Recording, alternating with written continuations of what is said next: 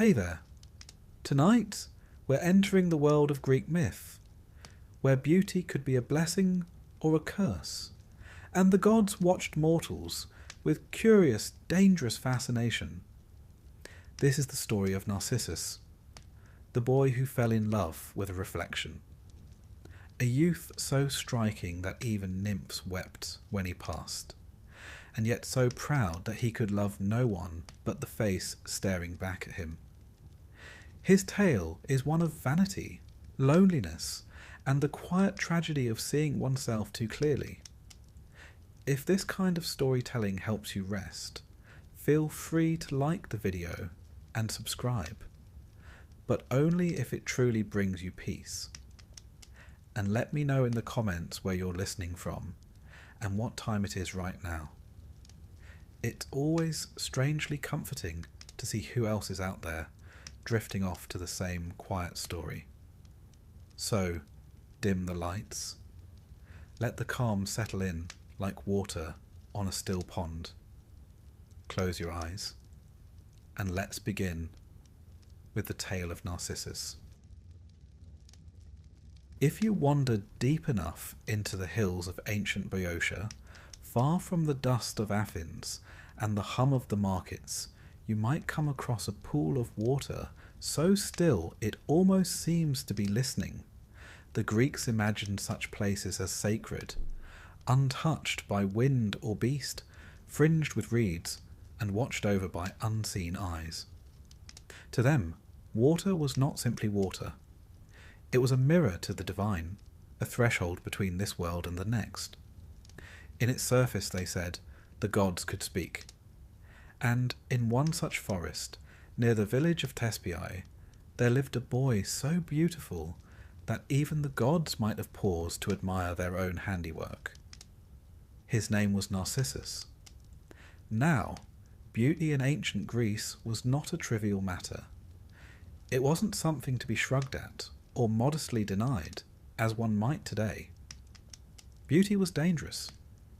It could inspire poets and painters, yes, but it could also stir envy in the gods, and that rarely ended well for anyone involved. You see, to the Greek mind, beauty was a kind of divinity in itself, a reflection of cosmic order.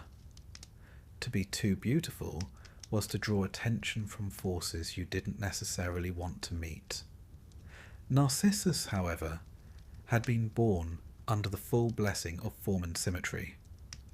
His hair was said to gleam like sunlit bronze, his eyes clear as Aegean water, and even the way he walked through the forest seemed to hum with balance. The nymphs watched him, the hunters whispered about him, and the old poets sighed that they'd never seen a youth so finely made. But here's the thing, admiration can be a lonely business. When you are loved by everyone, it becomes difficult to love anyone. Narcissus didn't scorn affection so much as he seemed untouched by it. He was polite enough, yes, though he often looked past people rather than at them, as though they were shadows flickering at the edge of his vision. The poet Ovid, who recorded this tale in his Metamorphoses centuries later, says that Narcissus was hard and proud, despising all who loved him. But perhaps there's another way to look at it. The Greeks often exaggerated for moral purposes, after all. Maybe the boy was simply distant, burdened by a beauty he hadn't chosen. Imagine being told every day that you are flawless, that you embody perfection itself. You might begin to wonder whether anyone truly sees you, or merely the ideal they've built in their heads. Still, among the mortals and the nymphs, admiration for Narcissus grew to almost religious proportions. The nymphs would follow him through the forest, pretending to gather flowers or fetch water just to glimpse him. Even the dryads, those tree spirits who rarely left their barky homes, leaned out of their trunks to watch him pass. It must have been exhausting, really, but Narcissus was not the only one wandering that forest. Nature in the Greek imagination was alive with personality. Nymphs, satyrs, river gods, and all manner of beings that blurred the line between mortal and divine. It was, in many ways, a crowded landscape. You couldn't so much as dip a toe into a stream without wondering whether you'd just offended a water spirit. In this forest of living myths, the still pool lay like a secret. It was said to be so calm that not even a leaf could fall upon it without pausing first, as if to ask permission. Travellers avoided it, for rumour held that spirits resided within its depths. Not the malevolent sort, but the ones who took great interest in faces and fates. Such places were thought to be mirrors of the soul, and it's here that Narcissus would one day kneel. But we're getting ahead of ourselves. Before that fateful day, there were omens.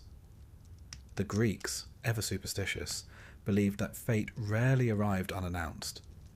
And sure enough, when Narcissus was born, his mother, a nymph named Liriope, sought out the counsel of the famed seer Tiresias. Tiresias was a curious man, blessed and cursed by the gods with second sight. He could see what was to come, though it rarely did anyone much good. When Liriope asked whether her child would live a long life, the old seer replied cryptically, "He shall live long if he never comes to know himself." Now, that may sound like a philosophical riddle, and, in truth, it was. The Greeks loved that sort of thing, but the warning went largely unheeded. After all, what could possibly be dangerous about knowing oneself? Well, quite a lot, as it turns out. You see, in Greek thought, the concept of knowing oneself wasn't as innocent as it sounds. The phrase gnothi sioton, know thyself, was carved into the very stones of the temple of Apollo at Delphi. It was meant as both instruction and warning. To know oneself was to recognize one's mortal limits, to understand that one was not a god. For the Greeks, ignorance of that boundary, the confusion of mortal and divine, was the essence of hubris, the kind of pride that brought down kings and heroes alike. But Narcissus had no interest in temples or warnings. He preferred the solitude of the woods, the company of echoing birds and rustling leaves. The forest, to him, was honest. It made no demands. If you picture him walking there, bough in hand, tunic tied at the waist, sunlight dappling his hair, you might almost feel the peace of it. The Greeks imagined such scenes often. Young hunters amid sacred groves, unaware that the world around them was quietly alive with unseen eyes. It's worth remembering that the Greeks didn't separate nature from the divine. Every glade, every stream, every rock had its presiding spirit. The forest was not a backdrop. It was a living stage. And in that world, a boy like Narcissus was more than a mortal youth. He was a walking invitation to myth. At times, perhaps, he paused to drink from a stream, watching the ripples spread and vanish. Perhaps, for a fleeting second, he caught his own reflection and wondered who that stranger was. But then the water moved, and the thought passed. There's something deeply human in that, isn't there? To see ourselves only in fragments, never quite still enough to understand what we're looking at. But in myth, small moments have long shadows. The pool was waiting, and the forest, ever the patient storyteller, was already holding its breath. Later, poets and philosophers would turn Narcissus into an emblem of vanity. But here, in this quiet beginning, there's no arrogance yet. Only a boy, the woods, and a destiny shaped by reflection. both literal and spiritual. And perhaps, if you listen closely, you can still hear the forest as the Greeks imagined it, whispering with unseen voices, alive with mythic presence, a world where beauty is both blessing and burden, and where even still water has a will of its own. Somewhere ahead, a faint echo calls, not of sound, but of fate, and the pool lies waiting in perfect silence, its surface as smooth as glass. The story, like the reflection, is about to ripple.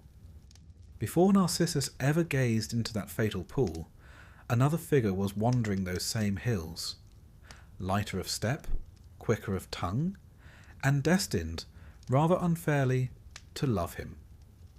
Her name was Echo, and she was one of the Oreads, the nymphs of the mountains. The Greeks had a nymph for nearly everything: rivers, trees, clouds, even breezes. They were the divine bureaucracy of nature, each one a minor official in charge of keeping a particular bit of the world alive and beautiful.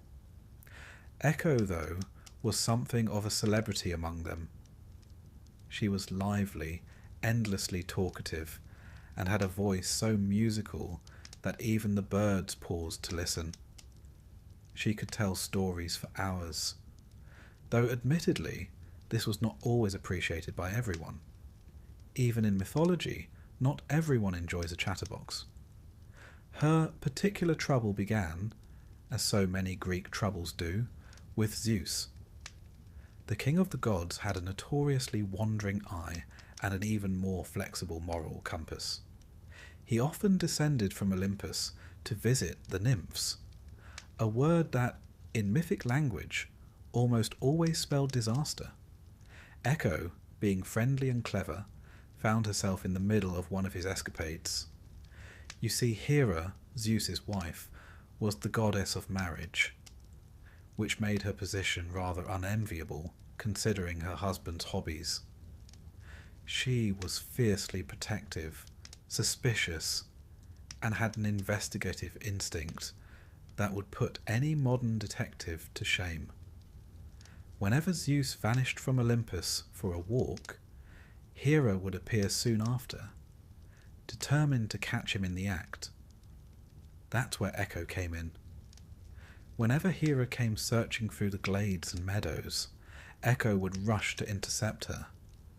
She would chatter away endlessly, spinning tales, asking questions, complimenting the goddess's gown, anything to keep her talking. Meanwhile, Zeus and the other nymphs slipped quietly out the back, so to speak. Now, Hera was no fool. After several incidents of this mysterious distraction routine, she began to notice a pattern. And when Hera noticed patterns, punishment usually followed. When at last she caught on to Echo's trick, her eyes, which ancient poets loved to describe as cow-like, though not necessarily in the flattering sense, blazed with divine fury. "You," she said, "have deceived me with your tongue, so let your tongue be your punishment. From this day on, you shall have no voice of your own. You will only repeat the last words spoken to you, and that, according to myth, is how Echo lost her speech. It's a cruel fate for someone born of sound. Imagine having so much to say and no way to say it." The Greeks, ever poetic, saw this as both punishment and transformation, a way to explain the eerie phenomenon of echoes in their mountainous landscape. From that day forward, Echo could no longer tell her own stories. She could only mimic others, her once flowing words reduced to fragments of borrowed sound. It's a sad kind of existence, really. Not silence, but half-silence. The curse of being present but unheard. Now, the myth might have left her there, another tragic victim of divine pettiness. But Echo's story was far from finished. Because one day, while wandering the same forests of Boeotia, she saw him. Narcissus. He was hunting, bow in hand, perhaps following a deer through the undergrowth. Sunlight caught the edge of his hair. He moved with that same calm assurance of someone utterly unaware of being watched, or perhaps too accustomed to it to care. Echo, poor Echo, was smitten instantly. The Greeks had a word for this kind of love. Eros, the consuming, fiery sort that doesn't ask permission. But she couldn't speak to him. She could only follow, hiding behind trees, stepping softly among the ferns, hoping, rather hopelessly, that he might turn and notice her. When at last Narcissus heard her footsteps, he called out, "Is anyone here?" Echo's heart leapt. At last, words she could use. She repeated joyfully, "Here." He frowned. "Come to me." And Echo, blushing behind a tree, echoed, "Come to me." It might have been romantic, if not for the tone of the exchange. Narcissus, expecting a companion, turned the corner, and found her there, arms open, eyes shining, ready to embrace him. But Narcissus stepped back. "Away from me," he said coldly. "I would rather die than let you touch me." Echo's mouth formed the same words, against her will. "Touch me." And just like that, the little glimmer of hope collapsed into heartbreak. In that moment, Echo's tragedy deepened. She fled into the woods, humiliated and despairing, her voice fading with her. The poet said she hid among the rocks, pining for a boy who would never love her back, until all that was left of her was her voice, thin, hollow, and immortal. The Greeks, of course, were fond of turning sorrow into natural phenomena. The myth wasn't just a story, it was an explanation. When they heard their own words bounce back from the cliffs, they believed it was Echo, still lingering, still answering, long after her body was gone. There's a faint poetry in that idea, that the landscape remembers us. From a modern perspective, it's tempting to pity Echo for being trapped in someone else's words. But the myth also speaks, rather elegantly, about the human condition. To repeat what others say. To echo the world rather than shape it. To long for someone who cannot hear you properly. It's ancient, yes, but also timeless. And there's another layer here. In Greek thought, sound and language were divine gifts. Hermes, the trickster god, was believed to have invented speech and music. Words were not mere noise. They were bridges between mortals and gods. To lose one's voice was, therefore, to lose a portion of one's divinity, a fall from participation in the cosmic order. So Echo's silence wasn't just emotional, it was metaphysical. She became part of the landscape rather than a speaker within it. The Greeks were very good at that kind of transformation, turning emotion into matter, tragedy into geography. Their world was alive with feeling. Cliffs that mourned, rivers that remembered, winds that whispered. And somewhere in that forest, Narcissus carried on, untroubled by the echoing sorrow behind him. It's difficult to blame him entirely. To him, she must have seemed a strange creature, repeating his own voice back at him. Narcissus didn't yet understand that what he rejected was not vanity's reflection, but empathy's. Later philosophers, such as the Stoics, would look at this myth and see a kind of cosmic balance. Echo loved too deeply, without self-awareness. Narcissus, too little, without other awareness. Between them, they illustrate a perfect imbalance, one consumed by the other, one consumed by himself. And if you stand today among the stony hills of Boeotia, where sound travels strangely and words return in pieces, You might still hear her faintly, that last fragment of conversation caught between love and loss. The Greeks never doubted it. To them, every whisper of wind was a reminder that stories never truly end. They merely echo. In that sense, Echo's fate is not entirely tragic. She became what all storytellers dream of becoming, immortal in sound, eternal in retelling.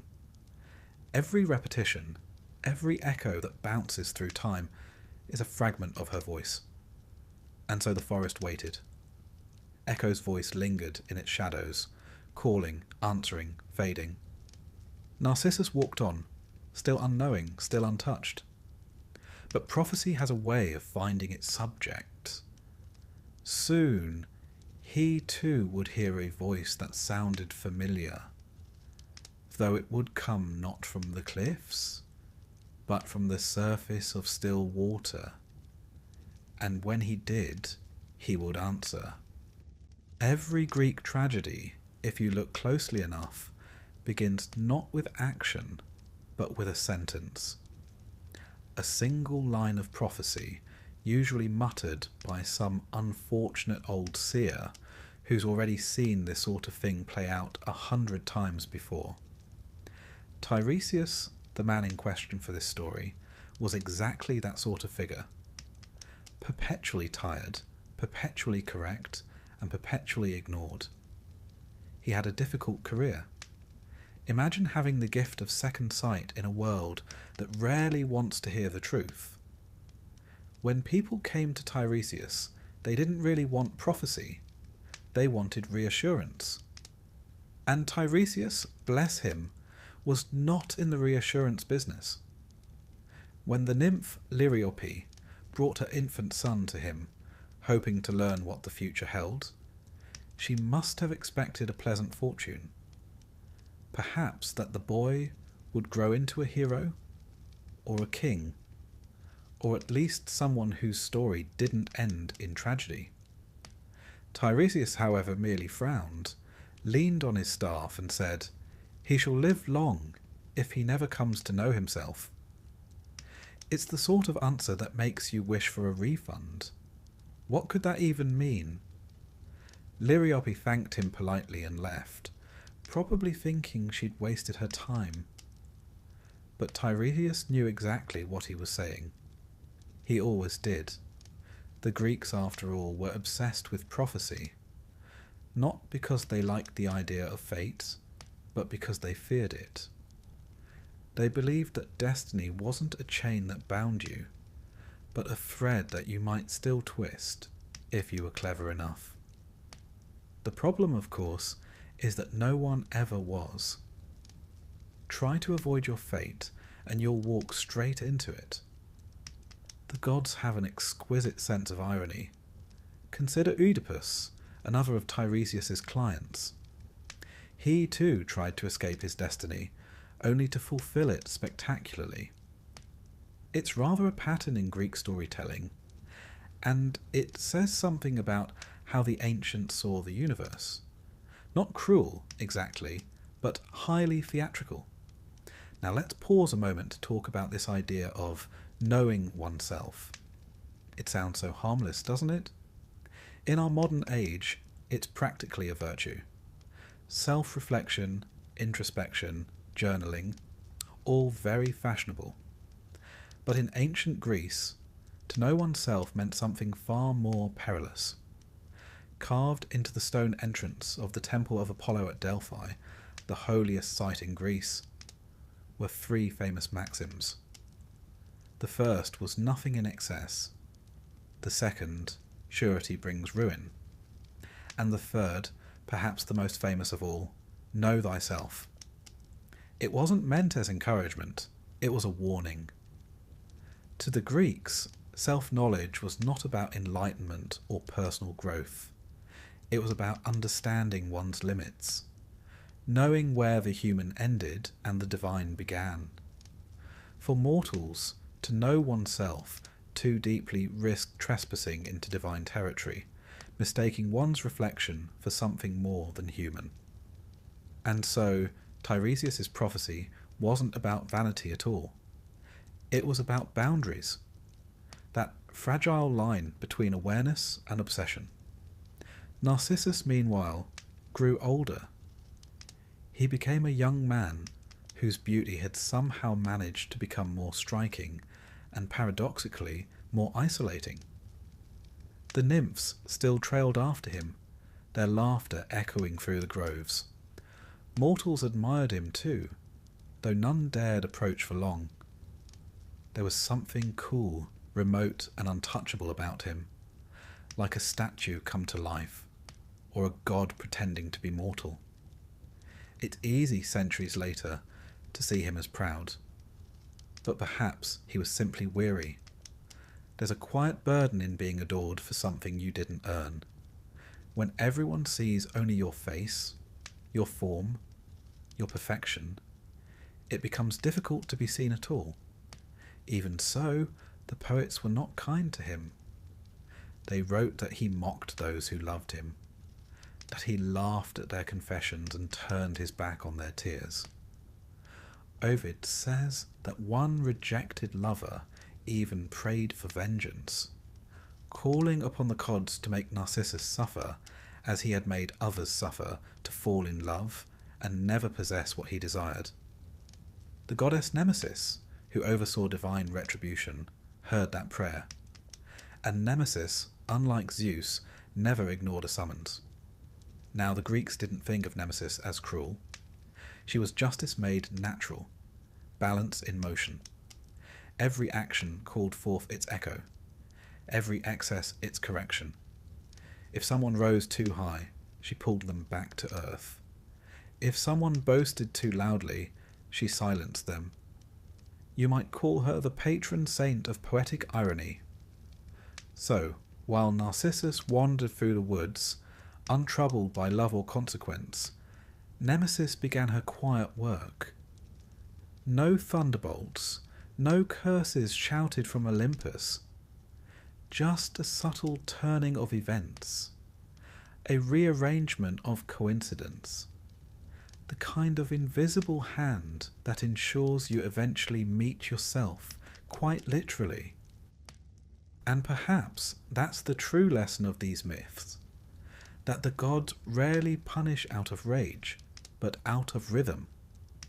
To the Greeks, the universe was like a lyre, each string representing an element of the world. When one string went out of tune, the gods would pluck it back into harmony, however painfully. If you think about it, Narcissus was simply a note played too loud. There's a wider cultural backdrop here too. Ancient Greece was obsessed with the concept of balance. Sophrosin, they called it.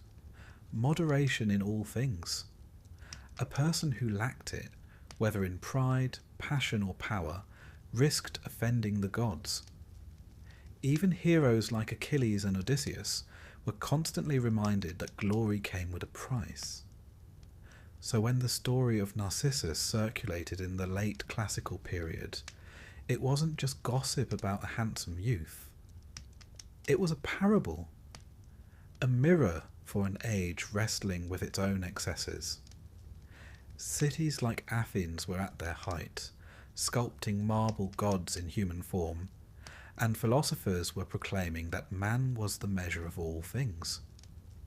Narcissus fit right into that anxiety, the fear that by loving our own reflection too much, we might lose sight of the divine order beyond it. The Romans, who inherited the myth through poets like Ovid, took it a step further. They saw in Narcissus a reflection, no pun intended, of empire itself. Beautiful, powerful, admired, yet destined to collapse inward through vanity. A quiet warning wrapped in pastoral imagery. But back to our forest. By now, Echo's voice still haunted the trees, repeating stray fragments of sound. Narcissus still roamed, unaware that the gods had taken an interest. And somewhere, Nemesis had begun to shape his fate. Not through lightning or plague, but through stillness. It would be a pool, a simple, ordinary pool in a quiet clearing, the kind of place you might pass by without a second glance. Yet that's how fate works best, unnoticed until it's too late. And when the day came, Narcissus would stoop to drink, a perfectly natural act, and the prophecy would begin to unfold. But even before that, perhaps he had an inkling. The Greeks believed that fate sometimes announced itself in dreams. Maybe Narcissus dreamt of water, of faces he could not reach. Maybe he woke with the strange feeling that something unseen was watching him, though it was only his own shadow. Or perhaps he felt nothing at all. That's the more unsettling version, a quiet drift toward destiny, unresisted, unremarked, inevitable. And so the stage was set. The prophecy, once spoken, had waited patiently for years, rippling beneath the surface of his life. Tiresias, by now, was probably sitting somewhere in Thebes, sighing into his cup of wine, muttering that no one ever listens.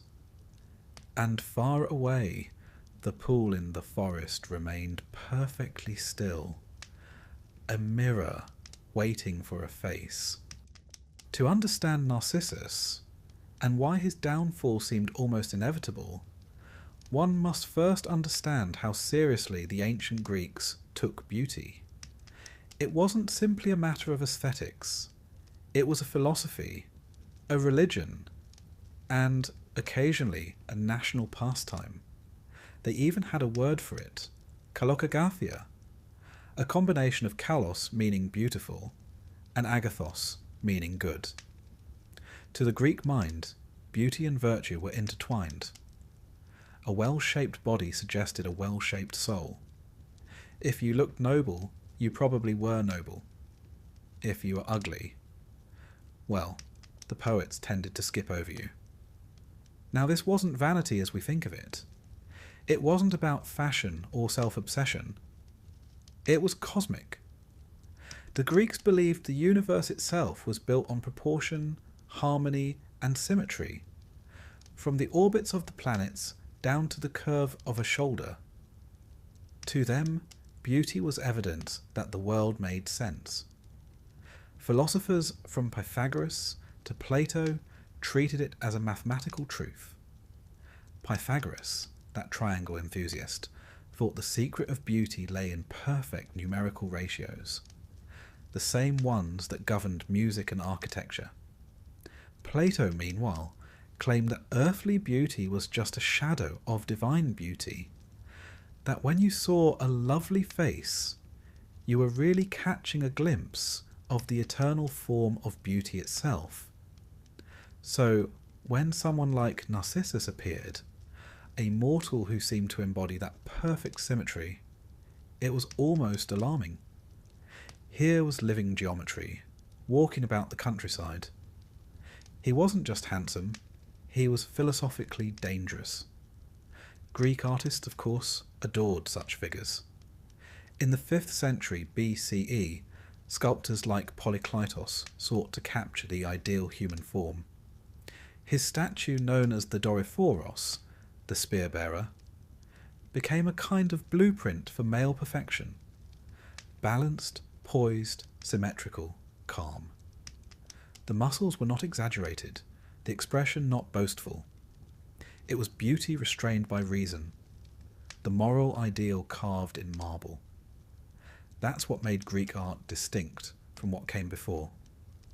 Egyptian statues were stiff and eternal. Mesopotamian kings looked perpetually alarmed. But the Greeks found a way to make stone breathe. They discovered contrapposto, that slight shift of weight that made a figure look alive. It's the pose you see everywhere from the Parthenon to modern fashion photography. And behind all of it was the belief that beauty wasn't just pleasant, it was powerful. It could civilize, inspire, even elevate the soul toward the divine. Yet as every myth quietly reminded them, it could also destroy. Think of Helen of Troy, whose face launched 1,000 ships. Her beauty set off the most famous war in Greek myth, reducing cities to ash. Or think of Aphrodite, the goddess of love herself, whose mere presence caused feuds, rivalries, and heartbreaks on a cosmic scale. To the Greeks, beauty was fire, divine when controlled, deadly when not. And Narcissus, born of water and sunlight, was carrying that same flame without realizing it. As he grew older, his beauty took on a kind of mythic reputation. Poets claimed even statues blushed in his presence. Shepherds offered garlands to him as though he were a god. The nymphs trailed behind him like worshippers at a festival. It was a peculiar sort of fame, one that brought no joy. It's worth remembering that the ancient Greeks did not separate fame from danger. The word kleos, glory, was something you earned through heroic deeds, but it also tethered you to memory, to the gaze of others. Once your name was spoken by poets, you ceased to belong to yourself. You became part of the story, a living sculpture in the gallery of myth. Narcissus, by that logic, was doomed from the moment he became admired. His beauty placed him in orbit with the gods, and in Greek stories that's rarely a safe neighbourhood. The higher you rise, the greater the fall, and the gods were particularly strict landlords when it came to mortals who trespassed on their property.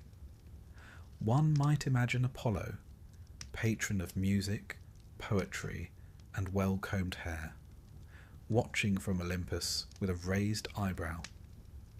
Here was a mortal who resembled his own golden perfection just a bit too closely. Jealousy among the gods was as natural as thunder in the mountains. Meanwhile, Narcissus continued to wander the hills and streams, hunting deer and boar, living almost untouched by time. There's something ghost-like about him in the old accounts. Always moving, never aging, never belonging to any place or person. A figure both admired and absent. It's tempting to see him as vain, but the myth suggests something more complicated: detachment.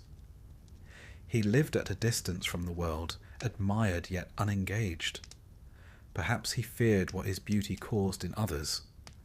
Or perhaps he had begun to sense that it wasn't really his beauty at all, but something borrowed from the divine.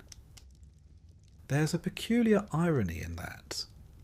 In trying to preserve himself from love, from attachment, from entanglement, Narcissus was already halfway to falling in love with the only thing he couldn't escape: himself. You can almost imagine him walking along a stream, the water glinting, his reflection flickering at the edge of sight. He looks down, sees a shape moving with him, and for a moment wonders if it's someone else. A twin, perhaps, or a spirit in the water.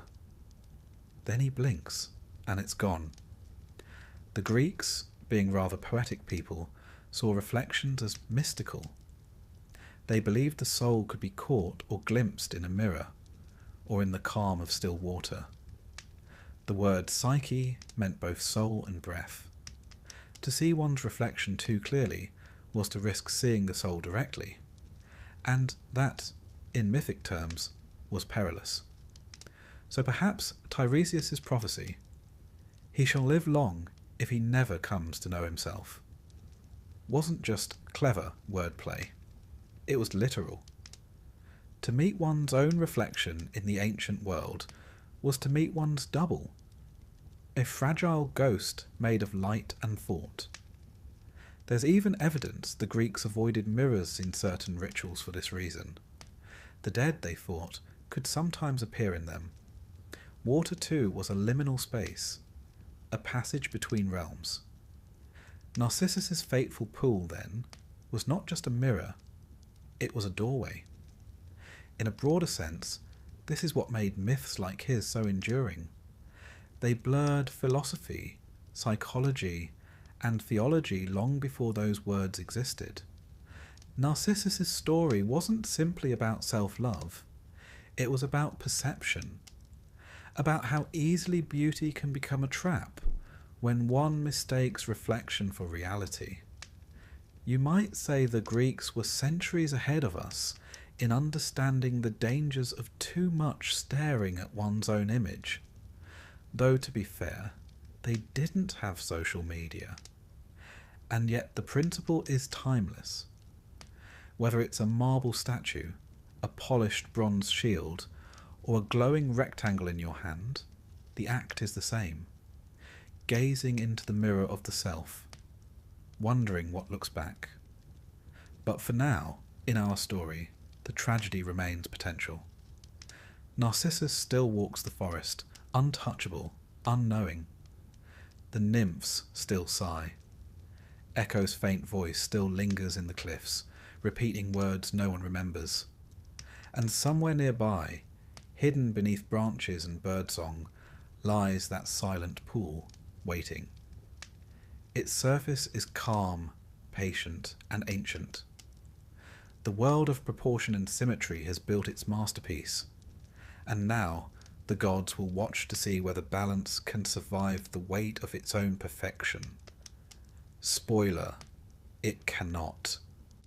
There comes a moment in every Greek myth when the air itself seems to hold its breath. You can feel it before it happens. That faint stillness before the turning of fate.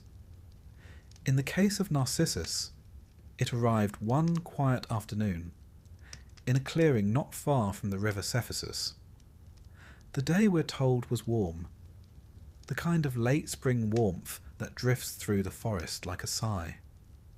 Sunlight spilled through the trees in thin golden stripes, and somewhere nearby, water trickled softly over stone.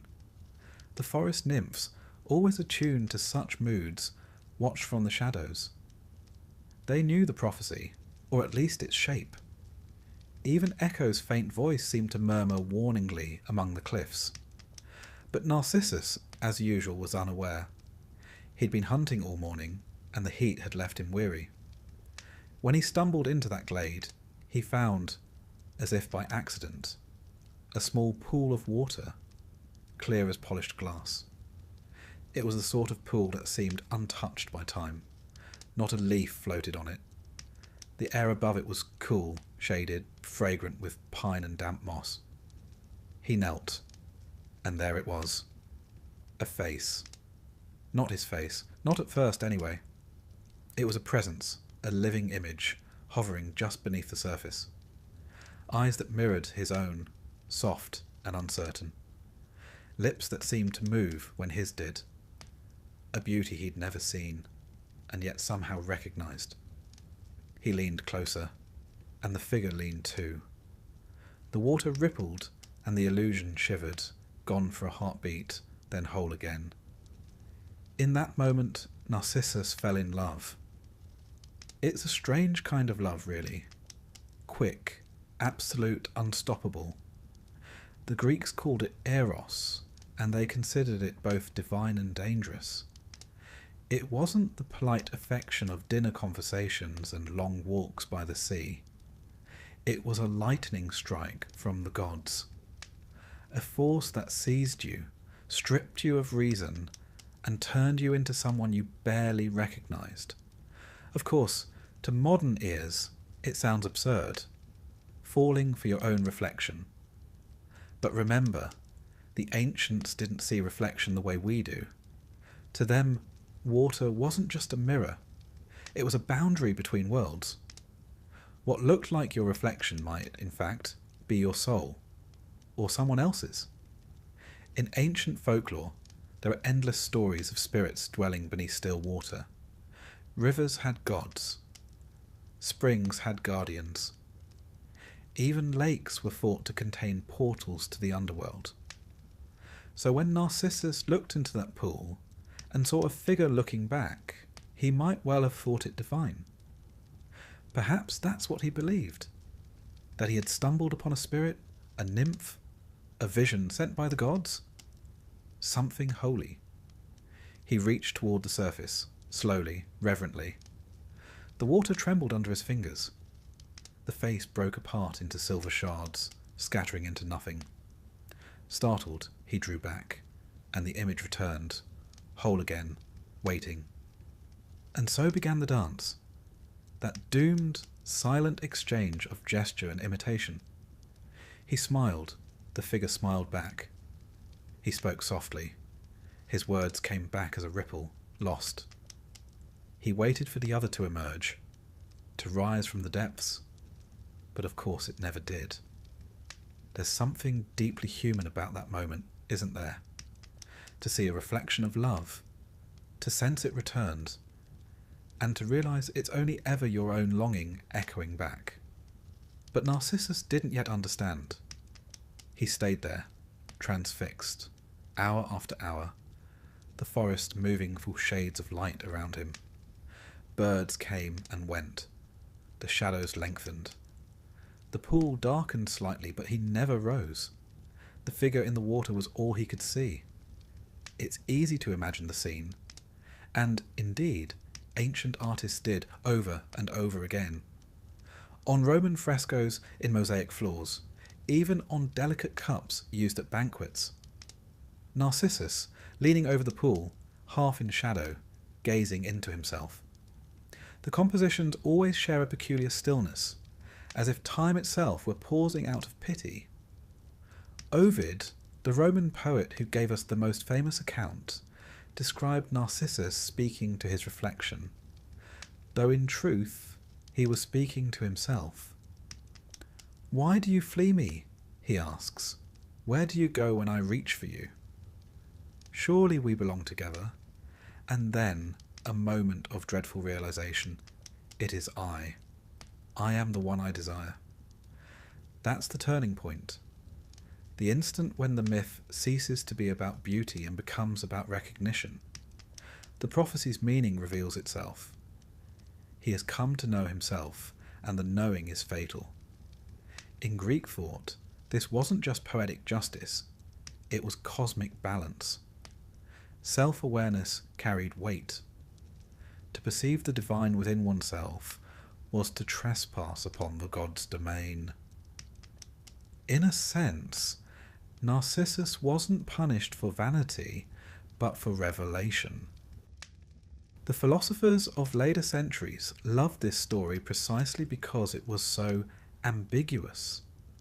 The Stoics saw it as a warning against indulgence, that one must not be enslaved by emotion. The Platonists saw it as an allegory of the soul descending into matter, enchanted by its own reflection in the physical world. Even the early Christians borrowed the imagery, turning it into a moral lesson about the perils of pride. But the story itself remains eerily intimate. Narcissus doesn't scream, doesn't rage. He simply stays. The water becomes his world, that thin, shimmering border between reality and illusion. He drinks from it, eats nothing, and watches. Days pass. The forest grows quiet. The nymphs, seeing him motionless, weep. Even Echo, her voice thin and distant, whispers fragments of his words back to him, as though trying to comfort him from the cliffs.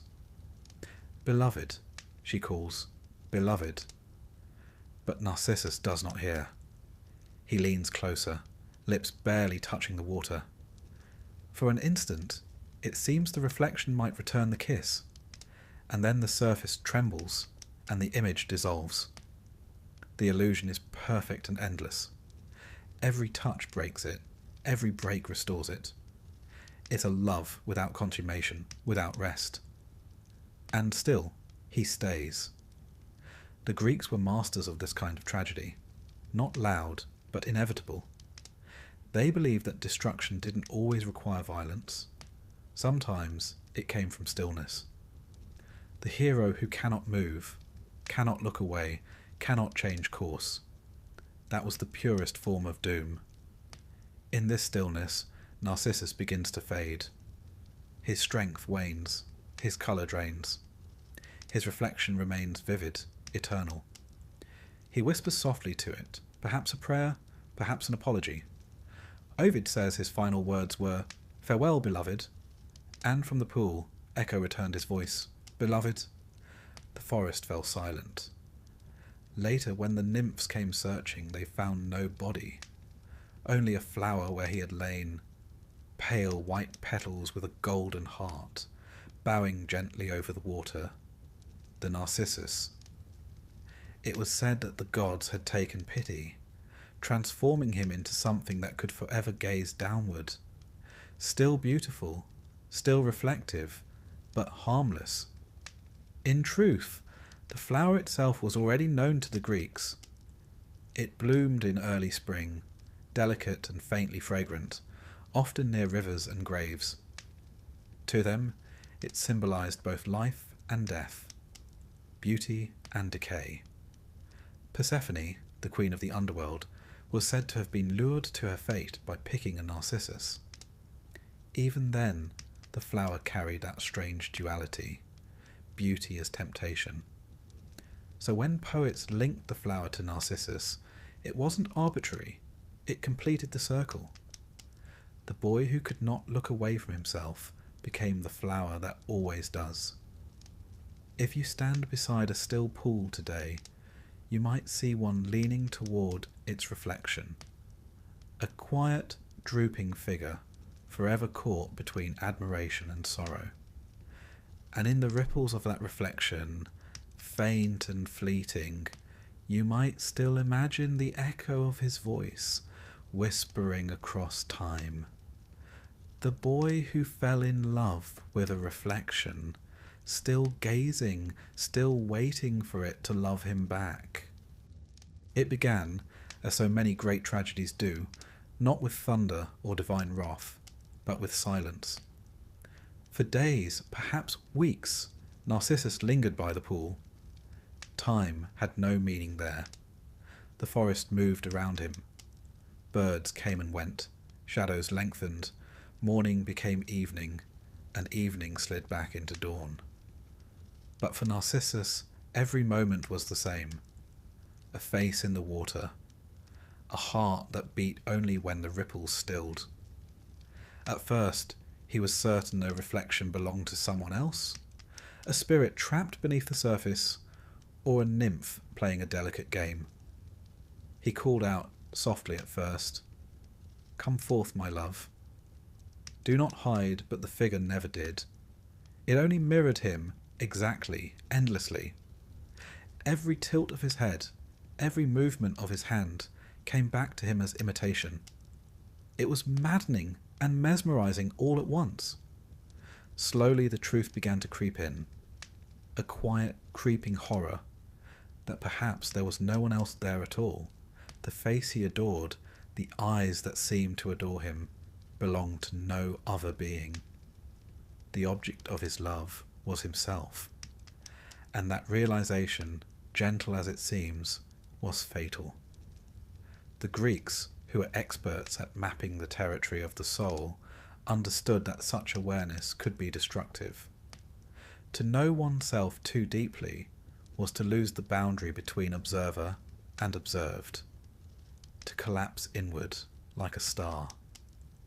What began as admiration turned into obsession, and what began as love became paralysis. In that way, Narcissus's fate mirrored a larger truth about Greek thought, that beauty and destruction often came wrapped in the same ribbon. They had a word for it, kalos thanatos, beautiful death. Heroes died at their peak, their youth preserved forever in story and sculpture. Narcissus, too, would die young, his beauty unspoiled. His tragedy was aesthetic as much as moral. If you picture him there, his knees pressed into the moss, his fingertips brushing the water's edge, you might notice how the line between his body and the reflection begins to blur. His skin takes on the faint glow of the water's light. The pool no longer reflects him, it absorbs him. He becomes part of it. Poets of the later Hellenistic period loved this imagery. They said that Narcissus wasn't punished by the gods. he simply dissolved. The water, being his mirror, took him home. But before that final transformation, there was a strange serenity in his suffering. He stopped calling out. He stopped moving altogether. The struggle gave way to stillness, the acceptance that he could neither possess nor escape what he loved. There's a kind of quiet philosophical humour in that. The Greeks would have appreciated it. They loved irony, not the modern, smirking sort, but the cosmic kind, where life folds neatly back upon itself. The boy who refused love is undone by his own reflection. The one who turned away from others finds himself unable to look away from himself. Meanwhile, the world around him went on as if nothing had happened. The nymphs still sang in distant glades. The breeze still stirred the pine trees. And yet, within that tiny clearing, the rules of existence seemed suspended. Ovid, ever the dramatist, describes the moment when Narcissus's body began to fade. His colour drained like the light at dusk. His form thinned until it seemed half made of air. The loveliness that once was Narcissus remained in him no longer, he writes, and even in death, the beauty that destroyed him lived on. But the Greeks weren't content with mere symbolism. They liked their transformations literal. To them, the world was full of metamorphoses. People becoming trees, rivers, birds, stars.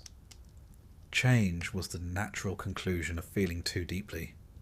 When a soul overflowed, it spilled into the landscape.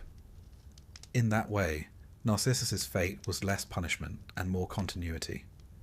His obsession didn't kill him, it simply redefined him. The water became his mirror forever, the flower his memory, the myth his echo. If you strip away the poetry, what remains is profoundly human. The story of someone realizing too late that the thing they chase cannot love them back, that all their longing was a closed circle, that they've mistaken the shimmer of the surface for depth. We do that often, don't we? With people, with dreams, with the idea of ourselves. We chase images of perfection, of meaning, and when we reach them, they ripple and vanish. Narcissus's pool, in that sense, is a metaphor for every human pursuit of the ideal. The philosophers of later centuries saw him as a cautionary tale, but not only about vanity. They saw him as a symbol of perception itself.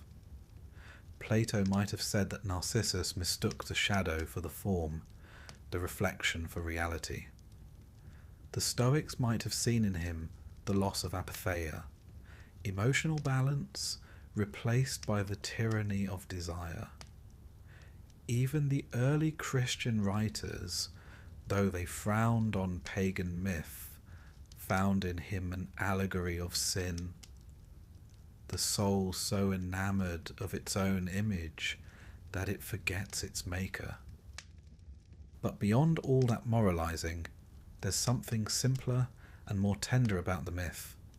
It isn't angry or accusatory, it's melancholic. The kind of sadness that hums rather than shouts. The universe, it seems to say, doesn't punish us for being human. It merely lets us be. And perhaps that's the cruelest kindness of all. The nymphs, watching from afar, eventually realised what had happened.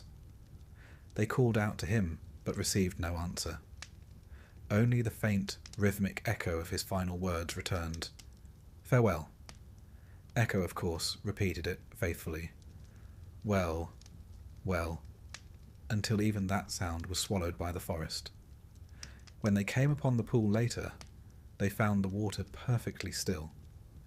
Narcissus's body was gone, but there, on the bank, grew a delicate flower, pale and slender, bending over its own reflection. The nymphs named it in his memory, Narcissus, and the earth, perhaps mercifully, gave his story roots. It's easy to romanticize it now, to imagine him as some tragic statue of youth and yearning. But to the ancients, his fate was less about punishment and more about pattern. Every imbalance must find its echo. Every reflection must return to the source. And somewhere in that stillness, there is a kind of peace. Narcissus's longing becomes the water's calm. His image becomes the flower's bow. The story resolves itself the way all Greek myths eventually do, not with a moral, but with transformation. The forest closes around the clearing once more. The ripples fade, and the world continues, as it always does, both forgetful and remembering. If you stand there today, or at least if you imagine it, you might still hear the faint lapping of water, the whisper of leaves, the echo of Echo's voice repeating what no one has said for centuries. A reflection glimmers and fades. A flower bends. The air holds its breath. And for a moment even time seems to pause, gazing as he once did into the stillness of itself. The forest was quiet now, the kind of silence that seems alive. The birds had gone still. The wind had withdrawn into the trees. Even the light had softened, as though the world were holding its breath. Only the pool remained, that flawless sheet of water that had once reflected life, and now reflected only loss. And there, at its edge, Narcissus lay, motionless, pale, and utterly still. He had not been struck by lightning or cursed by a wrathful god. His end had arrived as gently as a sigh. No spectacle, no punishment, just exhaustion. The slow unravelling of a life consumed by longing. In its way, it was a beautiful death. The Greeks, who were experts in finding beauty even in tragedy, would have approved. They believed that how one died mattered just as much as how one lived.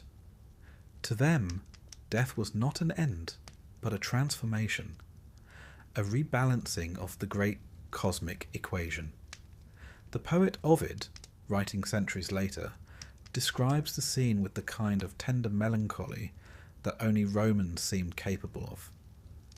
Narcissus's head drooping toward the water, his body fading until only the reflection remained. He was no longer flesh or form, but an image, half human, half light. It's tempting to imagine that the forest understood what had happened. The nymphs who once laughed and whispered behind the trees now crept quietly toward the clearing. They had loved him, or at least admired him, even as he ignored them. And now they found themselves mourning someone who had never truly belonged to them, a figure of beauty who had existed only for himself. They called out softly, "Narcissus!" And the forest, which has a cruel sense of irony, gave the name back to them. Narcissus. Sus. But there was no answer, only the sound of water gently folding against itself. When they reached the pool, they found no body. The spot where he had knelt was empty. No footprints, no trace of struggle, nothing to mark that he had ever been there. In his place, growing from the damp soil, was a single flower. It was small and white, with a golden heart at its centre, and it bowed ever so slightly toward the water, as if still gazing at its reflection. The nymphs recognized the gesture immediately. They named it for the boy who had perished there, Narcissus. The word itself is ancient, drawn from narke, meaning numbness, sleep, or forgetfulness. It's the same root that gives us narcotic. And truly, there is something dreamlike about the whole story. Narcissus doesn't die violently, he drifts. He passes from the waking world into the soft oblivion of myth, like a figure falling gently into sleep. To the Greeks, flowers were not mere plants. They were symbols, continuations of human stories. When someone died in beauty or sorrow, nature absorbed the emotion and gave it shape. The hyacinth sprang from the blood of Hyacinthus, struck down by Apollo's discus. The anemone bloomed from Adonis's wounds. Even the laurel tree was once a nymph who fled Apollo's embrace. Each flower was a memory, a fragment of human feeling preserved in petals. And so it was with Narcissus. His beauty didn't vanish, it simply changed form. It became part of the landscape. Quiet, fragile, enduring. But the Narcissus flower carried more than just his memory. It had older associations too, ones that stretched deep into Greek religious thought. The flower, you see, was sacred to Persephone, queen of the underworld. According to legend, it was while picking narcissus blossoms in a meadow that Persephone was lured into the realm of Hades. One moment she was laughing in the sunlight, the next the earth split open, and the god of the dead rose to take her below.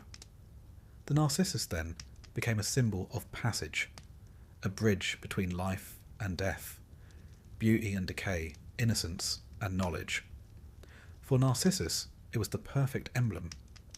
He, too, had crossed a threshold. The pool had been his underworld, his mirror, and his portal. In gazing too deeply, he had fallen through the surface, slipping quietly from the realm of the living into the stillness beyond. The ancients loved this kind of symmetry. Life and death were not opposites to them, merely reflections. What was above mirrored what was below.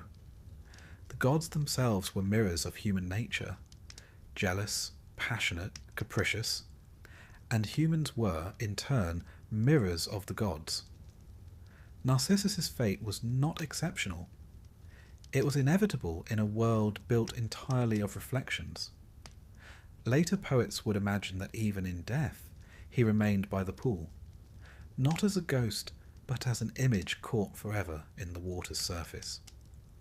The nymphs would come at dawn to watch the faint shimmer of his face appear in the dew, only to fade again when the sun rose. To them, this wasn't horror. It was harmony. Nature, they believed, did not waste beauty. It simply recycled it. The narcissus flower itself had a dual reputation. It was delicate and fragrant, yet faintly ominous. Its scent was said to induce drowsiness, the same dreamy lethargy that overtakes those who wander too close to death.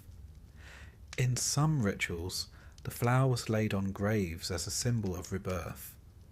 In others, it was avoided altogether, lest it call the soul downward.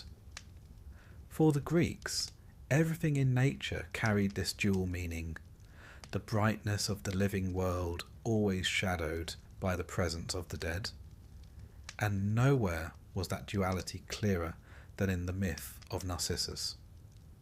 To gaze at one's reflection is to confront mortality itself. The face that looks back is always slightly older, slightly altered, slightly less real. Narcissus believed he was looking at beauty immortal, but what he saw was impermanence, his own image dissolving moment by moment.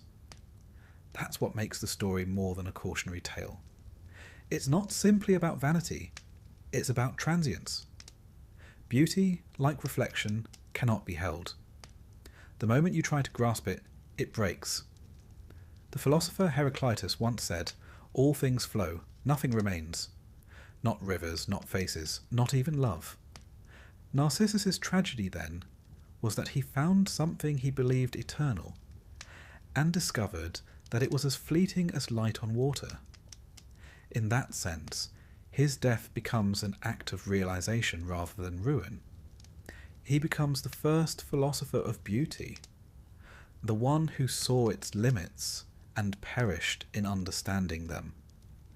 Ovid writes that when the nymphs returned days later, they could still see his reflection in the pool, but no matter how many times they tried to disturb the water, the image always returned. It was as though the pool itself remembered him, as though nature refused to forget. And that, perhaps, is the quiet miracle of Greek myth. They understood that stories were the only true form of immortality. Gods fade, empires fall, but a well-told story never quite dies. Narcissus may have vanished from the forest, but his story has been blooming for over 2,000 years. His name, of course, has changed meaning. The Romans made him a warning. The Christians made him a sin. The psychologists turned him into a condition. And yet, somewhere beneath all that, the ancient boy still lingers, beautiful, doomed, and curiously serene. It's difficult not to feel a little sympathy for him. He wasn't malicious. He harmed no one but himself. His only crime was mistaking reflection for reality, something we've all done in one way or another. Every time we chase perfection, every time we fall in love with an idea of ourselves rather than the truth, we reenact his tragedy in miniature. The mirror has changed. It's no longer a pool, but a screen. Yet the story remains exactly the same. Perhaps that's why the myth endures. Because it isn't about a boy who loved himself too much, but about a boy who didn't understand what love was. He thought it meant possession, permanence, reflection. He never learned that true beauty lies in change, in imperfection, in the ripples themselves. And so he lingers in memory and metaphor, the eternal reflection gazing forever into the mirror of mortality. Each spring, when the narcissus blooms again, bowing toward the damp soil, it feels like a gentle reminder from the ancient world that beauty, though doomed to fade, is still worth admiring, that love, even when misplaced, still teaches, and that to know oneself, even fatally, is part of being human.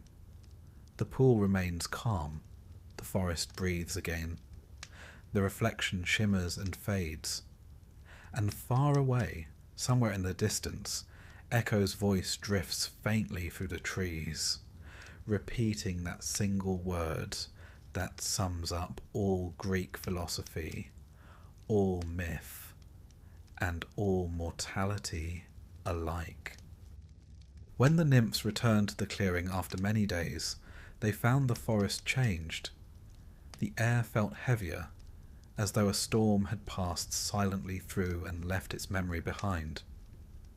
The pool, once bright, once playful with ripples and sunlight, was still as glass. There was no trace of Narcissus's body, only the faint shimmer of reflection on the water's surface. And yet there was something new. Where his head had rested among the moss and roots, a small pale flower had sprung. Its petals were the colour of milk, its centre burnished with faint gold, and it bent ever so slightly toward the pool, as if still seeking the reflection that had consumed its former self. The nymphs knelt in wonder.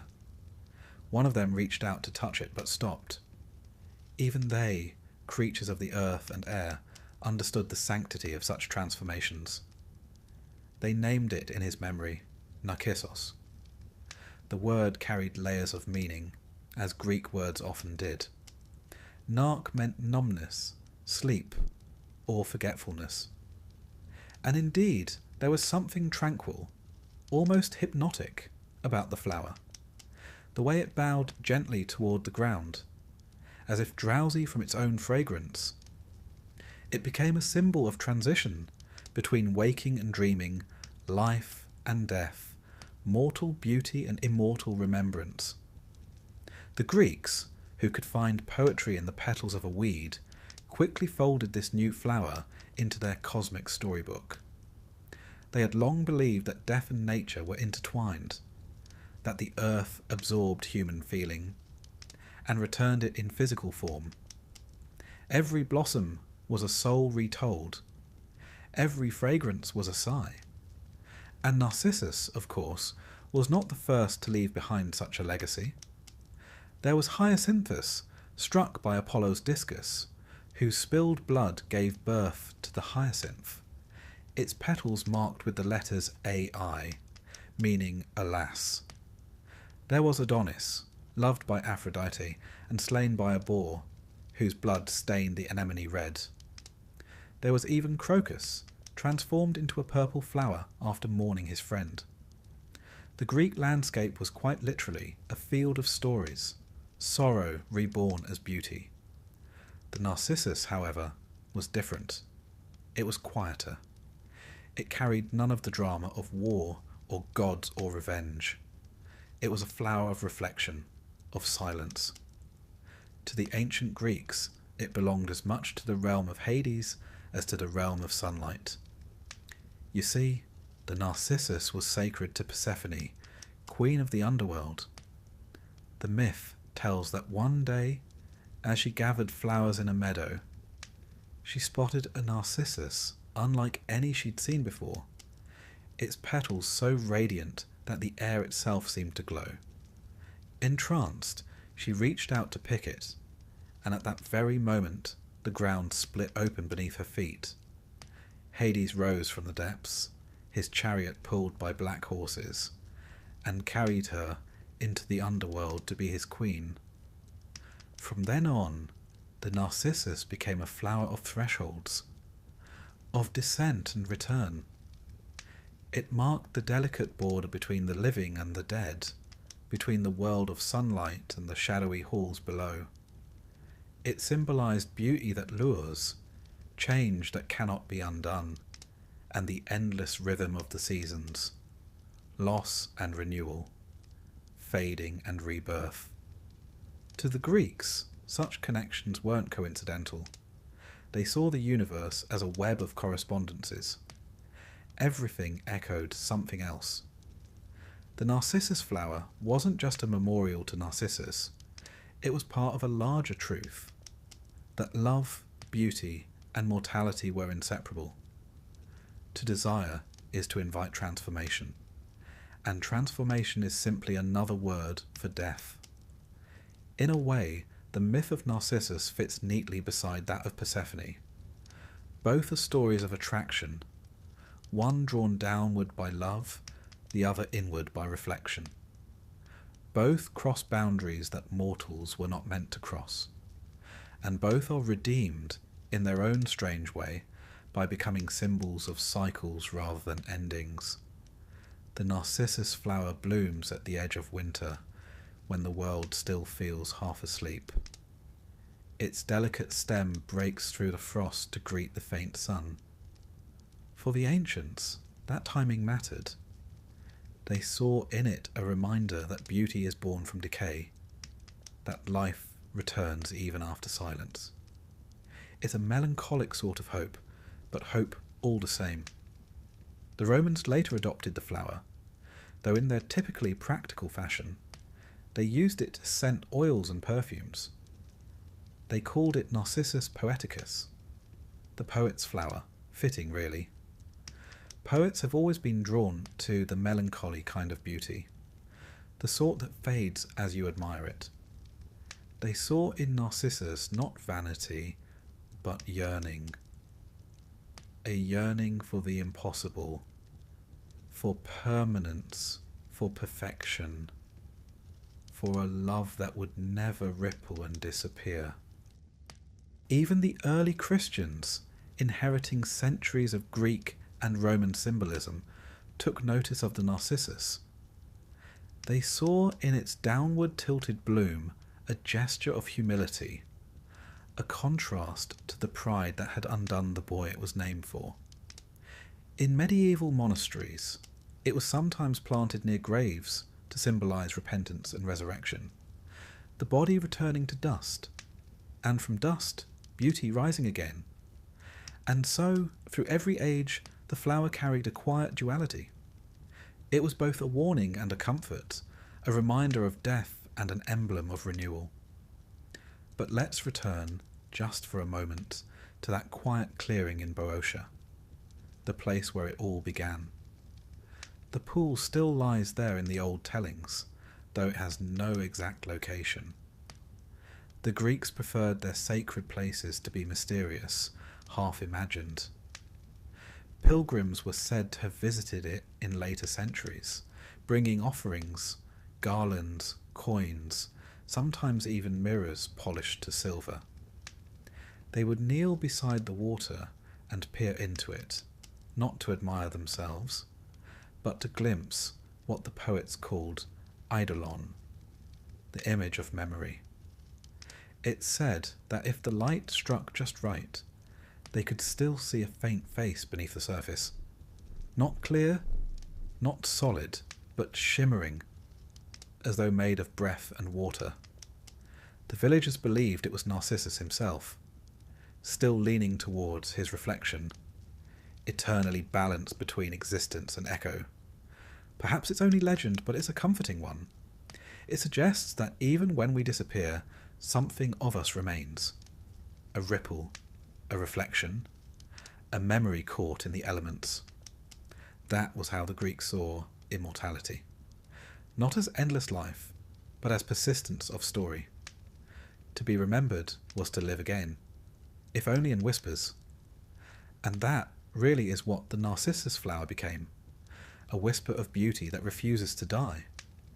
Each spring, it blooms beside rivers and ponds, bowing toward the water as if reenacting the ancient myth. Its fragrance drifts through the cool air, light, clean, a little sad, like the memory of someone you once loved, but can't quite picture anymore. If you were to walk through such a place at dusk, you might imagine the faint rustle of leaves as footsteps, the shimmer of water as breath. The forest of Boeotia is long gone, but the story still lingers. It always does. Myths are stubborn that way. They survive empires, languages, and even disbelief. And so Narcissus endures, not as a warning of pride, as later generations insisted, but as a reflection of something more universal. The human longing to see oneself clearly, and the melancholy that follows when we finally do. Every age remakes him in its own image. The Greeks saw philosophy, the Romans saw poetry, the modern world sees psychology, but beneath every interpretation lies the same image, a boy and a pool, beauty mirrored and undone by its own gaze. And at the water's edge, the flower remains, white, delicate, and quietly eternal. It bends toward the reflection that no longer exists, as though still in conversation with memory. If you listen closely, or perhaps just stay very still, you might hear the faintest echo of water moving, the ghost of Echo's voice drifting through the trees. It doesn't say much anymore. Only a single word, repeated softly, endlessly, like the heartbeat of the story itself. Long after Narcissus had vanished, after his beauty had dissolved into water and flower, the forest did not fall silent. Something lingered. Not his body, nor even his reflection, but his voice, or rather, the absence of it. For where his words had once sounded, another voice remained, repeating them faintly, fading but never gone. Echo. Her story, which had once seemed a separate tragedy, was now bound to his forever. The two myths had twined together like ivy around a ruined column, inseparable, sorrowful, and strangely beautiful. In the beginning, Echo had been full of life, a nymph of laughter and chatter, capable of filling whole mountainsides with conversation. Her curse, Hera's little act of vengeance, had left her trapped in repetition, a mirror of sound, just as Narcissus had been a mirror of sight. And in the end, that symmetry became perfect. He loved his reflection, she loved his voice. He could not possess his image. She could not shape her words. The Greeks adored such harmony. For them, tragedy was a kind of music. Every story a chord resolving itself at last. Echo's curse and Narcissus's fate were not separate notes, but echoes of the same melody, the longing to connect, and the impossibility of doing so. After Narcissus's death, the poets tell us, Echo continued to haunt the woods. She had no form, no body, no home, only sound. Travellers who passed through the valleys of Boeotia would hear her answering them from afar. Sometimes she mimicked laughter. Sometimes she repeated cries for help. Sometimes she simply said the last word she heard, as though carrying on conversations that had long since ended. It unnerved some people. It comforted others. But for the Greeks, it made perfect sense. They lived in a world that was alive with spirit. Wind, water, thunder, and voice, all were expressions of divine presence. When you heard an echo, it wasn't an acoustic trick. It was the forest speaking back. They imagined echo as a fragment of soul stretched across space, neither living nor dead, a reminder that emotion can outlast form. And in a strange way she was immortalized by her loss. Her love was never returned, yet her voice endured long after all else had vanished. There's a kind of peace in that, if you think about it. She became what she was always meant to be, a presence woven into nature, impossible to silence. Every mountain, every cave, every lonely glen carried her laughter. The world itself became her body. Later philosophers and poets saw her story as an allegory, an image of reflection in sound. Plato's followers compared her to memory, an echo of truth that never quite recreates the original. The Stoics called her the voice of reason, calling through the chaos of emotion, faint but persistent.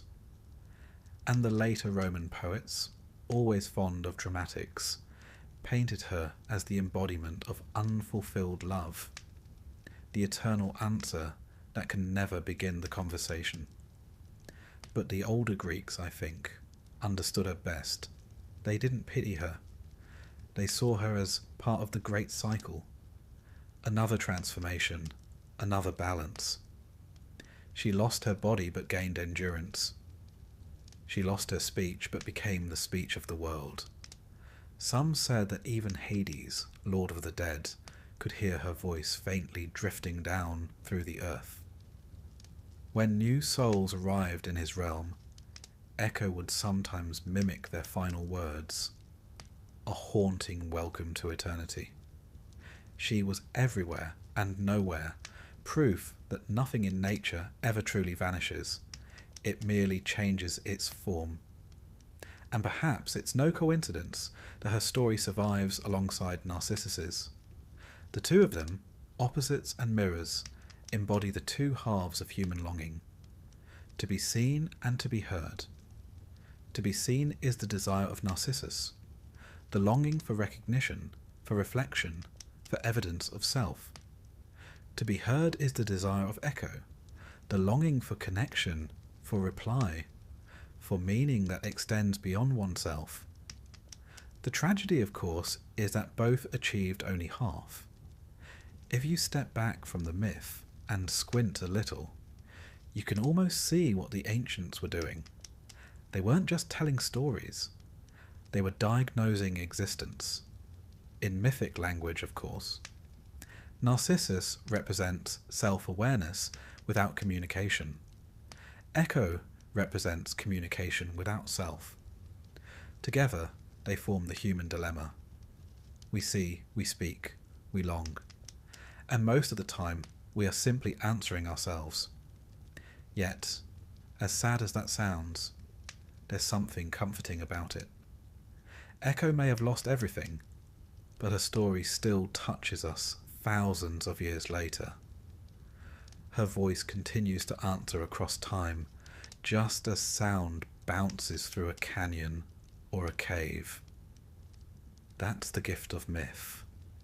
It echoes endlessly, reshaping itself in every generation.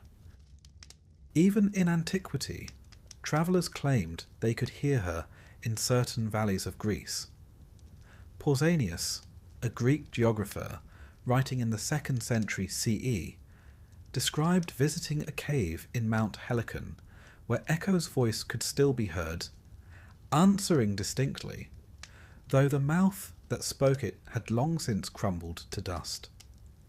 He called it a marvel of nature, though he meant, of course, a marvel of remembrance.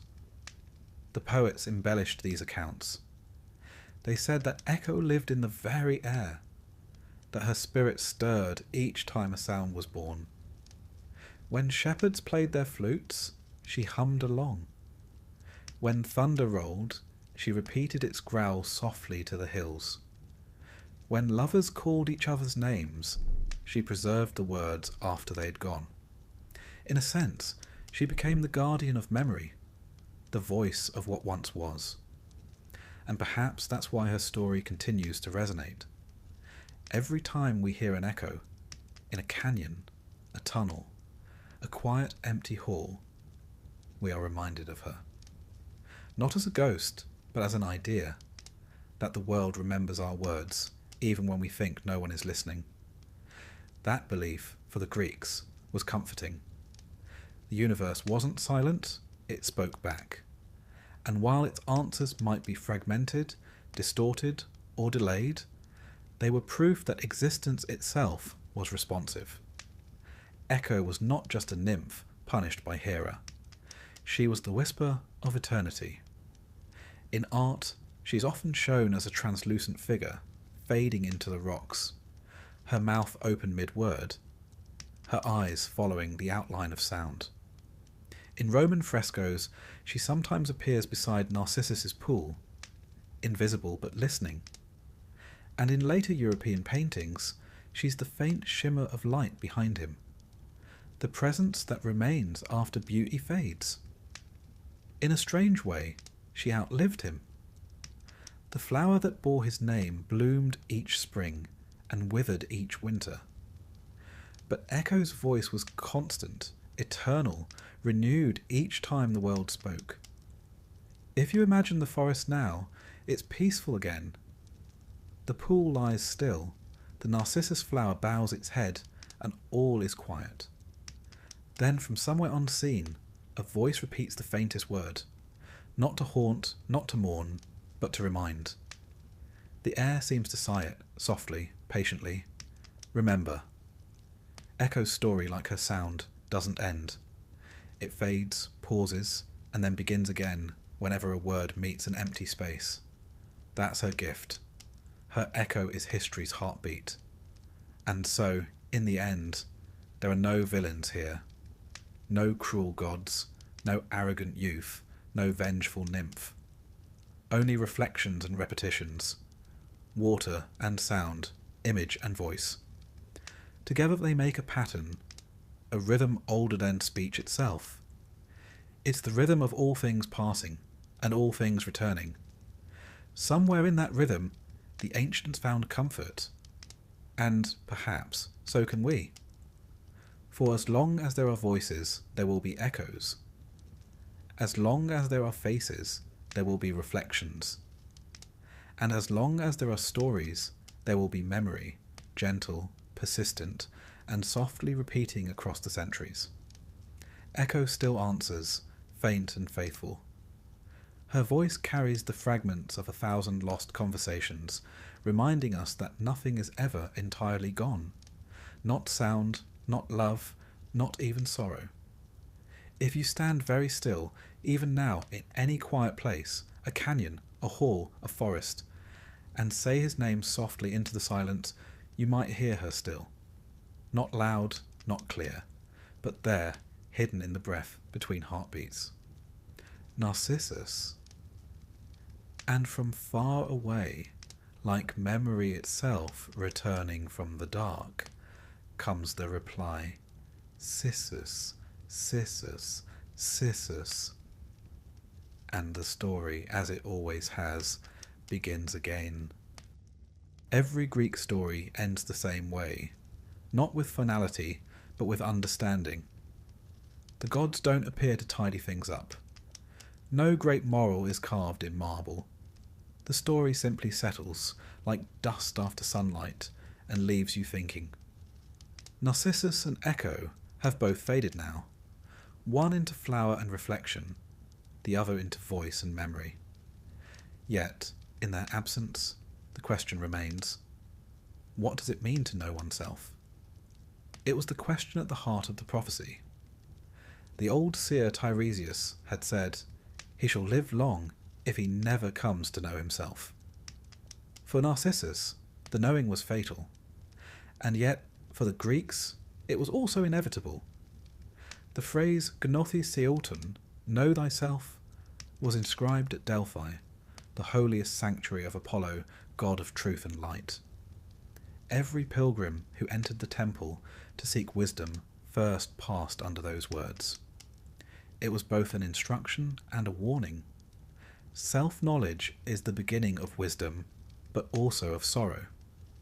For the Greeks, to know oneself didn't mean self-love or introspection in our modern, sentimental sense. It meant to know one's limits, to remember that we are mortal, temporary, and fragile.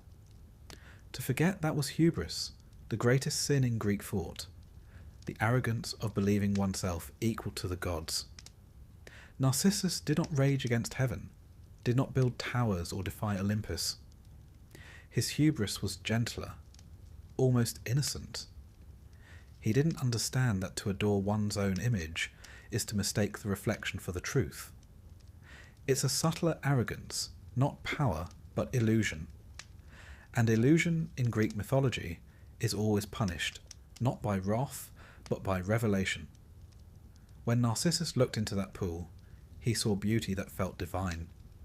In reality, he was seeing the boundaries of his humanity, fragile, impermanent, always changing. The reflection was not eternal. It was mortal light dancing on water. His tragedy wasn't that he loved himself too much, but that he failed to see that love, beauty and life all shimmer briefly and then are gone. It's a very Greek kind of tragedy. Calm, symmetrical, quietly devastating. Philosophers later turned this myth into allegory. The Platonists saw in it the soul descending into matter, enchanted by its own reflection in the physical world, forgetting its divine origin.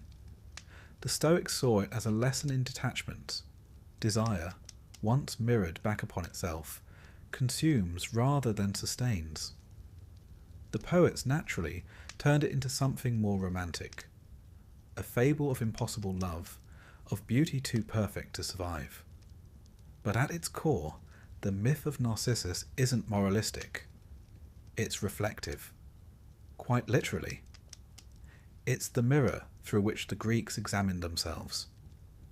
They lived in a world that revered harmony, proportion, and beauty, and yet they knew that too much of any of these could undo a person. The same qualities that made one admirable could make one tragic. There's an ancient fragment of poetry that says, "The gods love what shines, and so they break it." It's cruel, but honest. To the Greeks, perfection attracted attention, and divine attention was rarely good for one's health. The lesson wasn't to hide from beauty, but to hold it lightly, to understand its impermanence. The flower wilts, the reflection ripples, the story ends, but the pattern remains. Even today, Narcissus's name survives, reshaped by centuries. It became a word for self-obsession, for vanity. But that modern definition feels rather small compared to the myth's breadth. Narcissus didn't fall in love with his ego. He fell in love with an illusion. And who among us hasn't done that? We chase ideals, of beauty, of success, of identity, even of happiness. Images of ourselves reflected in other people's eyes, in mirrors, in screens. We mistake them for truth. We called him me. And then, one day, we realised the image has changed, that we are not who we thought we were. The water ripples, the face fades, and something quieter, truer, looks back. That's the real knowing. In that sense, Narcissus's end is not entirely tragic. It's transformative. The Greeks loved transformation. Metamorphosis was their word for the world's way of keeping itself alive. To them, change was not loss, but continuity in another form. The boy becomes the flower, the voice becomes the echo, the story becomes a reflection of ourselves. Even in the underworld, the poets imagined, Narcissus continued to gaze upon his image in the dark waters of the Styx. But now, perhaps, he understood. The reflection there was not beautiful, just faint, wavering, and human. Some said that, in death, he found peace at last, no longer enamoured, merely aware. There's a kind of wisdom in that, to see oneself clearly, stripped of illusion, and not turn away. The Delphic maxim was right. Know thyself, but not too soon, and not too deeply. The mirror must be faced, but gently. The myth endures because it holds something timeless, that double-edged truth of consciousness. To be human is to look inward and see both light and shadow, to recognise beauty and mortality in the same breath. Narcissus's reflection isn't just his, it's ours. Every face that bends toward a pool, a mirror, a glowing screen carries the same question. Who am I really looking at? The Greeks would have smiled at the thought. They'd seen it all before. To them, self-awareness was divine curiosity tempered by humility. Apollo, the god of light and truth, illuminated both wisdom and vanity. The same light that reveals can also blind. And so the myth is not an admonition, but an invitation. To look, to wonder, to understand, and then to look away before the image swallows you whole. If you wander through Greece in spring, you can still find narcissus flowers blooming near old rivers, their petals pale, their heads bowed. Some grow wild near the ruins of Delphi, not far from where those famous words are carved in stone. Know thyself. They bloom and fade each year, as though nature itself keeps repeating the lesson in rhythm. It's easy to romanticize them, and perhaps we should. Beauty that admits its brevity is the gentlest kind. The flower bends toward the earth not in shame, but in wisdom. And somewhere, perhaps, Echo's faint voice still lingers on the breeze. Softer now, content. She repeats the words not as warning, but as lullaby. Know thyself, she says. Know thyself. The hills answer her faintly, their sound growing smaller, slower, until it becomes nothing more than a breath. Perhaps that's how myths end, not with certainty, but with echo. The story fades, but the question remains, asking itself again each time a human face meets its reflection. What do we really see when we look into the mirror? Beauty? Memory? Mortality? Or something deeper? The quiet recognition that all three are the same thing. The Greeks would say it doesn't matter. To know is enough. To understand that what you see will fade, but that the seeing itself, that spark of consciousness, is eternal.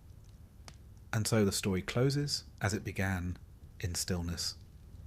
The pool lies calm beneath the trees, the air soft and patient.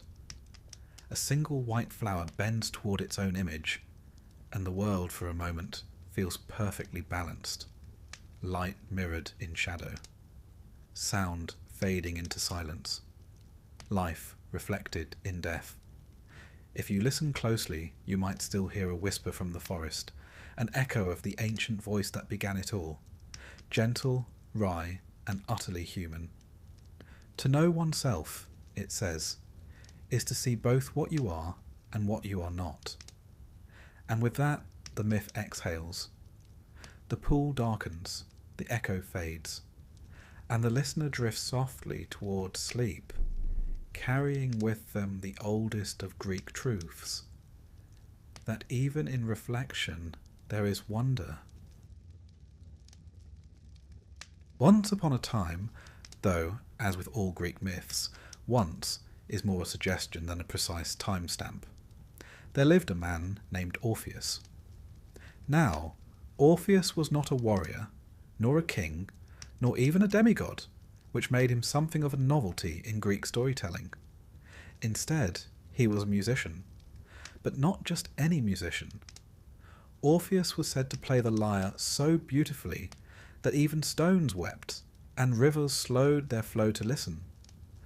Birds paused mid-flight, and wild beasts lay down like house cats at his feet. Quite the concert, really.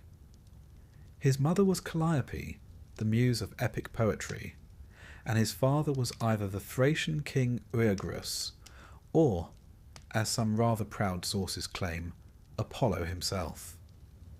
Whether it was royalty or divinity that accounted for his talent, it didn't much matter. The important bit is that Orpheus was a master of his craft, a one-man orchestra with a flair for the melancholic. Orpheus lived in Thrace, a region known in ancient times for its fierce warriors, thick forests, and a general air of mystical spookiness. It was not a place one wandered without a torch and a healthy respect for nature spirits. But for Orpheus, the land sang back to him. He composed melodies that made oak trees lean in closer, and even Hecate, goddess of ghosts and witchcraft, is said to have paused to listen. Now that's an endorsement. As it often happens in myths, Orpheus fell in love. Her name was Eurydice. She's sometimes described as a dryad, a woodland nymph, though in other versions she's mortal, though quite a luminous one. She and Orpheus married, and by all accounts they were happy, blissful even, which, in mythological terms, is rather like announcing a storm during a picnic. Something dreadful was bound to happen. Their happiness was short-lived. Barely had the wedding garlands wilted when fate intervened. Eurydice, walking alone through a sunlit meadow, never a good idea in a Greek myth, was spotted by a shepherd named Aristaeus. Now, Aristaeus was the rugged, rustic sort, a son of Apollo and a minor god of beekeeping, among other agricultural talents. He saw Eurydice and was overcome with lust. Whether it was divine mischief or just very poor judgment, he chased her. Fleeing through the underbrush, Eurydice stepped on a serpent. One bite, one moment of excruciating pain, and she collapsed. The poison spread fast. By the time Orpheus reached her, she was gone. Just like that. Orpheus was shattered. His grief wasn't the loud kind. It was silent and heavy, like snowfall over a grave. He wandered the hills, playing his sorrow into the world. The birds didn't sing anymore, they listened. Even the rocks, notoriously hard-hearted, seemed to mourn. But sorrow, for all its weight, eventually stirs resolve. Orpheus made a decision no living man had made before. He would journey into the underworld and bring her back. Now, the underworld wasn't designed for round-trip travel. It was ruled by Hades, a god who believed firmly in no refunds. The land of the dead was shrouded in shadow, guarded by Cerberus, the three-headed dog, and accessible only by ferry, operated, of course, by Charon, who took only obels placed in the mouths of the deceased. Fortunately, Orpheus had not only charm, but also a certain confidence in his lyre. He arrived at the river Styx and played for Charon, whose grumpy demeanour melted like butter on a forge. For the first time in perhaps centuries, Charon ferried a living soul across. Next came Cerberus, a monstrous creature with 3 heads and a tail like a venomous whip. Cerberus was not a being easily reasoned with. But Orpheus didn't try reason. He played a lullaby so haunting and gentle that all three heads fell into slumber, dreaming perhaps of sticks and belly rubs. Finally, Orpheus reached the throne of Hades and Persephone. Hades was a ruler more feared than loved, a god of absolute finality.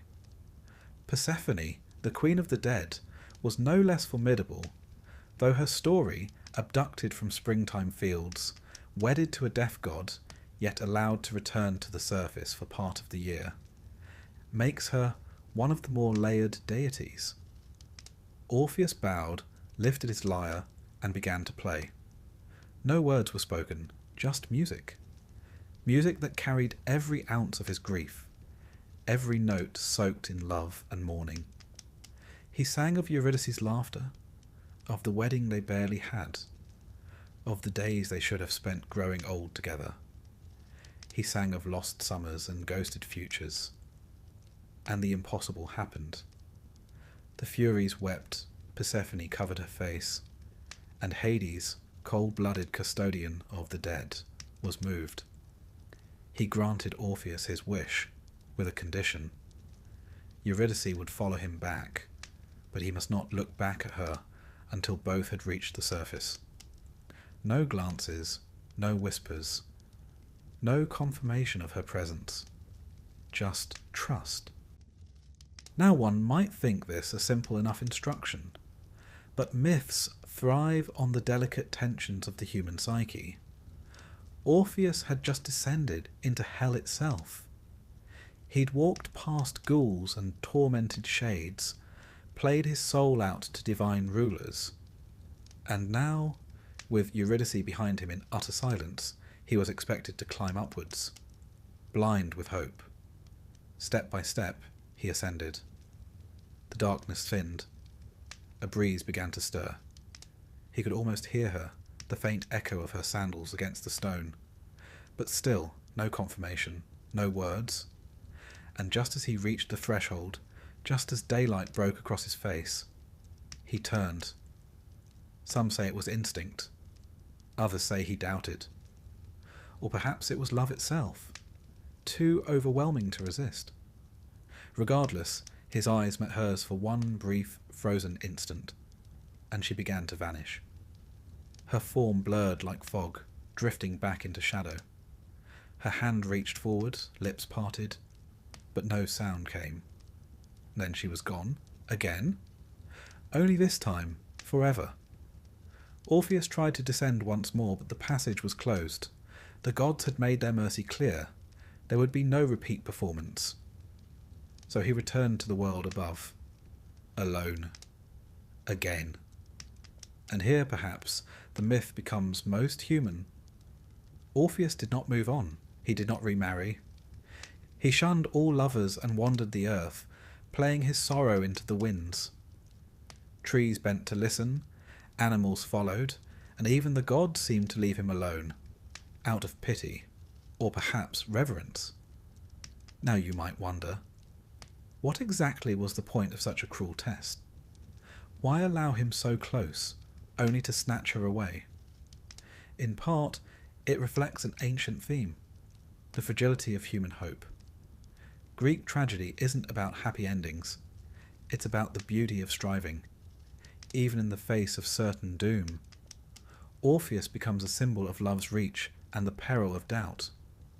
Historically, Orpheus became a central figure in what would be called the Orphic Mysteries, a spiritual movement that believed the soul could ascend beyond its mortal coil through purity, music, and understanding.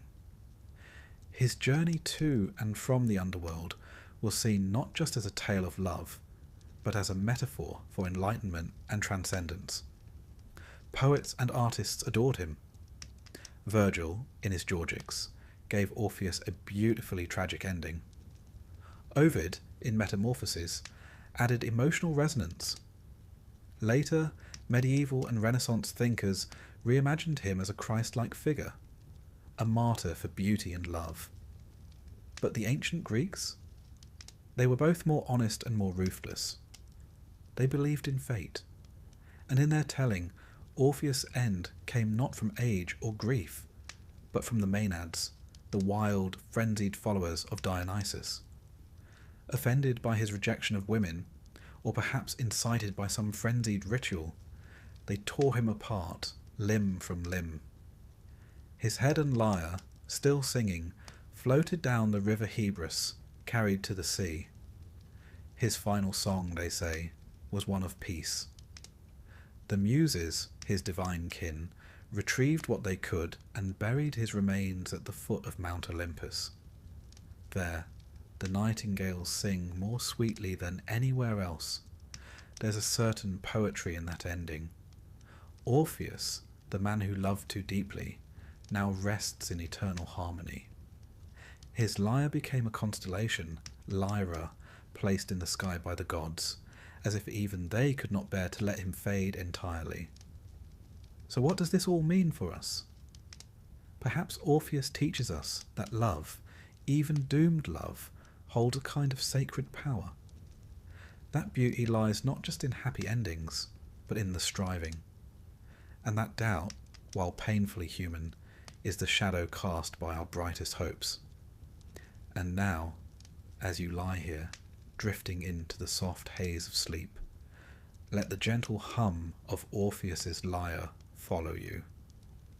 He played not to win, but because he must. Because love, however cursed, demanded it. And in that quiet place between dreaming and waking, perhaps Eurydice hears it still. Ah, ancient Athens, a city of philosophers, of democracy, and, quite helpfully for our story, of operatic family dysfunction. Our tale this evening unfolds in the shadow of kings and gods, among bloodlines so tangled you'd be forgiven for needing a corkboard and red string. At its heart lies a woman named Phaedra, a man named Hippolytus, and the kind of cursed romance that makes one grateful for rather ordinary heartbreaks. Let us begin, as all good tragedies do, with Theseus.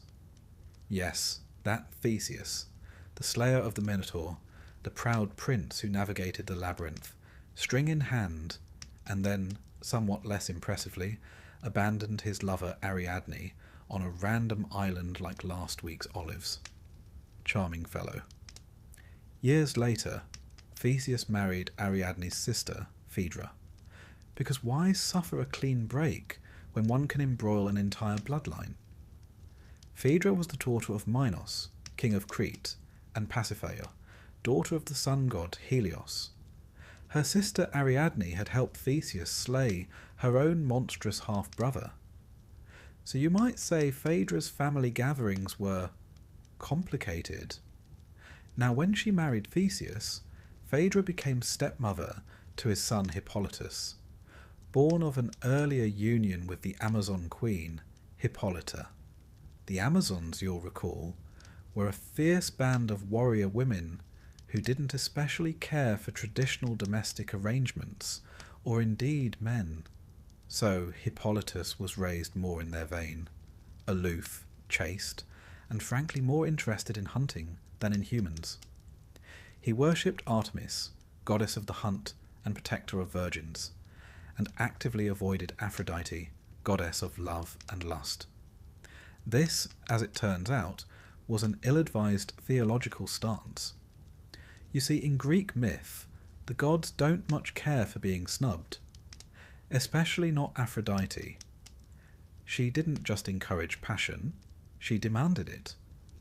And when Hippolytus dismissed her realm in favour of Artemis and his virtuous, abstinent pursuits, Aphrodite was, shall we say, not amused. So, in a fashion that only the gods could consider just, she decided to teach him a lesson, not by striking him directly, but by orchestrating a most exquisite disaster. Her target, Phaedra. Aphrodite caused Phaedra, the respectable queen, to fall violently, hopelessly in love with her stepson. Now pause a moment. This is not your garden variety crush. This was a supernatural compulsion, a divine manipulation of the heart. Phaedra fought it, she tried everything. She prayed, she wept. She contemplated death as a preferable option. But the passion remained, feverish, shameful, and utterly destructive. Eventually, Phaedra confided in her nurse, an elderly servant with all the discretion of a town crier on market day. The nurse, thinking she was helping, approached Hippolytus and revealed the queen's feelings. Now Hippolytus, remember, was not exactly a people person. His reaction was one of horror, disgust, and high moral indignation. He rejected the idea outright, insulted Phaedra, and, depending on the version, threatened to tell his father, Theseus. And so Phaedra, humiliated and terrified, took the only path she saw open. She wrote a letter accusing Hippolytus of attempting to seduce her, and then took her own life. When Theseus found her lifeless body and read the note, he was consumed with grief and fury. Not known for his even temper or investigative rigour, he cursed his son without so much as a conversation. Here's where things take a divine turn.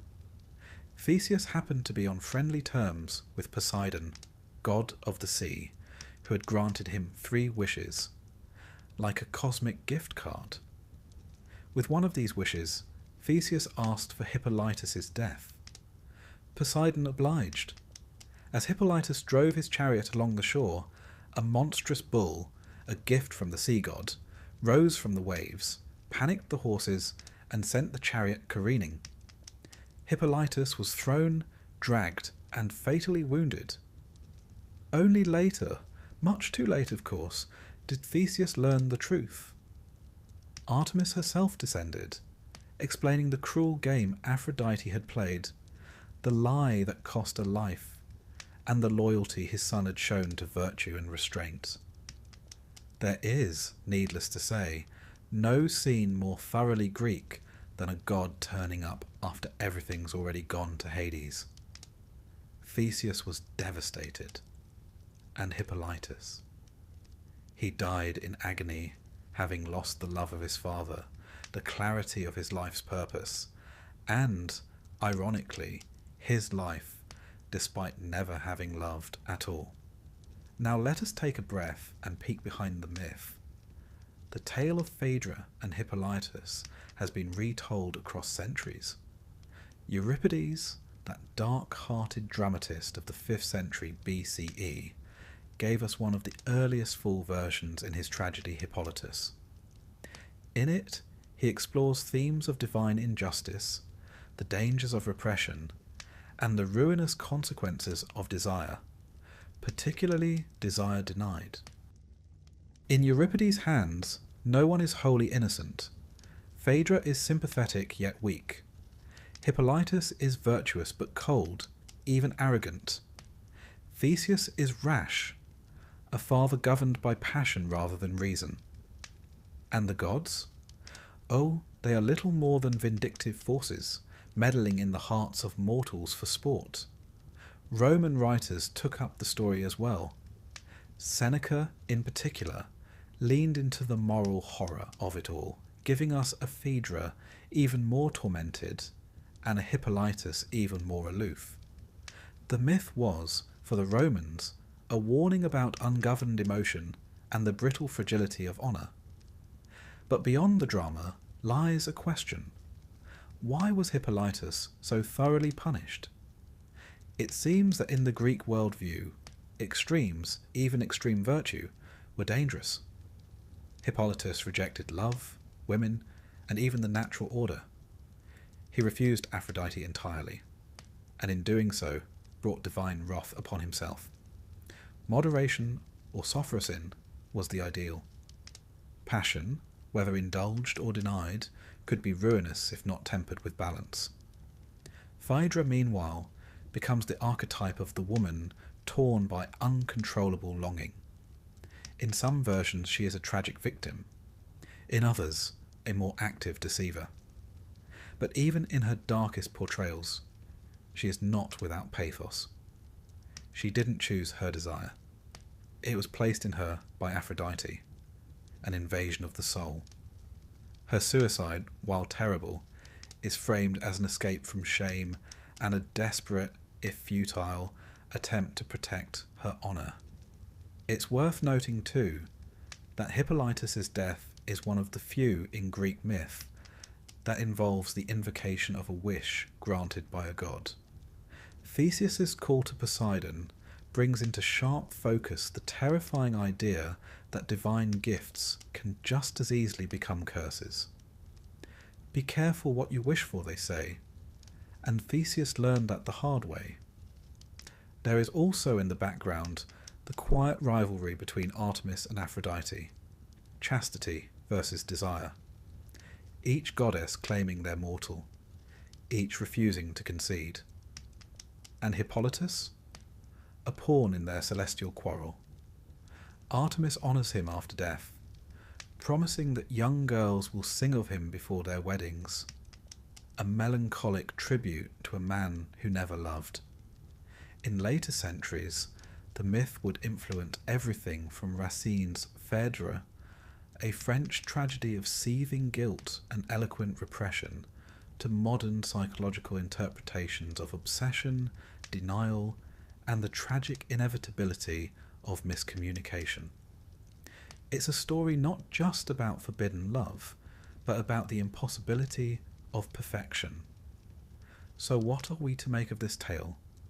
Perhaps it whispers to us in the quiet hours that love, when twisted by pride or denial, becomes unrecognizable. That purity without empathy can be as dangerous as passion without restraint.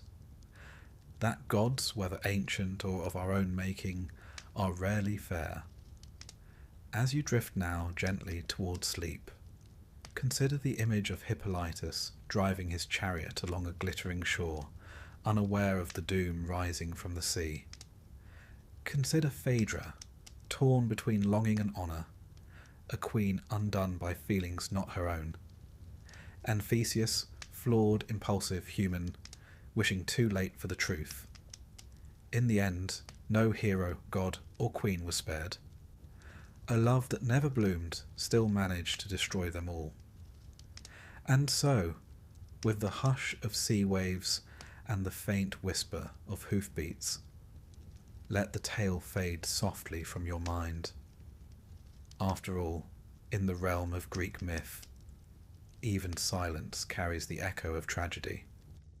Let us dim the torchlight, settle deeper into our pillows, and drift to a time long before reason and restraint were fashionable. Back when the gods meddled freely in mortal affairs, and beauty could, quite literally, cause the fall of empires. Tonight's tale belongs to a love so cursed, so extravagantly disastrous, that even poets centuries later shook their heads in disbelief. Paris and Helen. She, the most beautiful woman in the world. He, a Trojan prince with the decision-making skills of a sleep-deprived squirrel. Together, they triggered a war that lasted 10 years, toppled a mighty city, and gave us one of the longest and bloodiest epics in Western literature. Romance, anyone? Let us begin, appropriately, with a wedding. But not of Paris or Helen. No, this was the wedding of Peleus, a mortal, and Thetis, a sea nymph. A curious pairing, certainly, but the gods were all invited, except, crucially, for Eris, goddess of discord. As you might imagine, Eris did not take kindly to being snubbed. So, in a move of divine pettiness that would make any soap opera villain blush, she crashed the party and tossed a golden apple into the crowd. Upon the apple were inscribed the words, "To the fairest." Now, if you know anything about Greek goddesses, you know this sort of thing is best avoided. Immediately, 3 stepped forward to claim the prize. Hera, queen of the gods, Athena, goddess of wisdom and war, and Aphrodite, goddess of love and beauty. Not a trio known for sharing. Zeus, wisely refusing to choose between his wife and two of his most powerful daughters, appointed a mortal judge, Paris of Troy, a prince known more for his looks than his wit. Poor lad. He was tending his flocks on Mount Ida when the three goddesses appeared, shimmering and radiant, each offering a bribe more tempting than the last. Hera promised him power, rule over vast lands and mighty kingdoms. Athena offered wisdom and victory in battle, eternal glory on the field.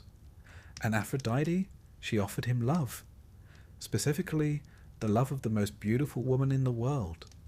Paris, ever the romantic, or perhaps simply a man with an eye for aesthetics, chose Aphrodite.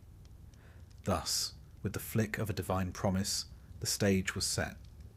Now, the most beautiful woman in the world was Helen of Sparta, daughter of Zeus and Leda.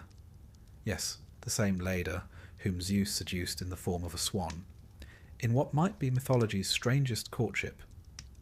Helen was raised by King Tyndareus of Sparta and eventually married Menelaus, the king himself.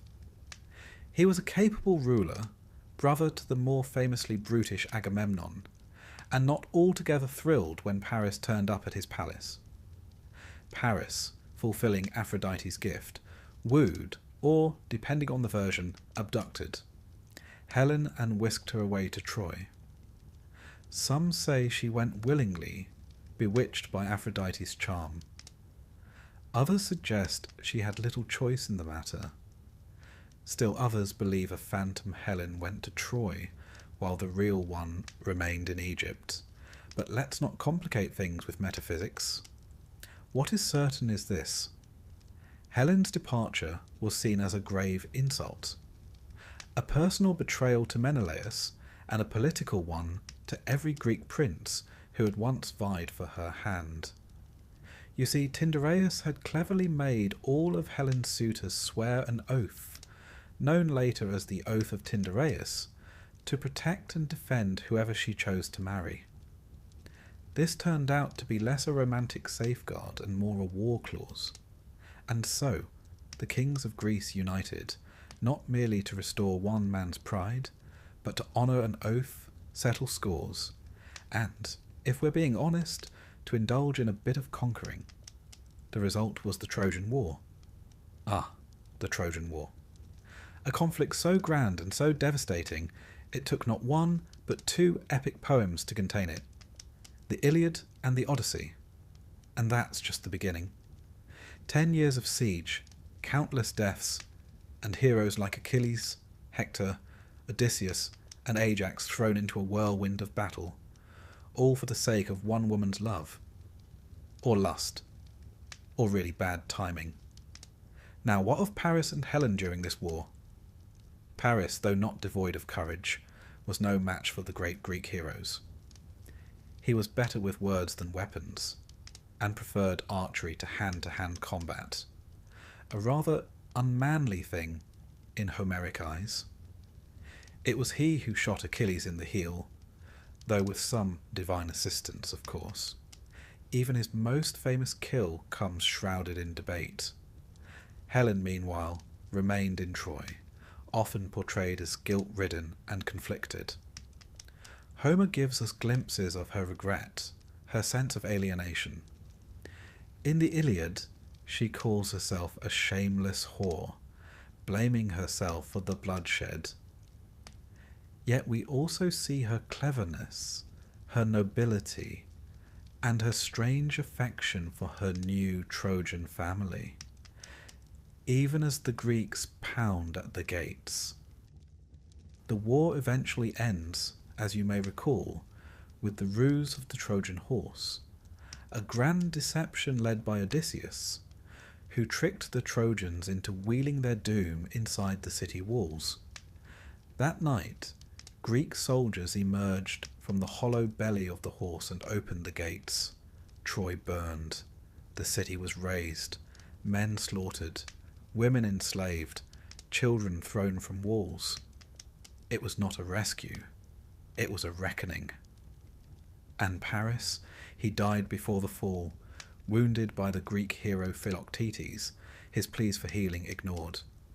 Helen, remarkably, survived. Here history takes a twist. Helen was taken back to Sparta by Menelaus. Not executed, not shunned, but restored as queen.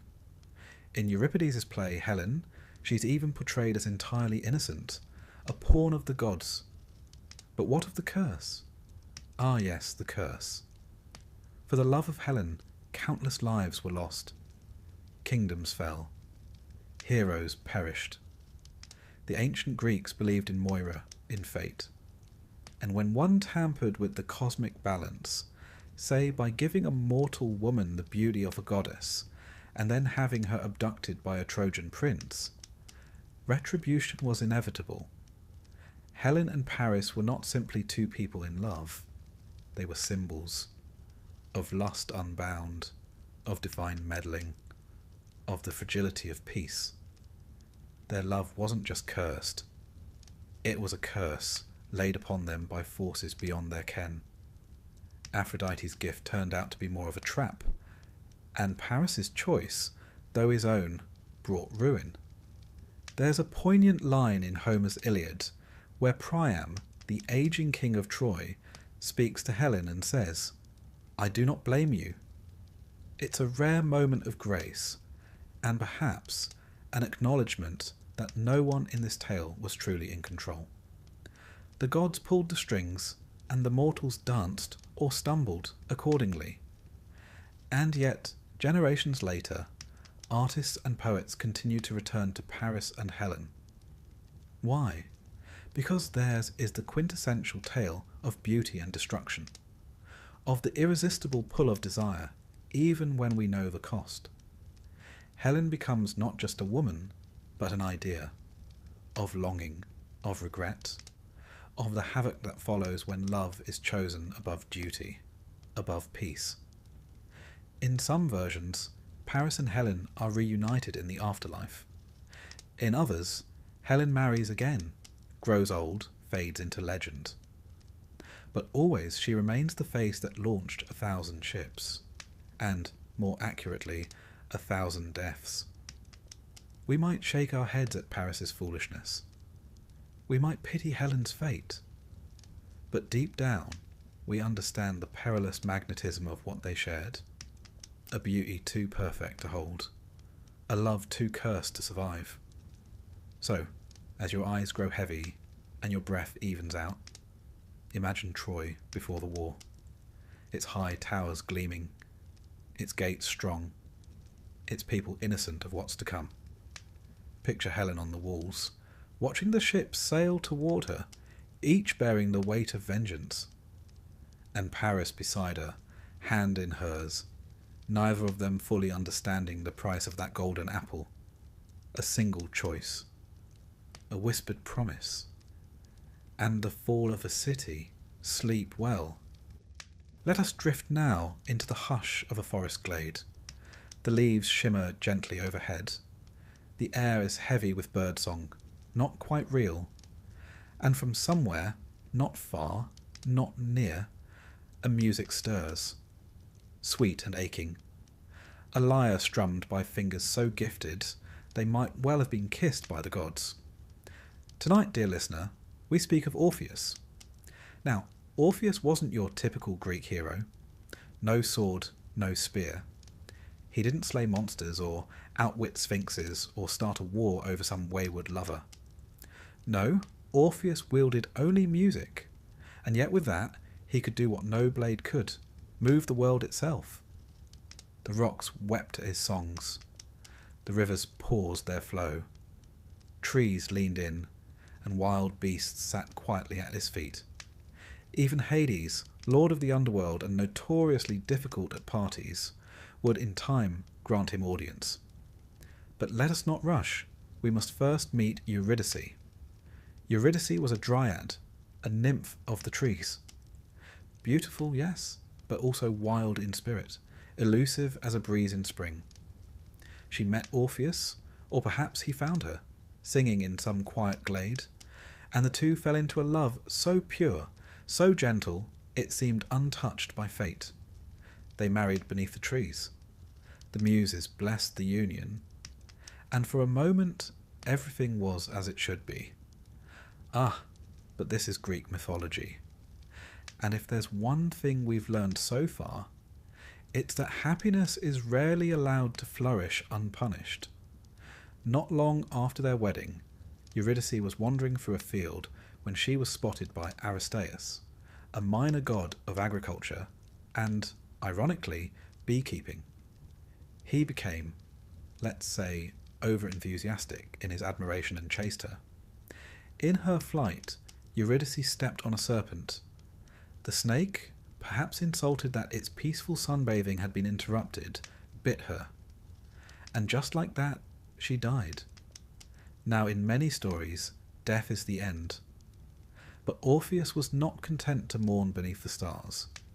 He tuned his lyre, steadied his resolve, and descended into the underworld. Not metaphorically, literally. You see, unlike the Christian afterlife or the Buddhist wheel of rebirth, the Greek underworld was a shadowy, bureaucratic sort of place. There was paperwork, and rivers, and levels. The dead were sorted, seated, and generally discouraged from mingling with the living. But Orpheus, singing his sorrow, crossed them all. At the gates of the underworld stood Cerberus, the three-headed hound, a beast bred to devour hope. Orpheus played his lyre, and the great dog lay down and slept, all three heads dreaming different dreams. He passed the river Styx, that black ribbon of forgetfulness, where Charon the ferryman carried souls across for a fee, except this time no coin was needed. Music was payment enough. At last, Orpheus came before Hades and Persephone, lord and lady of the dead. Now Hades is often depicted unfairly, as cruel or malicious. But in truth, he was simply a man with a job no one else wanted, to oversee the realm where all things end. And he did it for the most part, without complaint. Persephone, of course, was the springtime bride, who lived half the year below and half above. She understood sorrow. And so, when Orpheus played for them, he didn't plead, he didn't argue, he let the music speak. It was a song of loss, of sunlit mornings never to be shared, of laughter that now echoed too quietly, of a love that had bloomed and been severed in a moment. It was said that even the Furies, those ancient goddesses of vengeance, shed tears. Hades, unmoved by speeches, found his cold heart softened.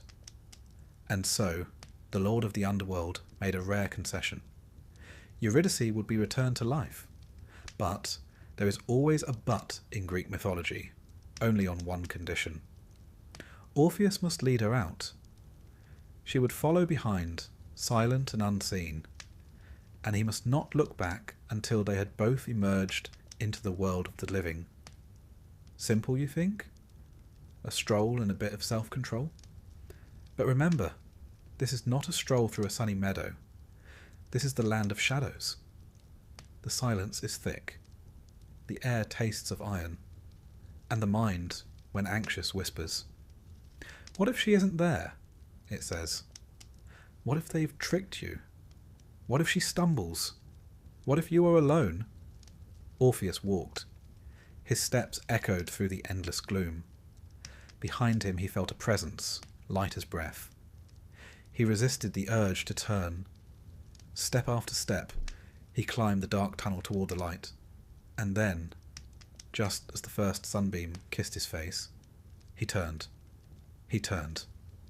Eurydice was behind him, her hand reaching out. But she was still in the shadowed threshold, not quite free. And so, before his eyes, she faded, silently, back into the dark, this time forever. Some say she looked at him with sorrow, others with forgiveness. But she said nothing, because in the underworld, speech is a fragile thing. Orpheus tried to return, but a second descent was not permitted. the gods are not in the habit of repeating gifts. And so he climbed back to the surface alone. Now, this would be a fine place to end, but Orpheus's story lingers, much like his melodies.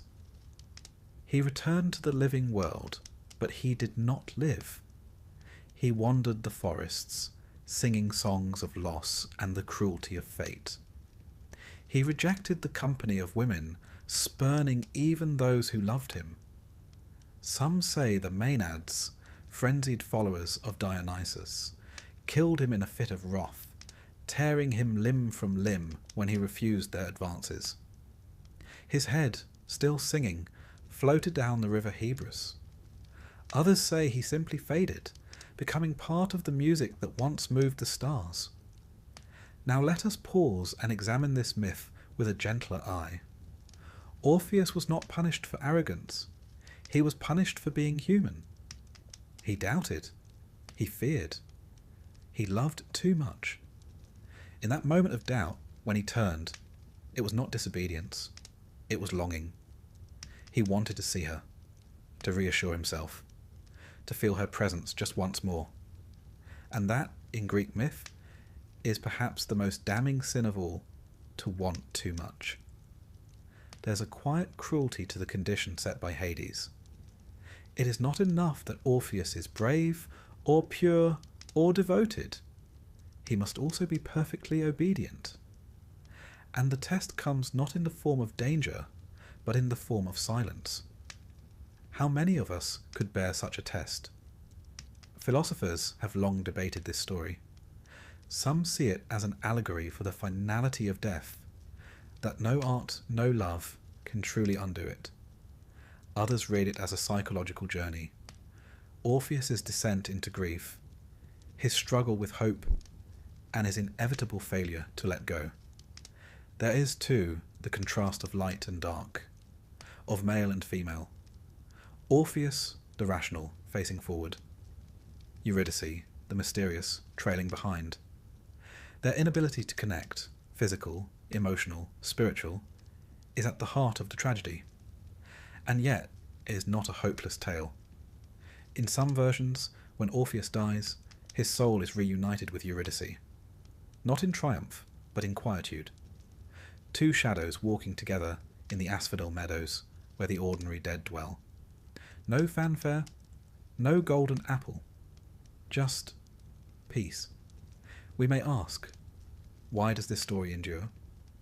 Because it is perhaps the most relatable of all. We have all looked back when we should have forged ahead. We have all doubted the promises given to us. We have all lost something, or someone, and wondered if, by some act of will or love, we could bring them back. Orpheus reminds us that love is powerful but not omnipotent, that beauty can stir gods but not undo fate, and that the greatest tragedies are not born from hatred but from tenderness. So as you slip now into sleep, imagine a man with a lyre standing alone at the mouth of a cave, the birds quiet, the trees leaning in, and somewhere just behind him, a figure fading into the mist. A single glance, a lifetime of regret, and yet still the song goes on. Settle in, dear listener. Let the world grow quiet around you. In this chapter, we descend into one of the darkest corners of mythic romance, a tale not of hearts gently entwined, but of loyalty twisted into vengeance. A love so cursed, even the gods seem to wince and look away. Tonight, we meet Medea and Jason, a couple whose story begins with daring quests and dragon-guarded treasures, but ends, well, rather differently. If you've ever thought your exes were a bit dramatic, rest assured, they've got nothing on this pair.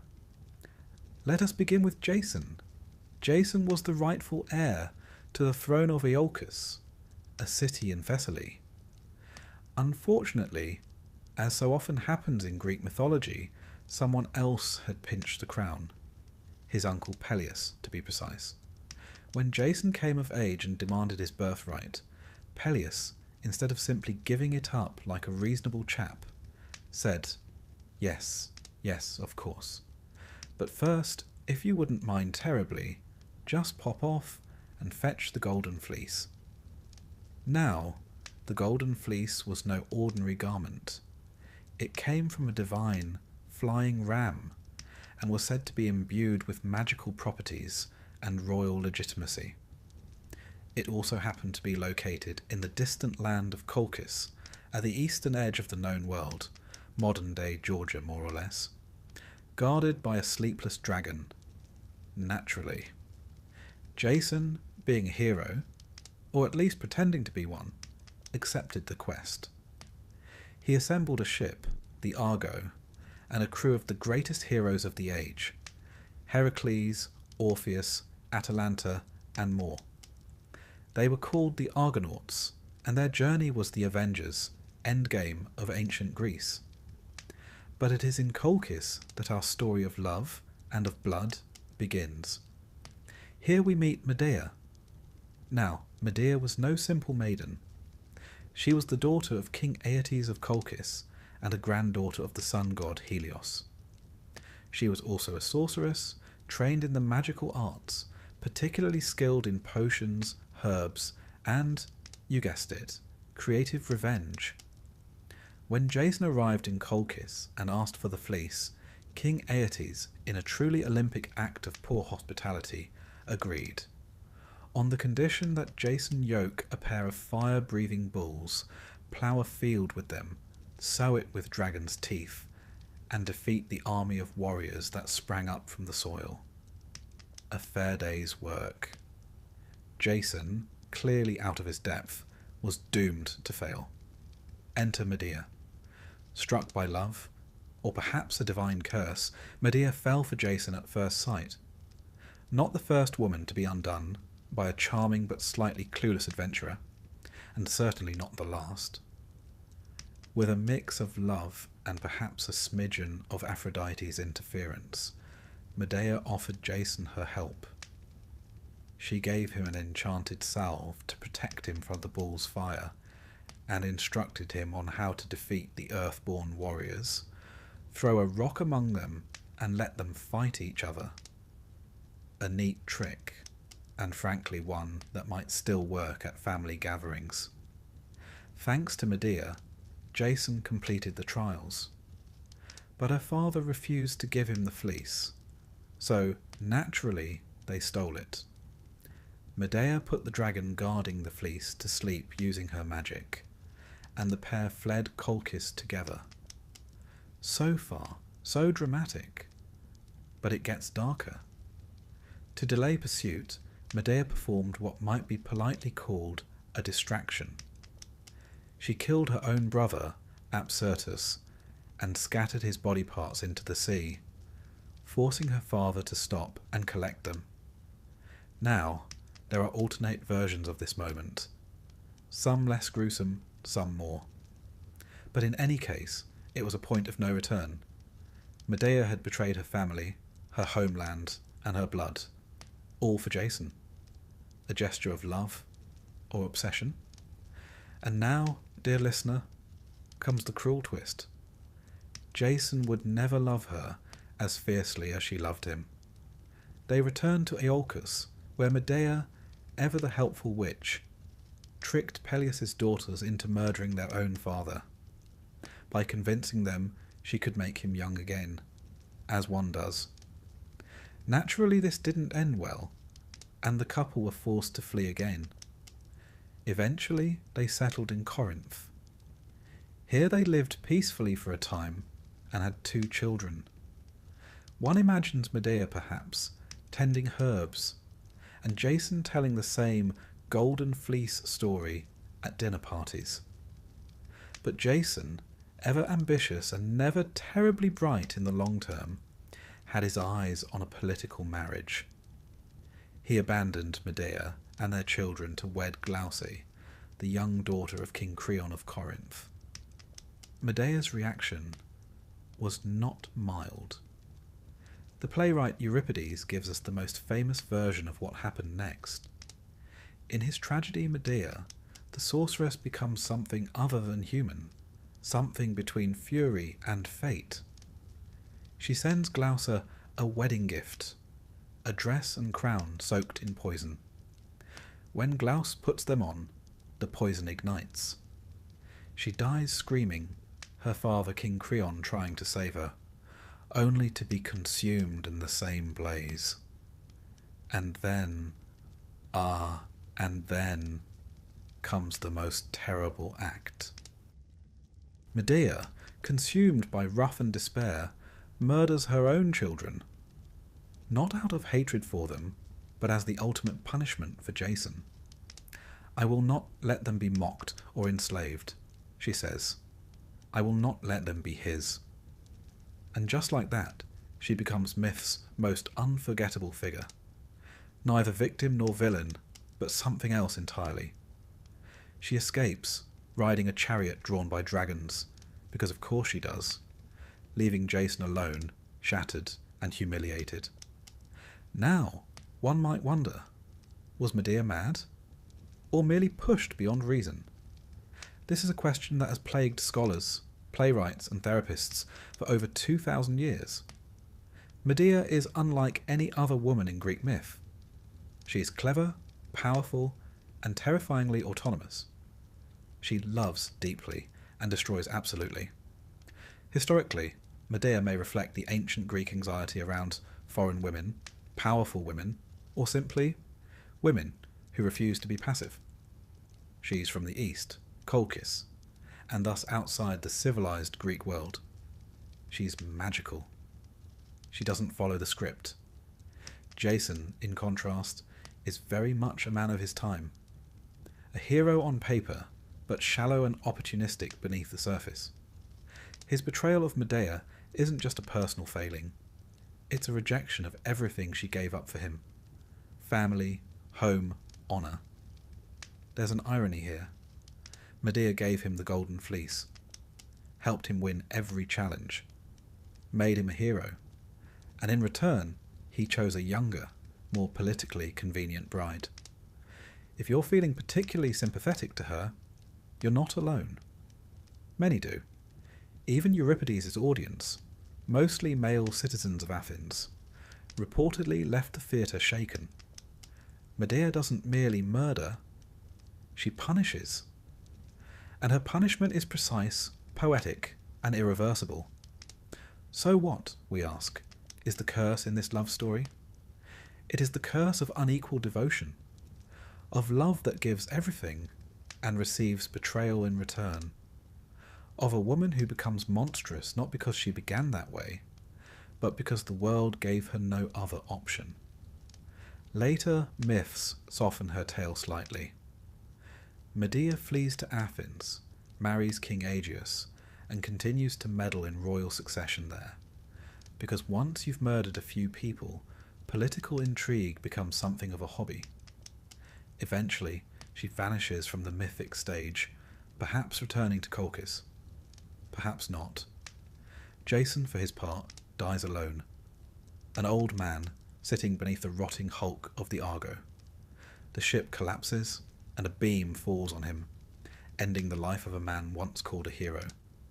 A curiously mundane death, really. No monsters, no glory, just gravity. Perhaps it's fitting. The myth of Jason and Medea is less a story of love than a warning. Be careful whom you betray, especially if she's descended from the sun and owns a flying dragon chariot.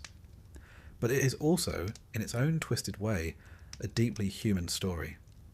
Love that consumes, betrayal that stings, and the terrible things people do when they feel cast aside.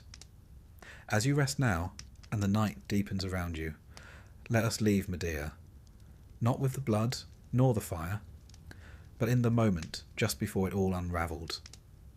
A young woman watching the sea, holding a golden fleece in her hands, and believing, perhaps foolishly, that love would be enough.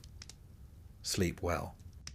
Let us drift now into a tale drenched in silence, restraint, and ruin. A story that unravels not in battlefield clatter or divine thunder, but in hushed corridors, aching hearts, and a single devastating lie. It begins in Athens, under the watchful eye of a king, and ends on a dusty road beside a shattered chariot. This, dear listener, is the story of Phaedra and Hippolytus, a love that was never requited, never consummated, and yet managed to destroy nearly everyone involved. It is perhaps the quietest and most suffocating of our cursed romances. We begin, as all Greek tragedies must, with lineage, and what a tangled web it is. Phaedra, our ill-fated heroine, was a Cretan princess, daughter of King Minos and Queen Pasiphae, and sister to Ariadne, yes, the same Ariadne who helped Theseus defeat the Minotaur, and was then unceremoniously abandoned on an island. Romance was clearly not in the family's bloodline. Theseus, king of Athens, hero of legend, had once been the toast of Greece, defeater of bandits, slayer of beasts, and an enthusiastic philanderer.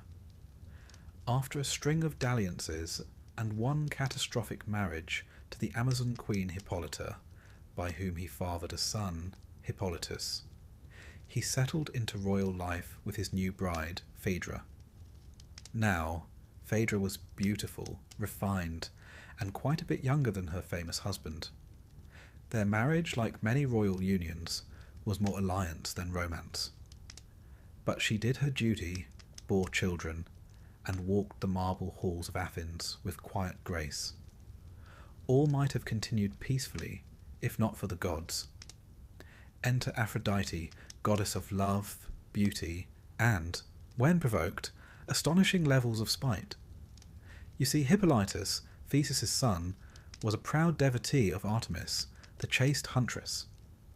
He spurned the affections of women, dedicated himself to purity, and, most disastrously, publicly mocked the power of love. Now, mocking love in ancient Greece was about as wise as insulting the sea when Poseidon's watching. The gods did not take criticism well, and Aphrodite in particular had a long memory and a short temper. To punish Hippolytus, Aphrodite devised a cruel strategy. She would destroy him not with sword or pestilence, but with love, someone else's love. She inflicted upon Phaedra a violent, helpless passion for her stepson. Not a crush, not a fascination, a full, mind-drowning obsession. Imagine it. A queen, upstanding and noble, suddenly possessed by desire for a young man who could barely meet her eye. The shame, the confusion, the slow unravelling of the self. Phaedra fought it. She fasted, wept, prayed. She clung to dignity as if it might pull her back from the brink. But desire, when laced with divinity, does not retreat. Now, rather than acting on her feelings, Phaedra did something unexpectedly modern. She suffered in silence. For quite some time, she simply withered. Euripides, in his haunting play Hippolytus, portrays her as a woman gnawed by internal torment, desperate not to commit sin, and equally desperate for relief. But silence is rarely sustainable. Eventually, Phaedra confided in her old nurse, an unfortunately meddlesome soul who thought it wise to resolve matters by telling Hippolytus everything. Yes, without asking permission.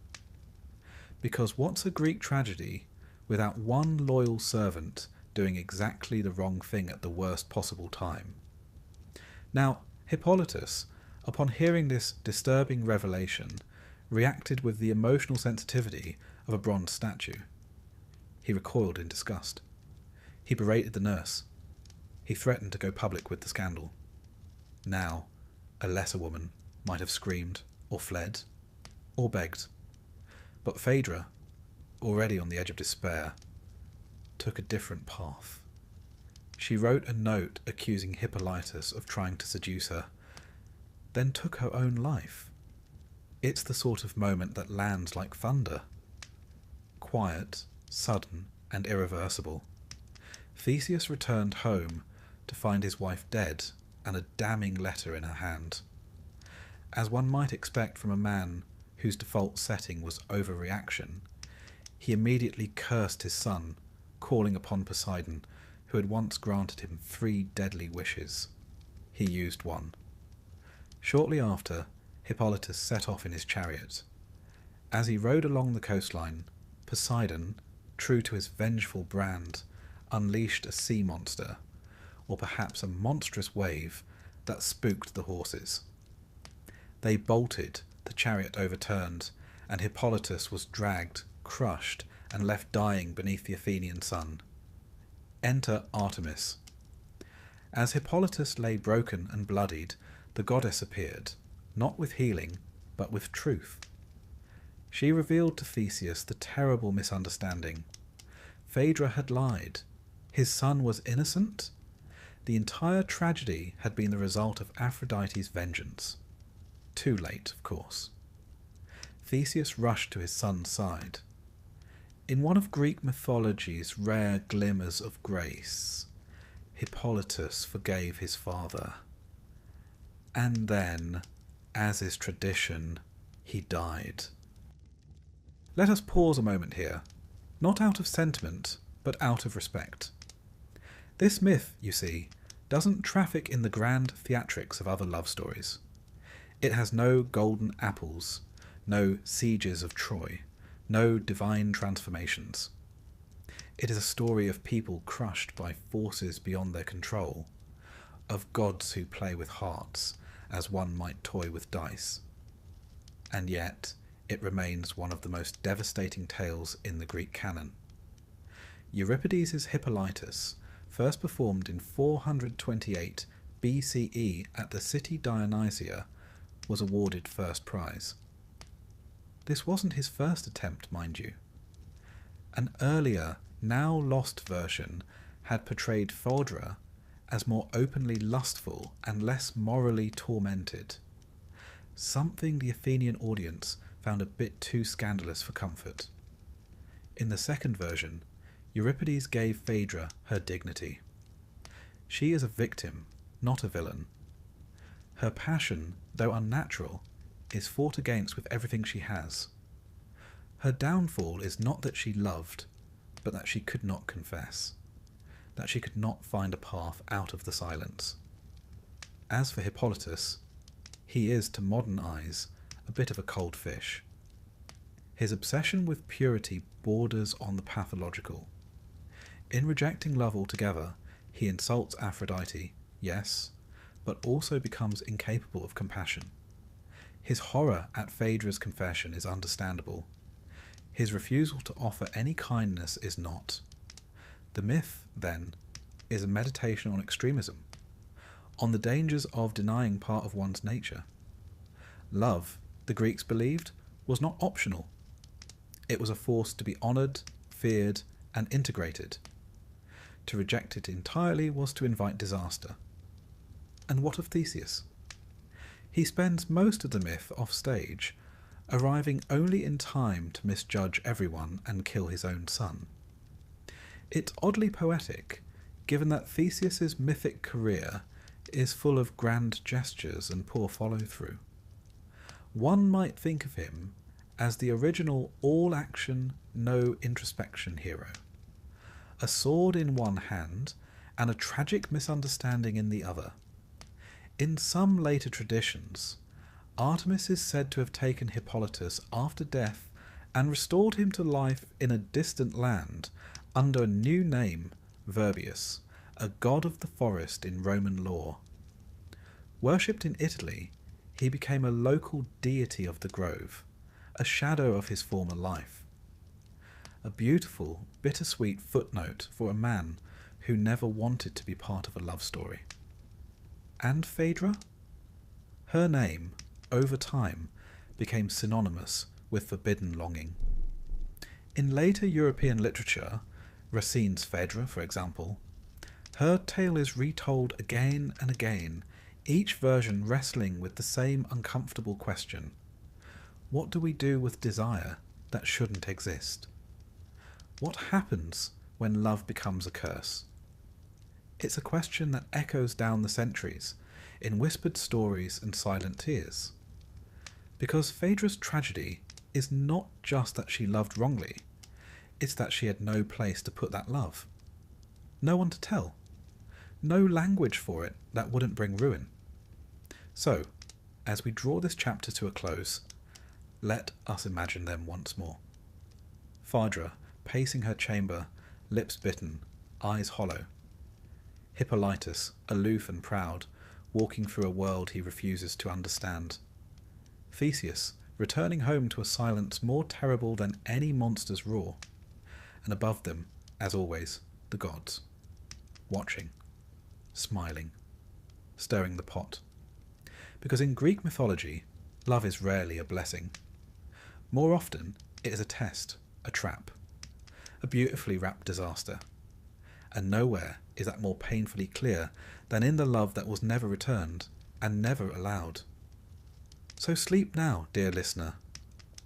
Let the shadows of Phaedra's palace fade into dream. Let the whisper of Artemis's footsteps pass softly through your mind. And remember, some of the most devastating love stories are not those that end in betrayal or war, but those that were never allowed to begin. Let us now open the scroll on a love story so catastrophic, so calamitous, that it launched 1,000 ships. And, if you believe the poets, more than a few therapy sessions. It is a tale soaked in passion, betrayal, and the kind of poor decision-making that only comes from involving far too many gods in your dating life.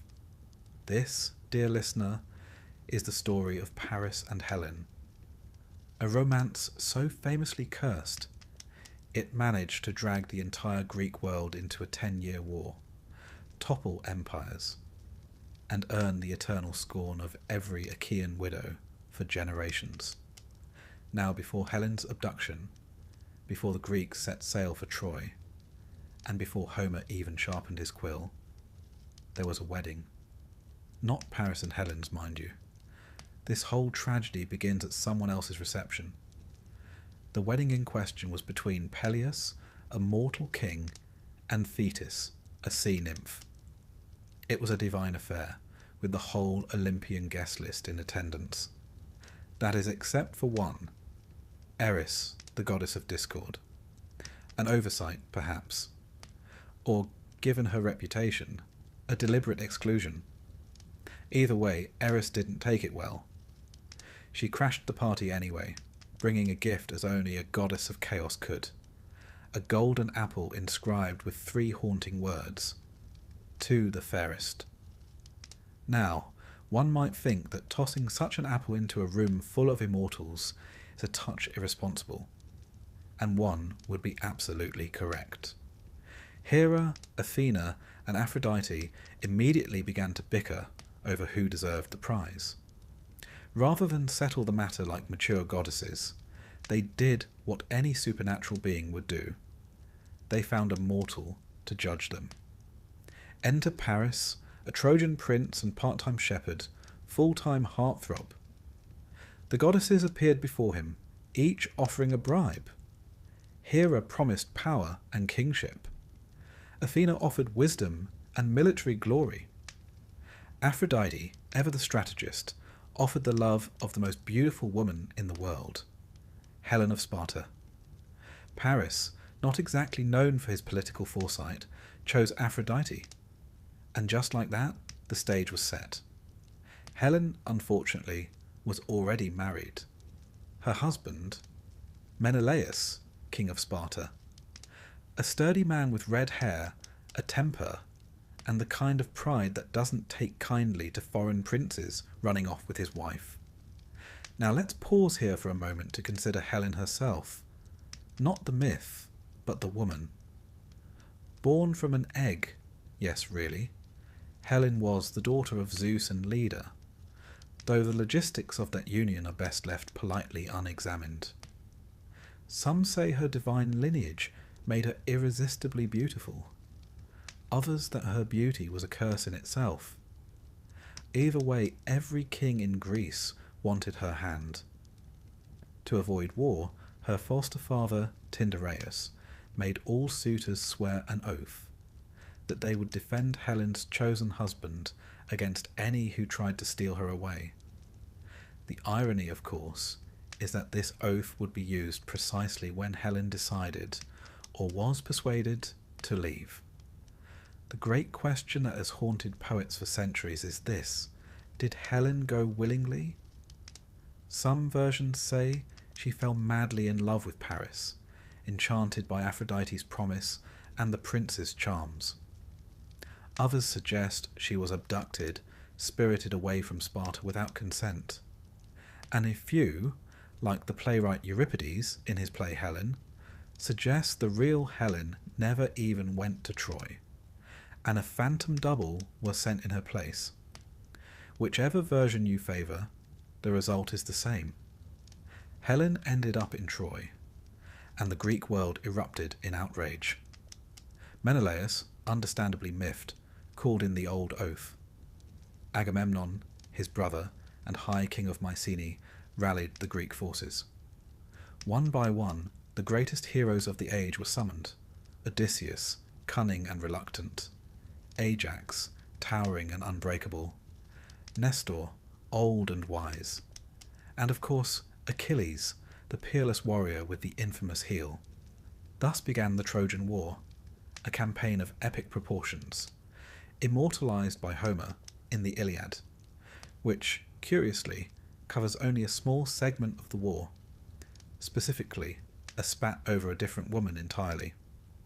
We'll get to that drama in another chapter. For now, let us turn to the heart of the matter, the cursed love of Paris and Helen. Within the golden walls of Troy, they lived in uneasy splendour. Paris, brave enough to charm a goddess, but not quite brave enough to win a war. Helen, torn between guilt, longing, and the smouldering ruins of her reputation. The Trojans for the most part despised her. Though royalty by association, she was seen as the cause of endless death. The poet Homer describes her walking the battlements, cloaked in shame, haunted by her choices. And yet she remained. Why? Perhaps love, perhaps fear. Perhaps the gods simply wouldn't let her leave. The Greek poet Stesichorus, writing in the 6th century BCE, tried to condemn Helen in verse, only to be struck blind. When he recanted and praised her instead, his sight was restored. The message was clear: speak ill of Helen at your peril. Paris, for his part, was not especially helpful. Though handsome, he lacked his brother Hector's honour or strategic mind. He preferred archery to close combat, charm to discipline. In one of the war's pivotal duels, he fought Menelaus himself, only to be whisked away mid-fight by Aphrodite when things began to go poorly.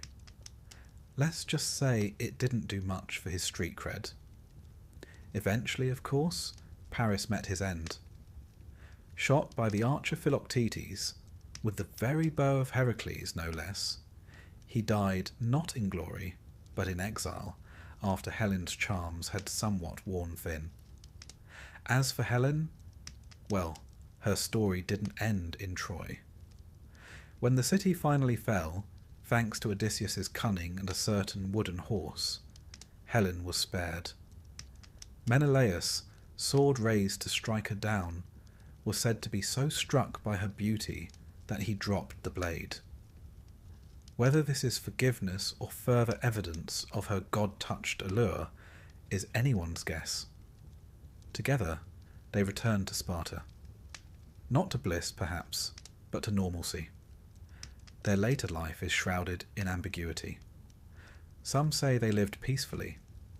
Others claim Helen fled again, this time to Rhodes, where she was hanged by a queen who blamed her for her husband's death in the war. In any case, Helen's legacy endured. To the Greeks, she was both victim and temptress. To the Romans, she was a warning. And to the modern world, she remains a mystery. A woman whose beauty was so profound, it bent history itself. But let us step back from the fire and the fury, and consider the deeper current of this tale. Helen and Paris were not merely lovers. They were instruments, tools of gods and prophecies, caught in the gears of destiny. Their passion, whether genuine or divine-induced, ignited forces far beyond their comprehension. This is what makes their love so cursed. It is not merely doomed, it is weaponized, used as a spark to light a decade of slaughter. The wrath of Achilles, the tears of Hecuba, the ashes of Priam's palace, all can be traced back to one golden apple, one judgment, and one stolen queen. And so, as you close your eyes tonight, picture the shores of Troy lined with silent ships. Picture Helen standing by the firelight, her face unreadable. Picture Paris, bow in hand, seeking love in a world that has no room left for peace. It is a cruel irony, is it not, that the love which inspired such poetry also inspired such bloodshed, that the face which launched 1,000 ships could not shield a single soul from the gods' designs. Such is Greek mythology, passionate, unforgiving, and utterly enthralling. Sleep now, dear listener. Let the flames of Troy flicker and fade. Let Helen's silhouette dissolve into dream. And remember, in the world of myth, love may be the noblest of emotions, but it is also the most dangerous. In the grand compendium of Greek tragedies, the tale of Orpheus and Eurydice sings its sorrow with quiet elegance, a melody of love, loss, and that most human of failings, doubt. Unlike the thunderous epics of heroes with bulging biceps and egos to match, this story is far more delicate, and perhaps all the more devastating for it. For here we find no clashing armies, no divine tempests, but rather a lyre, a longing, and a single glance that unspools the threads of hope. To begin, let us consider Orpheus, a figure less warrior than wonder-worker. He was born to the muse Calliope, herself a paragon of eloquence and song. Some say his father was King Oeagrus of Thrace, a mortal man, though others whisper the far more lyrical claim that Apollo, god of music, poetry, and inconvenient prophecies, was his sire.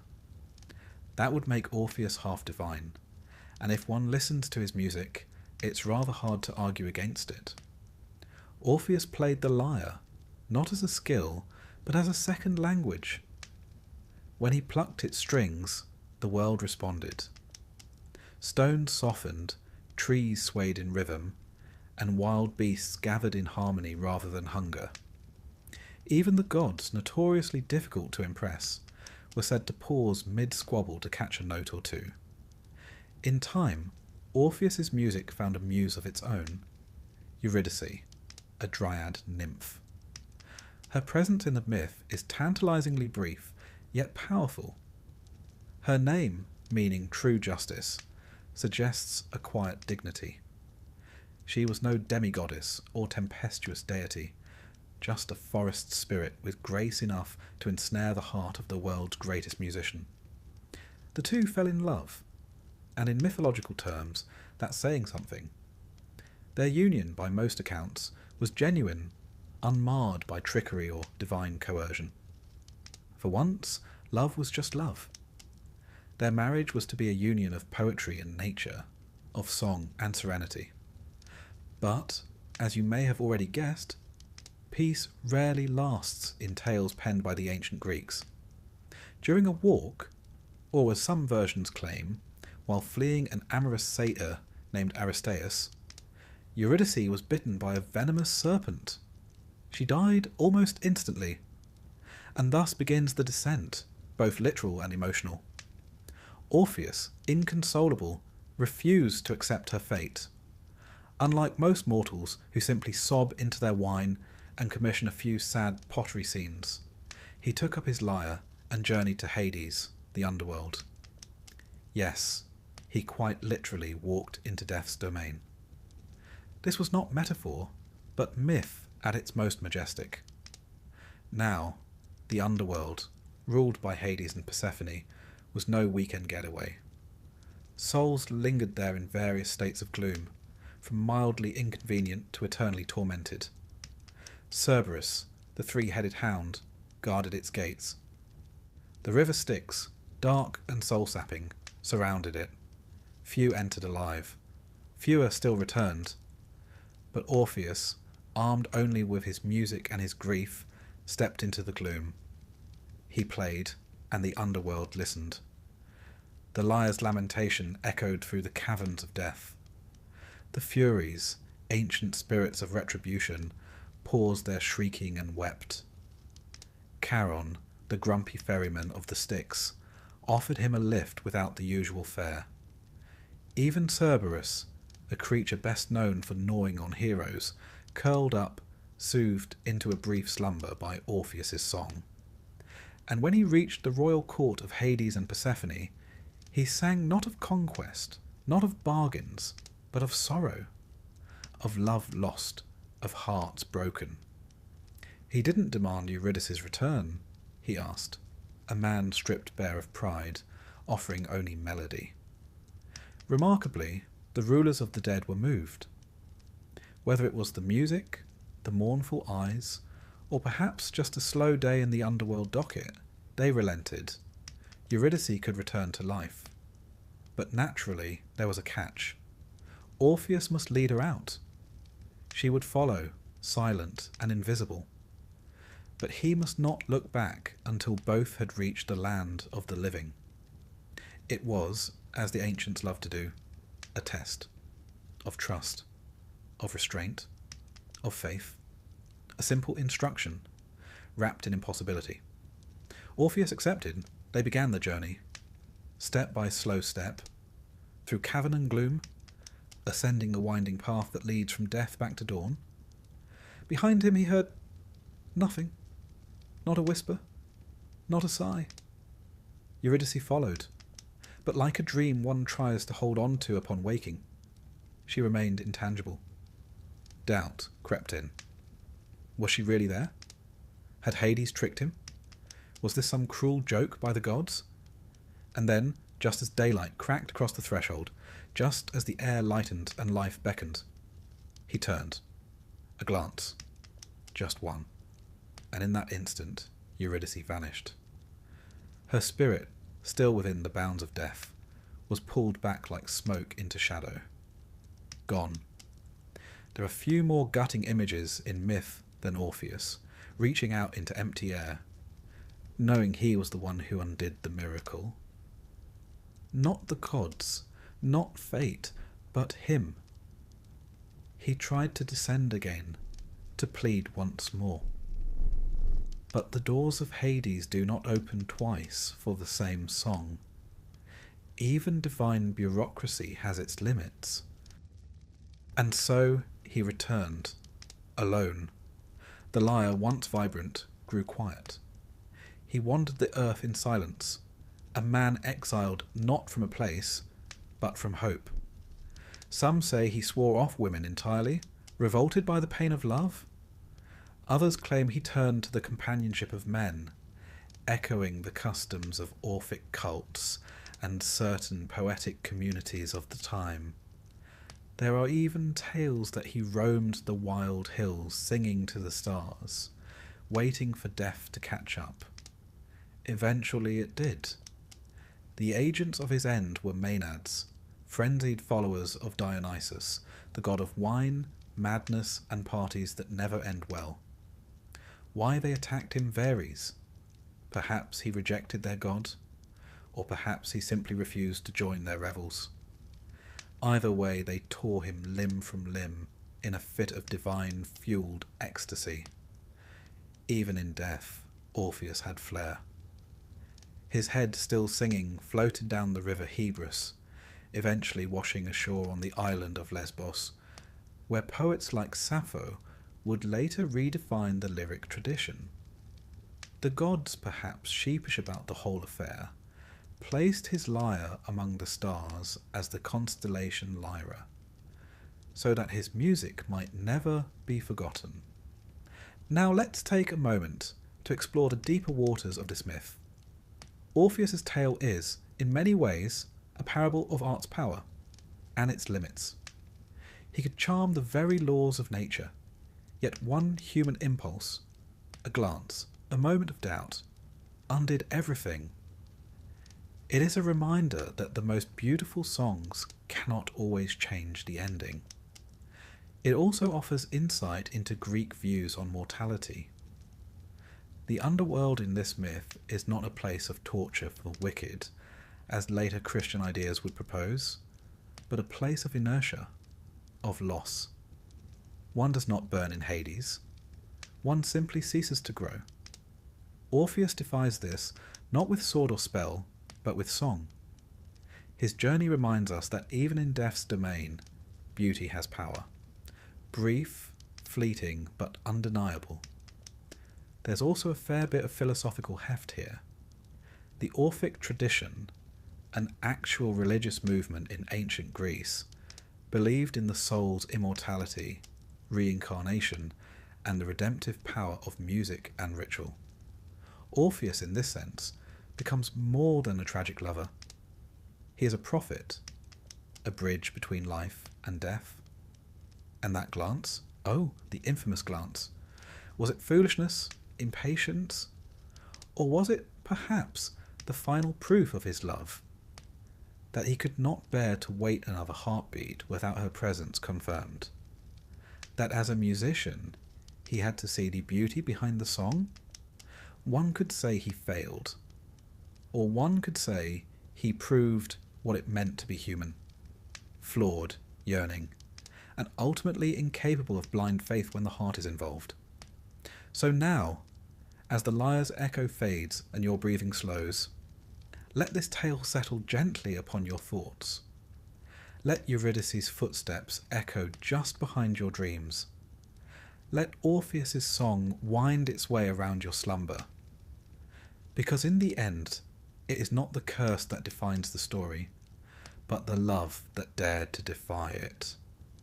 And remember, dear listener, next time you're walking out of the underworld with your beloved behind you, don't look back, even if it's just to check whether they're rolling their eyes. Let us now delve into one of Greek mythology's most uncomfortable tales, a story so laden with awkwardness, repression, and tragedy that it might make a family reunion feel like a walk in Arcadia. This is the tale of Phaedra and Hippolytus, a cursed love story that manages to entangle gods, kings, and horses, and culminates in one of the most painful misunderstandings in all antiquity. Our story begins, as many do, with the house of Theseus, and I must warn you, this family makes Shakespeare's tragedies look like bedtime stories.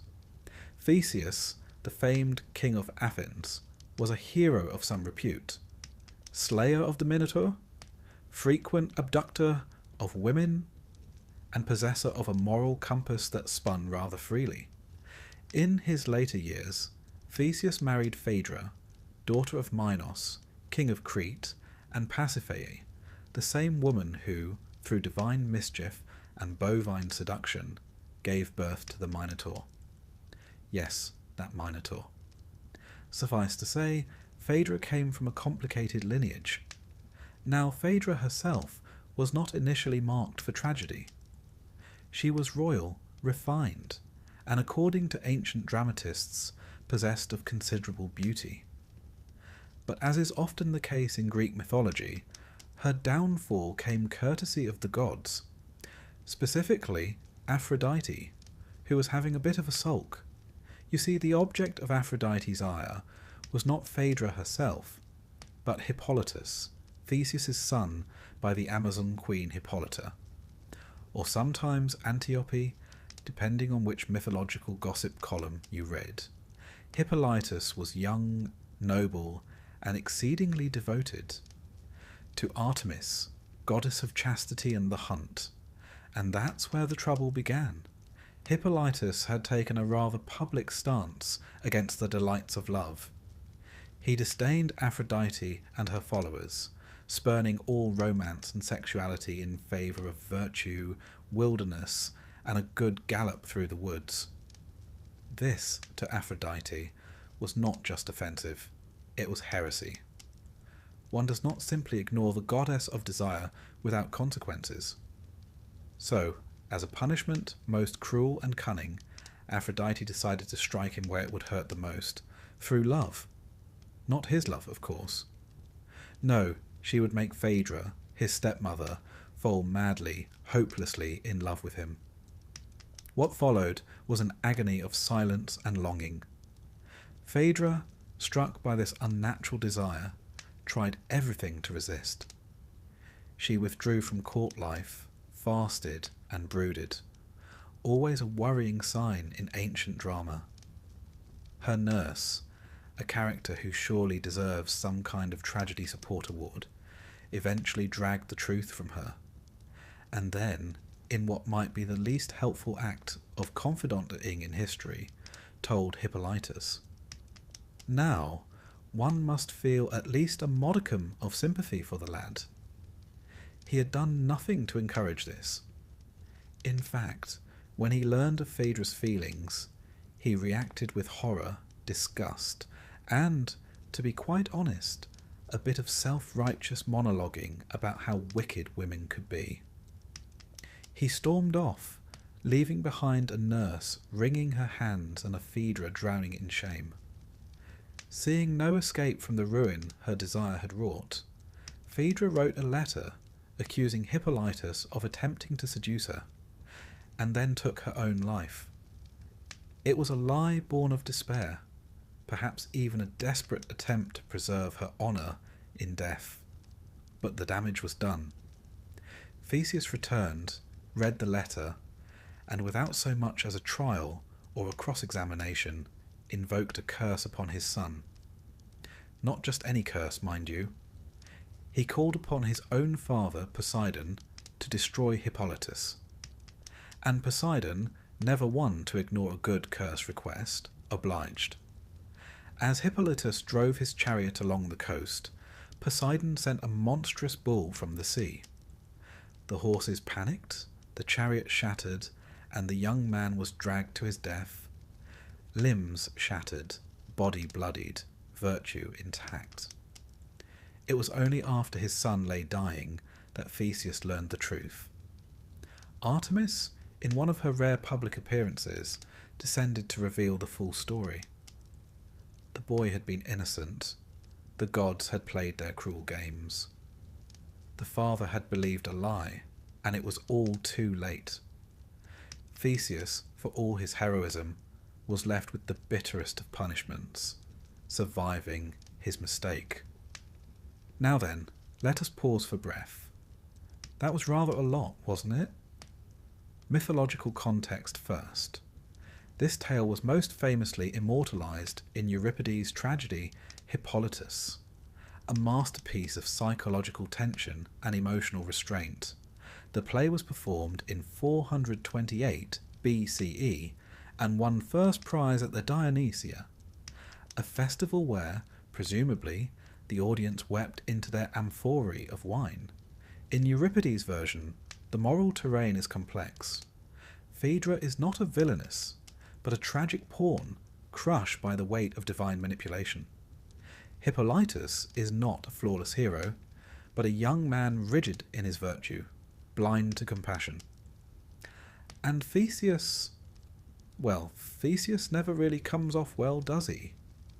From a cultural standpoint, the play is soaked in Athenian anxiety about passion, honour, and the role of women.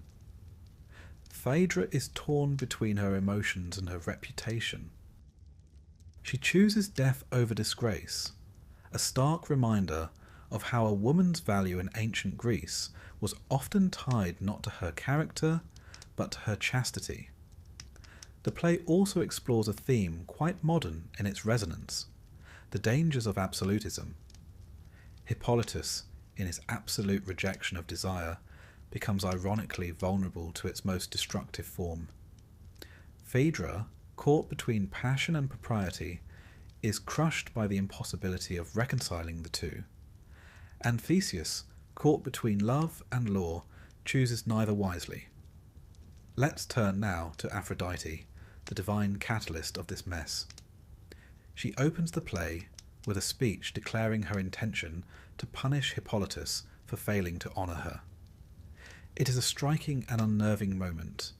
Here, the goddess is not love incarnate, but desire weaponized. She doesn't seek romance or pleasure. She seeks submission.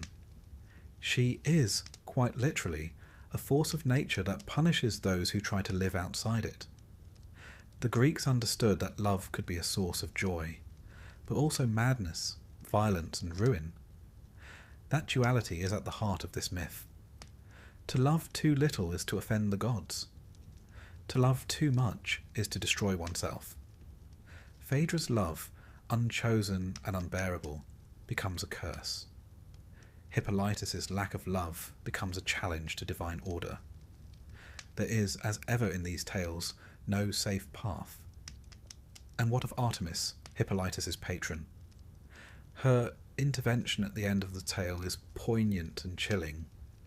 She promises to avenge Hippolytus by killing one of Aphrodite's mortal favourites in turn. There's a sense that even the gods are trapped in an eternal cycle of retaliation, unable to protect those they favour. There is a version, softer and less devastating, found in Roman literature. Seneca, and later the French dramatist Racine, offer variations in which Hippolytus survives, carried off by Artemis to be healed and hidden. But the Greeks, ever the pessimists, preferred their endings sharp and tragic.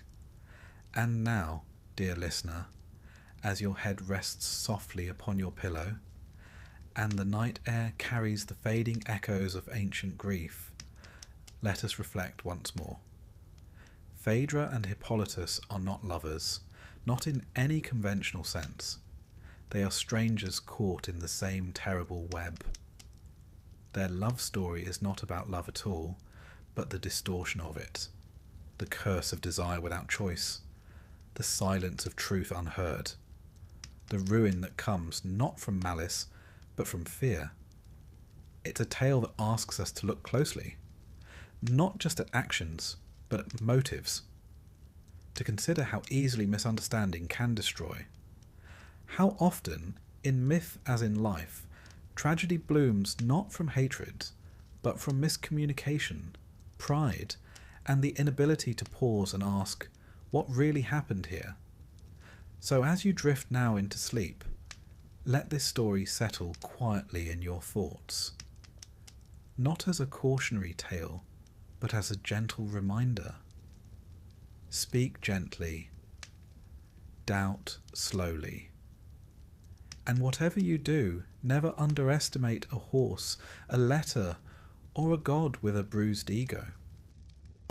Paris and Helen, a pairing so legendary, so famously infamous, that it has come to symbolize the very notion of doomed romance.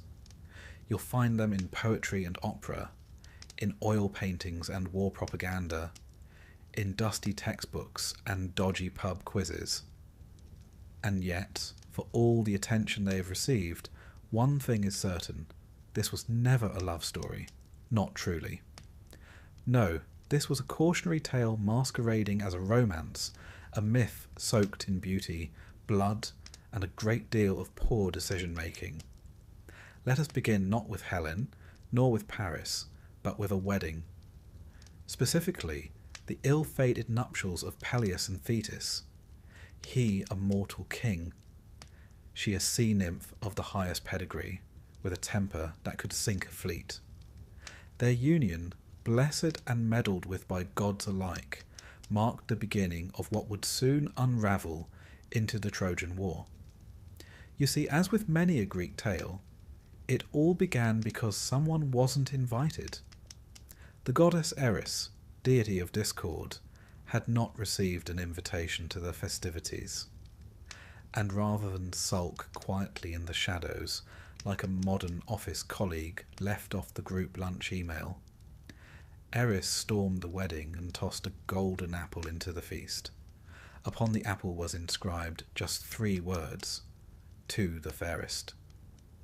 Now, when 3 goddesses lay eyes on a golden apple and read the phrase, "To the fairest," one can assume a certain level of measured response. Not here. Hera, Athena, and Aphrodite all claimed it. And so began one of the pettiest yet most consequential beauty contests in history. Enter Paris, a Trojan prince living rather peaceably on Mount Ida, having been exiled in infancy due to a prophecy foretelling he would one day bring ruin to Troy. Spoiler alert, the prophecy was quite accurate. The goddesses, unwilling to share a title or an apple, decided he would serve as the judge of their divine pageant. Each goddess, like a contestant on an especially high-stakes talent show, offered Paris a bribe. Hera promised power. Athena promised wisdom and military glory. Aphrodite, the ultimate romantic, offered him the most beautiful woman in the world.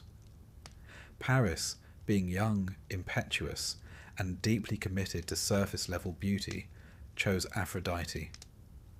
In doing so, he not only secured a place in history, but signed a celestial permission slip for disaster. And who, you ask, was this promised paragon of beauty? Helen of Sparta, daughter of Zeus and Leda, the latter famously seduced or assaulted, depending on one's translation, by Zeus in the form of a swan. Helen's beauty was said to be unparalleled, so much so that Theseus, yes, our old friend from chapter 9, once kidnapped her in her youth. But at the time of our story, Helen was married to Menelaus, king of Sparta and brother to Agamemnon, the king of kings in Mycenaean Greece. Paris, now committed to his prize, travelled to Sparta, was welcomed as a guest, and promptly seduced or spirited away Helen. Some versions say she went willingly. Others say she was taken. Greek myth is, as ever, delightfully inconsistent. But one thing is certain. Paris left with Helen, and Menelaus was furious. Cue the most ambitious retrieval operation of the Bronze Age, the Trojan War. Now it's worth pausing here to reflect. This wasn't just a domestic dispute. This was an all-star ensemble cast of Greek mythology. Achilles, Odysseus, Ajax, Nestor, Patroclus. A who's who of ancient heroism. And all supposedly rallied not merely to help Menelaus reclaim his wife, but to uphold a pact. When Helen was of marrying age, her suitors had all sworn to defend the chosen husband against anyone who tried to take her. You see, everyone expected trouble. Helen was, after all, the mythical equivalent of a diplomatic incident waiting to happen. But beyond the shimmering surface of abducted wife lies a tangle of deeper themes. Helen wasn't merely a prize passed between men. She became a symbol of male pride, national honour, divine interference, and the enduring fear of feminine allure. Her beauty was seen not just as a blessing, but as a destabilizing force, a thing too powerful to exist unguarded. And what of Paris? Was he a great lover? A romantic hero? Not exactly. In Homer's Iliad, he is portrayed as, well, a bit soft, more fond of lounging in his chambers with Helen than facing the Greek champions on the battlefield. His brother Hector, a genuine paragon of nobility, frequently rebukes him for his laziness and cowardice. Even Helen, in moments of weary honesty, mocks his martial inadequacy. Their relationship is complicated. In many retellings, Helen spends much of the war in Troy as a woman trapped by fate, by guilt, by circumstance. She is neither villain nor victim, but a blend of both. At times she regrets leaving Sparta. At others she blames the gods. Her ambiguity makes her one of the most psychologically rich characters in the mythological canon. Let us now turn to the war itself. 10 years of bloodshed, the death of heroes, the wrath of Achilles, the trickery of Odysseus, all to reclaim one woman, or more accurately, to restore male honour after it had been bruised. At least, that's what the song said. But beneath the surface, the Trojan War became a mythological crucible, a space where love, duty, revenge, and divine will collided. Helen's role after the war varies by source. In Homer, she is welcomed back by Menelaus. No trial, no execution, no banishment. It's as if the war never happened. The Trojans are dead, the city burned, but Helen returns to her palace and resumes her life. The ancient Greeks, it seems, had a rather flexible approach to reconciliation, provided you were beautiful enough. Later sources are less forgiving. Euripides, in his tragedy Helen, posits a version in which the real Helen was spirited away to Egypt by the gods, and a mere phantom, a cloud image, was taken to Troy in her place. This reinterpretation attempts to absolve Helen of blame entirely. A clever mythological loophole, one might say, though it does raise the question, why didn't the gods intervene earlier? The image of Helen as seductress, scapegoat, symbol, is perhaps the most potent in all classical mythology. She becomes a mirror for whatever society wishes to see. To some, she is the ultimate femme fatale. To others, a tragic pawn. Her story shifts with the teller, reflecting the anxieties of the age. And Paris? His end, unsurprisingly, is not heroic. He is mortally wounded by Philoctetes, wielding the very bow of Heracles. Paris seeks help from Oenone, his former lover, and a nymph who had the power to heal him. She refuses, still hurt by his betrayal. And so Paris dies. Later, filled with remorse, she throws herself onto his funeral pyre. A rather fiery footnote to an already charred love story. One might ask, did Helen and Paris ever really love each other? Or were they both caught in a storm of divine meddling, political ambition, and their own vanity? There's a line in Euripides' Trojan Women where Helen defends herself before Hecuba, queen of the fallen city. She says, "It was the gods, not I."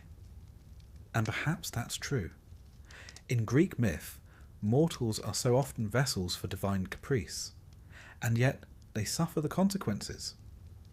The tale of Helen and Paris endures not because it is romantic, but because it is recognizably human. A tangle of desire, mistake, pride, and regret. A tale where no one is truly innocent and everyone pays the price. As you close your eyes tonight, consider this. The face that launched 1,000 ships also left 1,000 widows. The beauty that sparked a war ended in ruin, and the love that defied kings and gods alike ultimately led nowhere at all. Greek myths rarely offer happy endings, but they do offer truth, wrapped in grandeur, adorned with gods, and echoing with the weight of mortal folly. So, rest now, dear listener. Let Helen and Paris fade into the sea mist of memory, two shadows walking among the ruins of Troy. May your dreams be free of golden apples and vengeful goddesses. And if someone offers you a prize for being the fairest, politely decline. Or at the very least check for curses. Good night. Let us begin, not with thunder or prophecy, but with a girl and her loom. She was called Arachne, a mortal with hands so deft they moved like wind through wool. Her tapestries shimmered with colour and precision, scenes so finely woven they seemed to breathe. People said she must have learned from Athena herself, which was the sort of praise one should never utter too loudly in ancient Greece. Arachne didn't deny it. In fact, she laughed. She said she was better. And that, you see, was a mistake. For the gods of Olympus were not distant, noble deities. They were near, always near. And they didn't particularly like being compared to mortals, let alone outdone by them. So Athena came down from the heavens, her pride pricked like a burr under the skin, and challenged the girl to a contest. 2 looms, 2 minds, one divine, one human. And Arachne's tapestry? It was exquisite, a panorama of the gods' misdeeds. Zeus seducing women in a dozen disguises, Poseidon ravishing Medusa in Athena's temple, Apollo chasing nymphs who wanted nothing to do with him. The thread glittered with uncomfortable truth. Athena's work, by contrast, was flawless and stern, a depiction of piety and punishment. But when she saw Arachne's piece, she flew into a rage, not because it was wrong, but because it wasn't. She tore it apart and struck the girl down.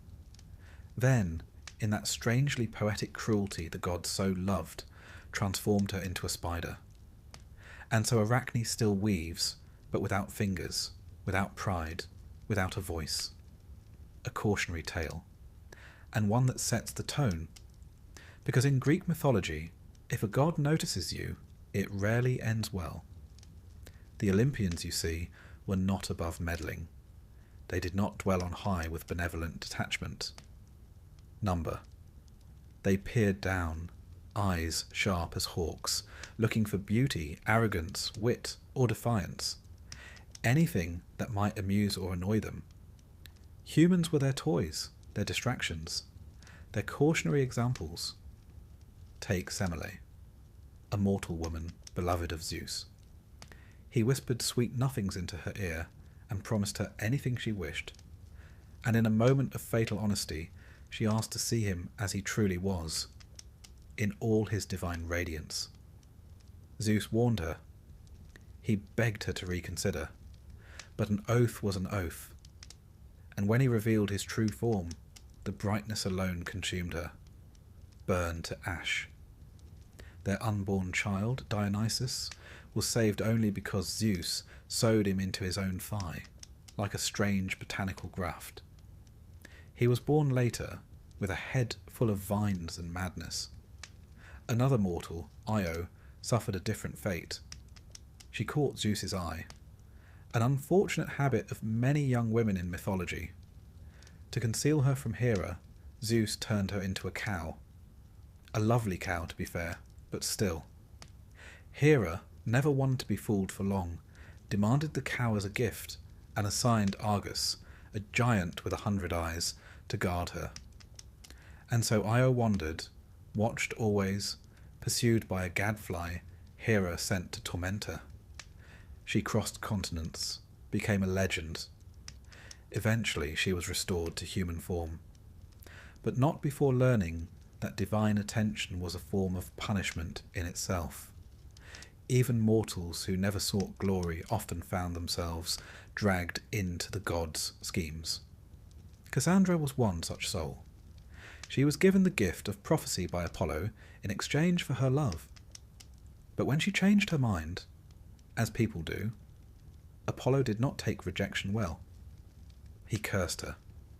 She would still speak true prophecies, but no one would ever believe her. She saw the fall of Troy. She saw her own death. She saw fire and ruin, and no one listened, not once. The Greeks had a word for this kind of tragic arrogance, hubris. It wasn't just pride, it was overstepping. Crossing invisible lines drawn by gods who did not like their creations to become too clever, too bold, or too beautiful. Mortals who rose too high were always brought low. Not always with death, but sometimes with something worse. Take Niobe, Queen of Thebes. She had many children, 12 in some stories, 14 in others. and she made the mistake of bragging that she was more deserving of worship than Leto, who had only 2. Unfortunately for Niobe, Leto's 2 children were Artemis and Apollo. They descended like arrows from the sky. One by one, Niobe's children fell. She wept and screamed and begged. In the end, the gods turned her to stone, a weeping rock carved by grief. And somewhere in Anatolia, the stone still stands. Mortals could rarely win, and when they did, it often came with strings attached, like poor Phaethon, who demanded proof that the sun god Helios was his father. Helios, bound by paternal pride and perhaps a touch of guilt, allowed him to drive the chariot of the sun for a day. A teenage boy, at the reins of a flaming, sky-burning, day-dragging chariot. It did not go well. He lost control. The sun veered too close to the earth. Fields scorched, rivers boiled, the world began to unravel. Zeus, ever the cosmic janitor, hurled a lightning bolt and ended it. Phaethon fell like a star and crashed into the river Eridanus. Mortals grieved, the gods moved on. Even the great wars of mortals were often started by divine pettiness. The Trojan War, for instance, did not begin with ships or sieges. It began with a golden apple. Eris, goddess of discord, wasn't invited to a divine wedding. So she did what any resentful guest might. She tossed a golden apple into the feast, inscribed with the words, "To the fairest." Hera, Athena, and Aphrodite all reached for it. They demanded a judge. And they found one in Paris, a Trojan prince tending sheep, far from the noise of court. Each goddess offered him a gift. Hera offered power. Athena offered wisdom and victory in battle. Aphrodite offered the love of the most beautiful woman in the world. He chose beauty. He chose Aphrodite. And that woman, Helen, was already married to a Spartan king. When Paris took her to Troy, the world ignited. 1,000 ships launched.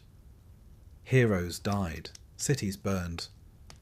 All because of one mortal asked to judge a divine beauty pageant.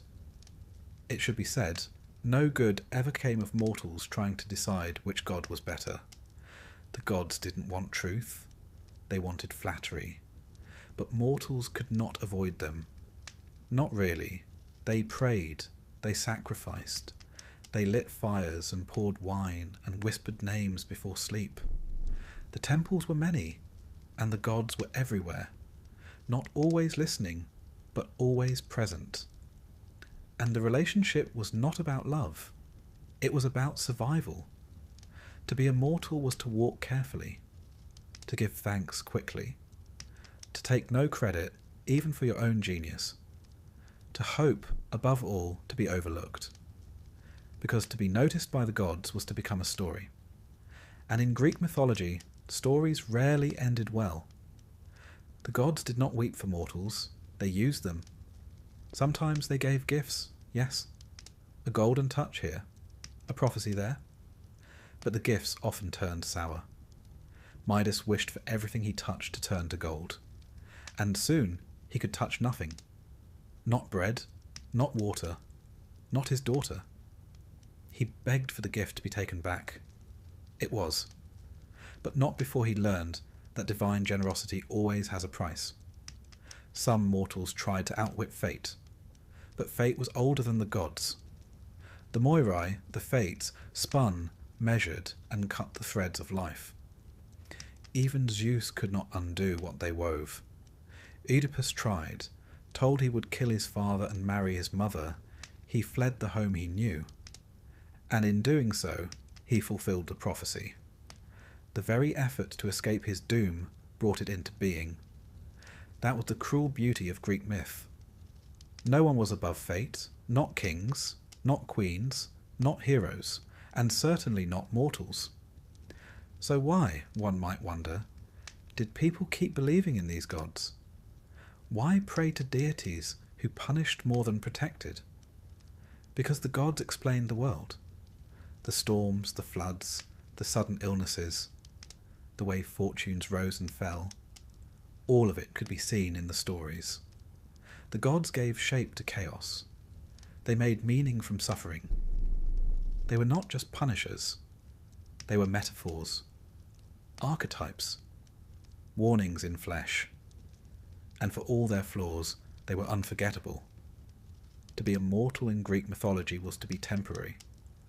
A momentary flash of joy or error, a name in a line of verse, a thread in the great tapestry of fate. Sometimes brilliant, often blood-stained, always fragile. And somewhere above or beyond, the gods watched, amused, displeased, or merely curious. And you, little mortal, you simply did your best to survive the story. It's one thing to make a mistake and suffer for it, but imagine being doomed not because of what you did, but because of what your great-great-grandfather once said to a god, possibly while drunk, and possibly while losing at dice. In the world of Greek mythology, curses were not simply misfortunes. They were legacy items. Heirlooms passed down with the family name.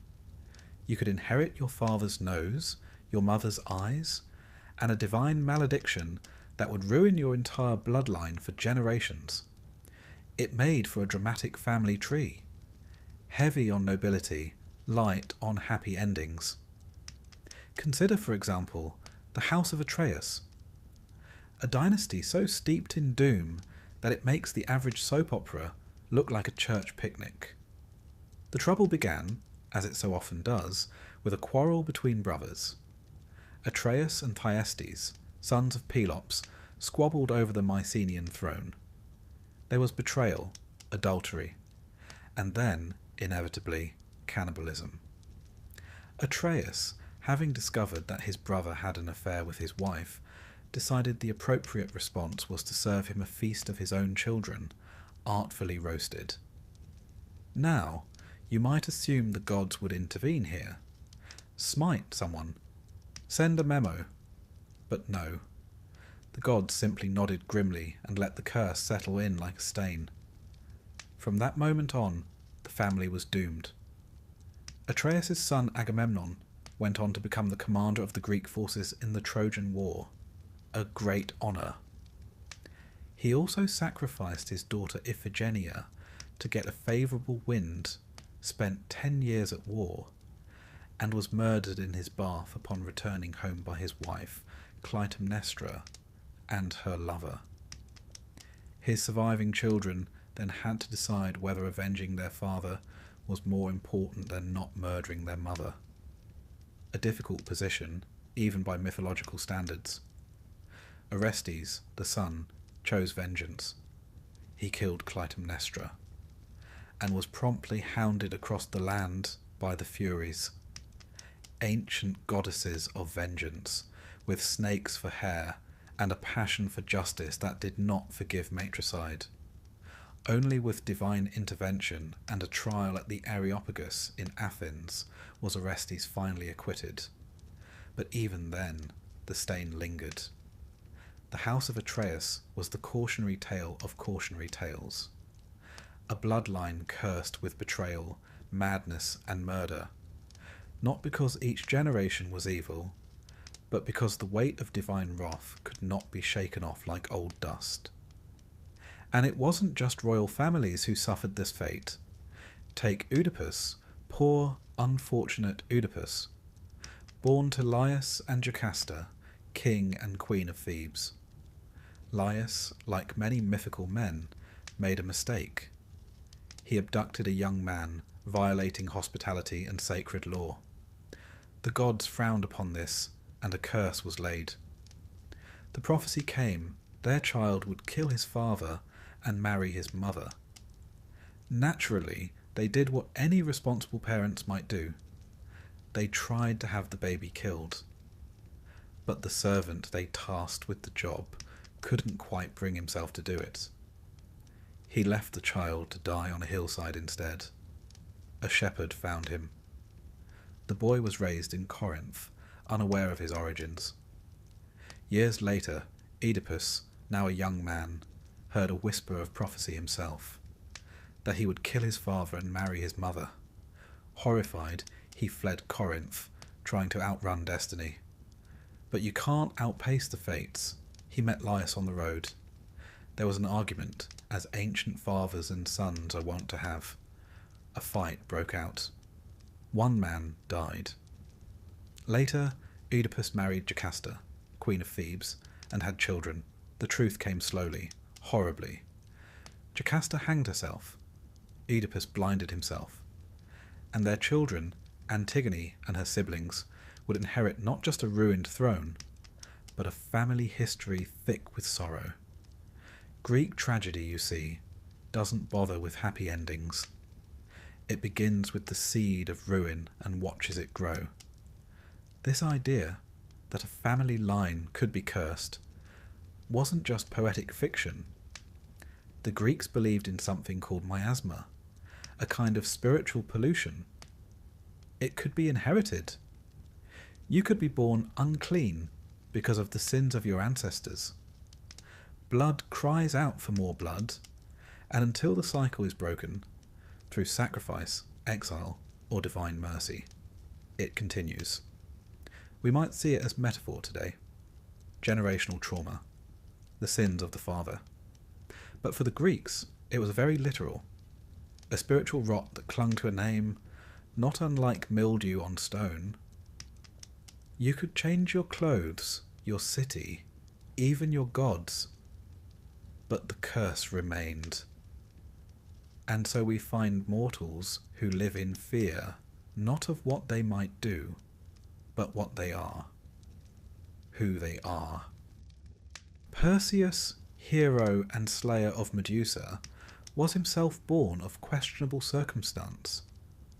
His mother, Danae, was locked in a bronze chamber by her father, who had heard a prophecy that her child would kill him.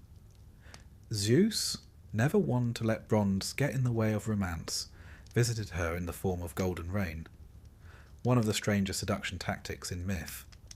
Danae conceived. Perseus was born. The king, aghast, did not kill the child, but set mother and son adrift at sea. They survived. Perseus thrived. Years later he returned and, entirely by accident, struck his grandfather dead with a discus at some friendly games. Fate fulfilled. Even when no one meant any harm, prophecy finds its loopholes. These stories reflect something deep in the Greek psyche. The idea that fate is not something you can bargain with. It is a web already woven, and every step you take simply tangles you further. Mortals tried to be clever. They tried to outthink destiny, but the gods always smiled quietly and let them try. Sometimes the curse was physical. The line of Cadmus, founder of Thebes, was riddled with misfortune. His descendants included Pentheus, torn apart by his own mother in a frenzy of Dionysian madness, and Actaeon, who accidentally saw Artemis bathing and was transformed into a stag, then hunted and killed by his own hounds. Cadmus himself, after a life of toil and tragedy, was turned into a serpent. His wife too. They slithered off into obscurity, perhaps the kindest ending in that entire family history. But not all cursed families were royal. Some were simply too beautiful for their own good. Take the tale of Phaedra, wife of Theseus. Her stepson, Hippolytus, was a devout follower of Artemis. So devout, in fact, that he shunned all love and scorned Aphrodite. And you can imagine how well that went. Aphrodite, goddess of love and vengeance, arranged for Phaedra to fall in love with him. It was unnatural, tragic. When he rejected her, she took her own life and left a note claiming he had attacked her. Theseus cursed his son, and Poseidon, never one to pass up a smiting. Obliged. Hippolytus died, dashed against the rocks by his own chariot horses. You could die because your family was cursed, or because God wanted revenge on someone you reminded them of, or simply because you existed in the orbit of doomed people. Misery was contagious. The Greeks didn't believe in fairness, not in the modern sense. They believed in Moira, one's share, one's portion of fate. Some were given great glory, others were given ruin, sometimes both. But what about redemption, you might ask? What about mortals who escaped the curse? They're rare, but not impossible. Orestes, hounded by the Furies, eventually received a trial in Athens. The jury was split, half for acquittal, half for condemnation. Athena herself cast the deciding vote, not in the name of justice but mercy. And in that moment a new idea emerged, that law might one day replace vengeance, that perhaps a man need not be defined solely by his ancestors' crimes. It was a glimmer of hope, a small one. But there it was. In the meantime, the average mortal lived quietly, married carefully, prayed constantly, one eye on the gods, one foot in the dirt, hoping the sins of the father had not already taken root in the son. To be a mortal in Greek mythology was to live in a story that began long before you were born, and might not end until long after you were gone. Your life was a single verse in a tragic poem, shaped by bloodlines, curses, and the unpredictable whims of fate. You might rise, you might fall, but you would not escape the weight of your name. And if the gods whispered your family's name in Olympus, whether in praise or in jest, that was rarely a good sign. There are many lessons to learn from Greek mythology, but one stands above the rest, carved like a warning into the very foundations of Mount Olympus. Do not talk back to the gods. Don't question them. Don't correct them. Don't get clever, sarcastic, or poetic. Don't mutter under your breath. Don't sigh too loudly. And above all, do not, under any circumstances, try to win an argument. Because they will hear you. They always do. And while gods may be immortal, their egos are surprisingly brittle. Take the case of Pentheus, king of Thebes, young, proud, fond of order.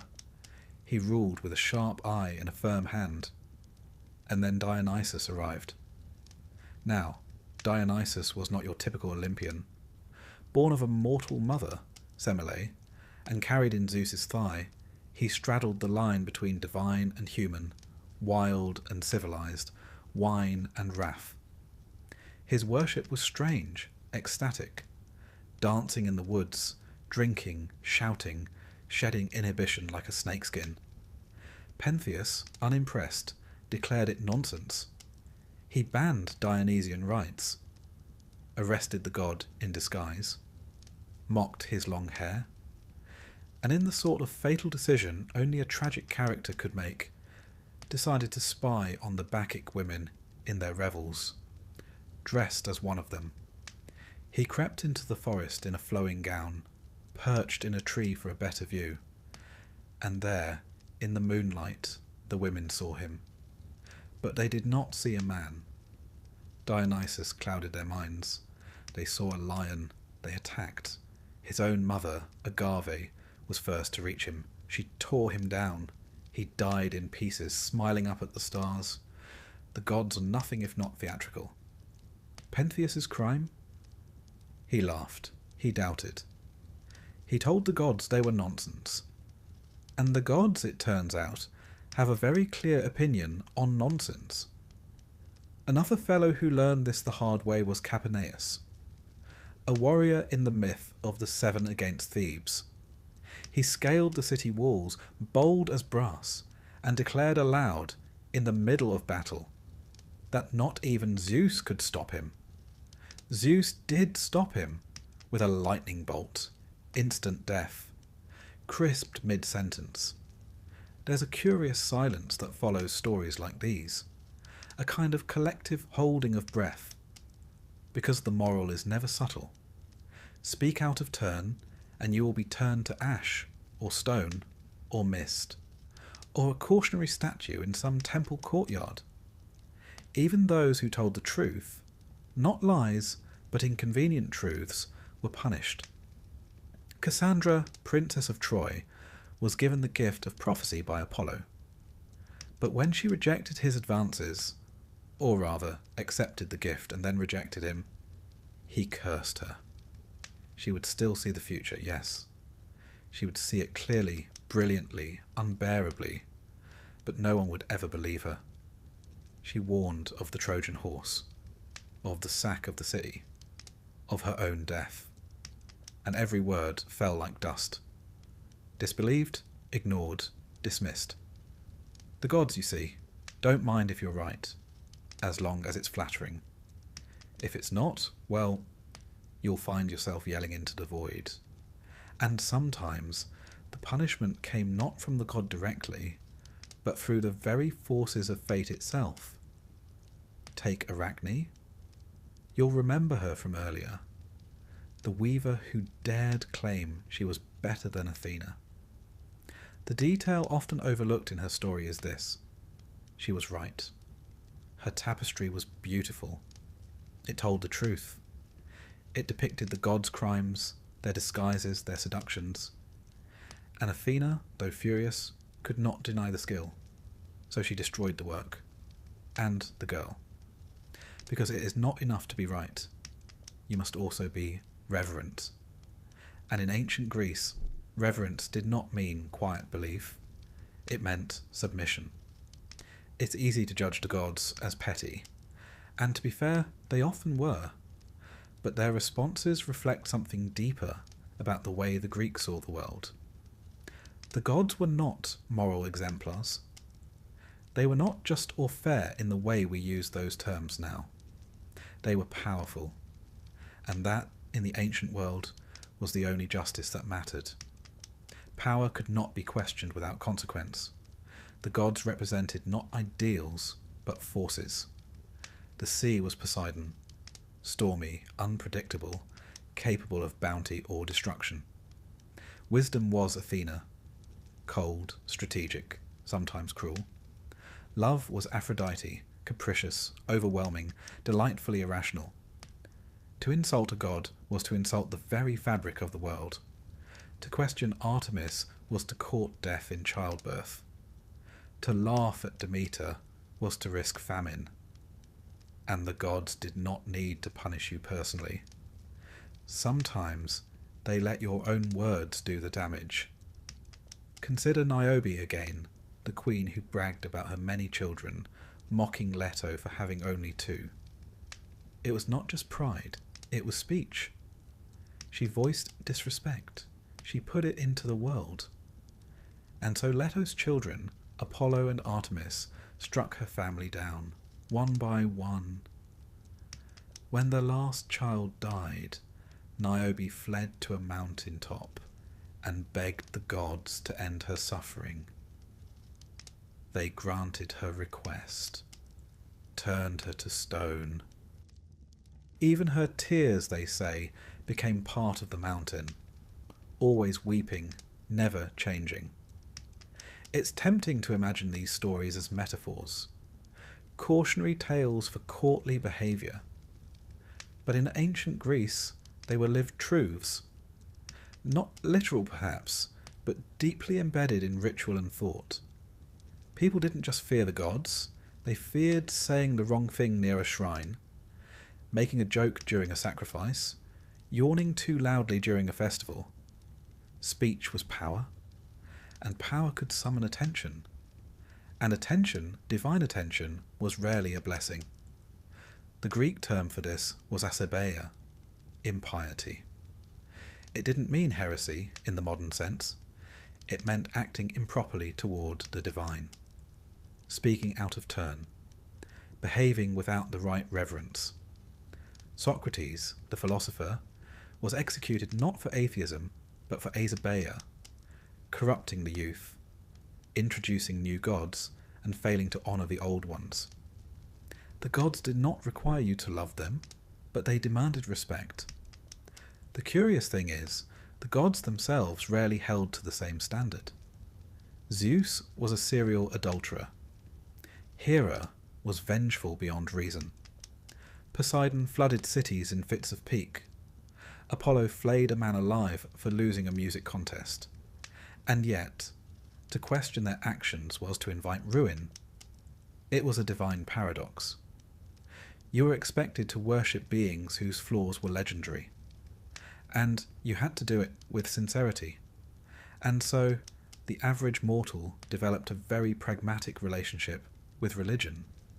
You honoured the gods because it was safer that way. You made offerings. You said your prayers. You did not boast. You did not challenge.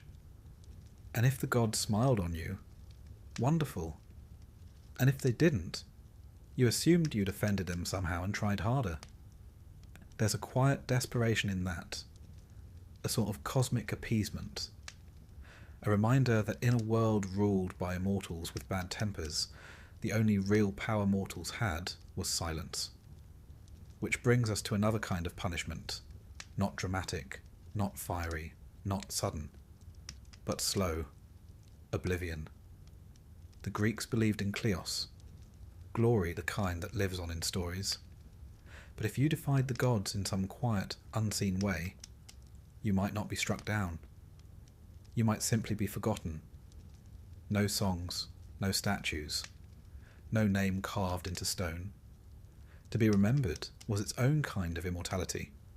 To be erased was the cruelest fate of all. That, perhaps, is why so many Greek mortals died dramatically. They weren't just unlucky, they were memorable. To live quietly was safe, but it meant no glory, no legacy. And so mortals danced along a razor's edge, seeking renown but fearing offence, wanting to be known but not cursed, wanting most of all to speak their truth without being struck by lightning. But the gods were always listening, even when they pretended not to be, especially then. And so, dear listener, if you ever find yourself wandering the paths of ancient Greece, under a fig tree or beside a bubbling spring, and you feel tempted to complain aloud about your lot in life, perhaps wait until you're well out of earshot, because one of them might be listening, and one of them might be bored. And mortals who talk back tend not to talk long. You're walking along a dusty road. There's a cool breeze, the scent of thyme and olive in the air, and the sound of distant goats. All is calm. All is ordinary. And then, suddenly, a creature the size of a house steps out from behind a rock and decides you look like lunch. Welcome to a fairly typical Tuesday in ancient Greek mythology. For mortals, the world was never just fields and sky. It was also lairs. Caves, cliffs, forests thick with teeth and scales. You never quite knew what might be lurking behind the next olive tree. A shepherd, a satyr, or a three-headed dog. The Greeks were particularly fond of monsters. Not in the way modern stories might treat them. Misunderstood, sympathetic, tragic. No, their monsters were, generally speaking, quite content being horrible. They didn't need complex motivations, they just needed appetites. And unfortunately, mortals were often the preferred dish. Let us begin with one of the greats, the chimera. Not just one beast, but three. A lion in the front, a goat sprouting from its back, and a snake for a tail. It breathed fire, of course, because why not? Its purpose in life appeared to be to roam the countryside, burning livestock and incinerating anyone with a torch and a sword who thought they might make a name for themselves. Heroic, yes, but also flammable. Then there's Scylla. Poor sailors. They thought the worst part of their journey was the open sea, the storms, the pirates, the hunger. But then they reached the straits, narrow and perilous. On one side, a whirlpool named Charybdis, which could suck down entire ships like a drunkard draining a wineskin. And on the other, Scylla, a rock-dwelling horror with 12 legs, 6 heads, and a fondness for plucking sailors off decks like hors d'oeuvres. There was no safe route. If you steered away from one, you veered too close to the other. And in life, as in myth, some choices are not about winning. They're about minimizing how much of your crew you lose. Or take the Minotaur. Half man, half bull. Raised in a labyrinth so complex that even its builder barely escaped. This monster was the result of a long and unfortunate chain of divine meddling and royal bad judgment. A queen enchanted to fall in love with a bull, an architect with too much imagination, and a child born of that union, imprisoned forever in darkness. The Athenians, having displeased King Minos of Crete, were forced to send 7 young men and 7 maidens every 9 years as tribute, to be released into the labyrinth. None returned. Until, of course, Theseus came along with his ball of string and healthy levels of self-confidence. But for decades before that, the Minotaur simply ate. That was the thing about monsters in Greek mythology. They weren't just dangers, they were reminders, symbols, warnings perhaps, that the world wasn't made for human comfort. That out there, in the deep places, the gods had let chaos roam free. And mortals? Mortals were often the price paid for order. The Sphinx, perched outside Thebes, was another such price. She asked riddles. If you answered incorrectly, she killed you. For weeks, months, perhaps even years, travellers passed, tried, failed, died. Until Oedipus, clever, doomed Oedipus, came along and answered her question correctly. The Sphinx leapt from her perch and perished, which sounds like a victory, until you remember that this was only the beginning of Oedipus's troubles. Solving one monster's riddle only led him deeper into the riddle of his own blood. These creatures weren't all created equal either. Some were born of primordial forces, like Typhon, a storm demon so massive and terrible that the gods themselves fled Olympus when he rose. Others were spawned by Echidna, the mother of all monsters, who seemed to have a very productive relationship with Typhon, birthing Hydra, Cerberus, and a host of other delightful creatures best admired from a distance. Hydra, for instance, was a serpent with multiple heads. When you cut one off, 2 more grew in its place. A handy metaphor, really, for problems that get worse the more you meddle. Or, in the case of Heracles, just another day's work. Heracles, the closest thing Greek mythology has to a full-time monster exterminator, spent his life dealing with the gods' unfinished business. Giant boars, man-eating birds, hellhounds, all sent his way, usually as part of a labour assigned by a cowardly king or an angry god. One gets the sense that the Olympians didn't like clearing up their messes. They just created monsters, then waited for some sweaty mortal with a club to solve the problem. And when he did, they might grant him a wreath, or more likely, send him another one. Even beautiful creatures could be deadly. The sirens, for instance, sat on craggy rocks by the sea, singing songs so sweet that sailors forgot themselves. Forgot food, sleep, wives, children, everything. They steered toward the sound, dashed their ships on the rocks, and died smiling. Odysseus, clever man that he was, stuffed his crew's ears with wax and tied himself to the mast just to hear their song without being lured. A rare case of a man encountering a monster and surviving with his life and ego intact. More often, mortals stumbled upon danger with no warning. A flash of feathers, a shadow in the sky, a hiss from a cave. The ancient Greek countryside in myth was riddled with hazards, not just beasts, but divine punishments given form. And yet, despite all this, monsters were necessary. They gave heroes something to fight. They shaped stories into arcs, from fear to confrontation to sometimes triumph.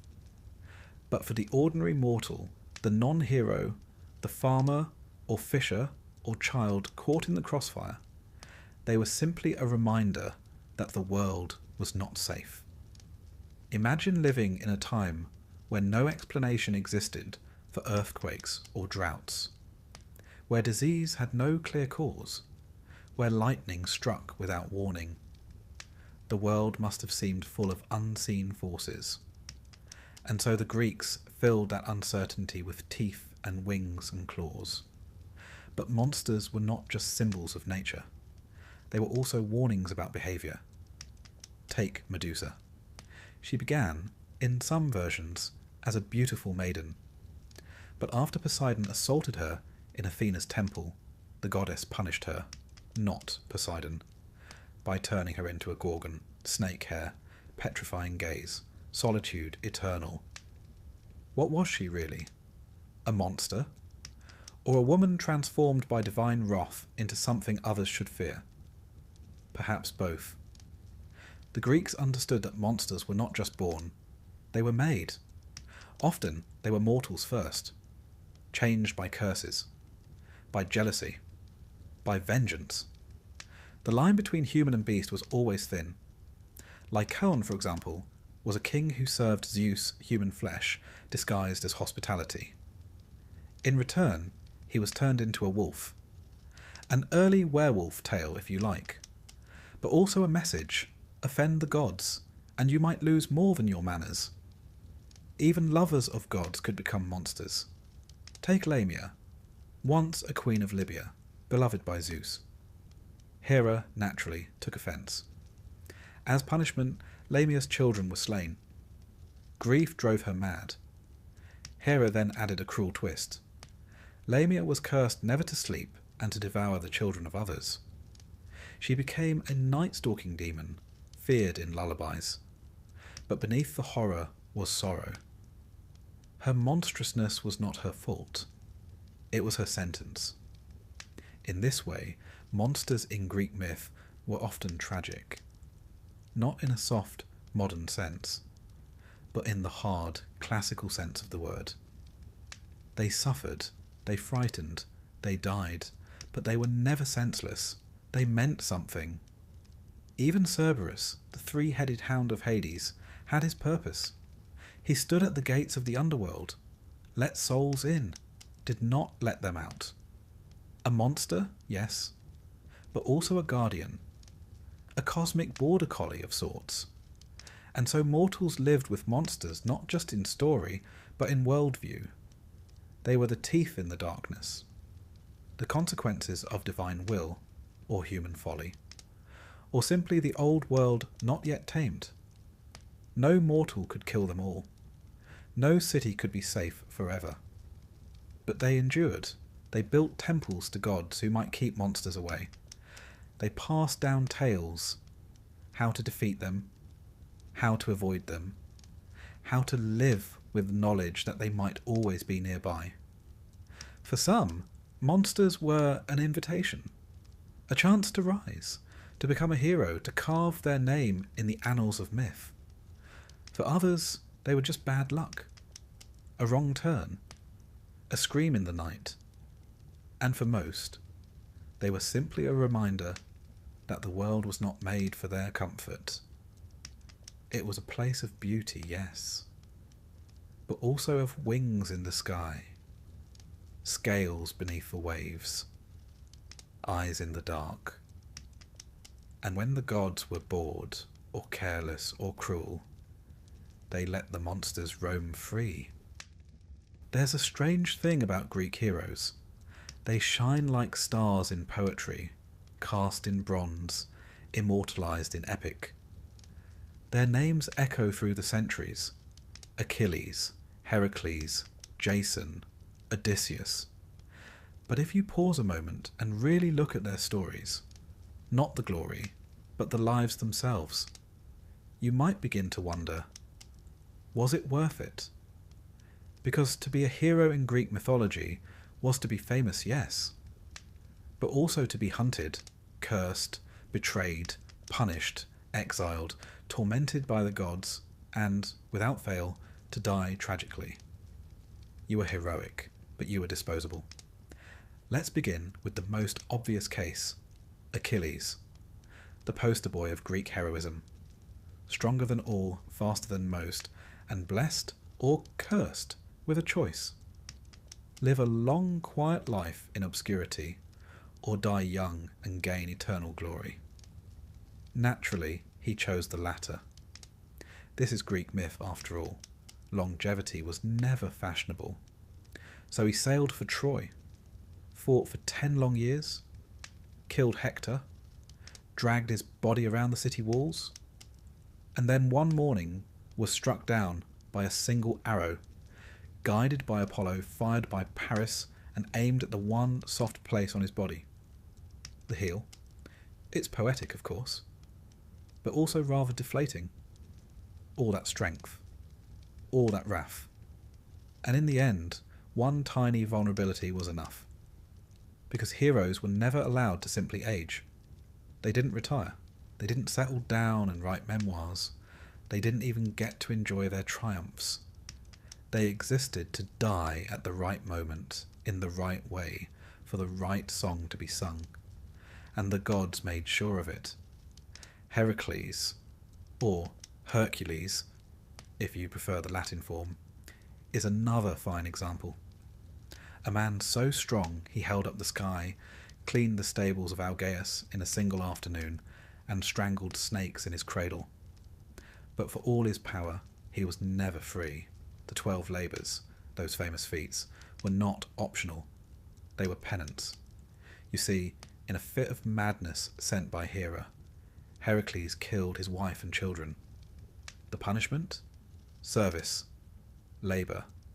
Tasks so monstrous they might as well have been death sentences. And even after completing them, he didn't get peace. His life ended in agony, poisoned by a tunic soaked in centaur blood, a gift from his second wife, who had been tricked into thinking it would ensure his fidelity.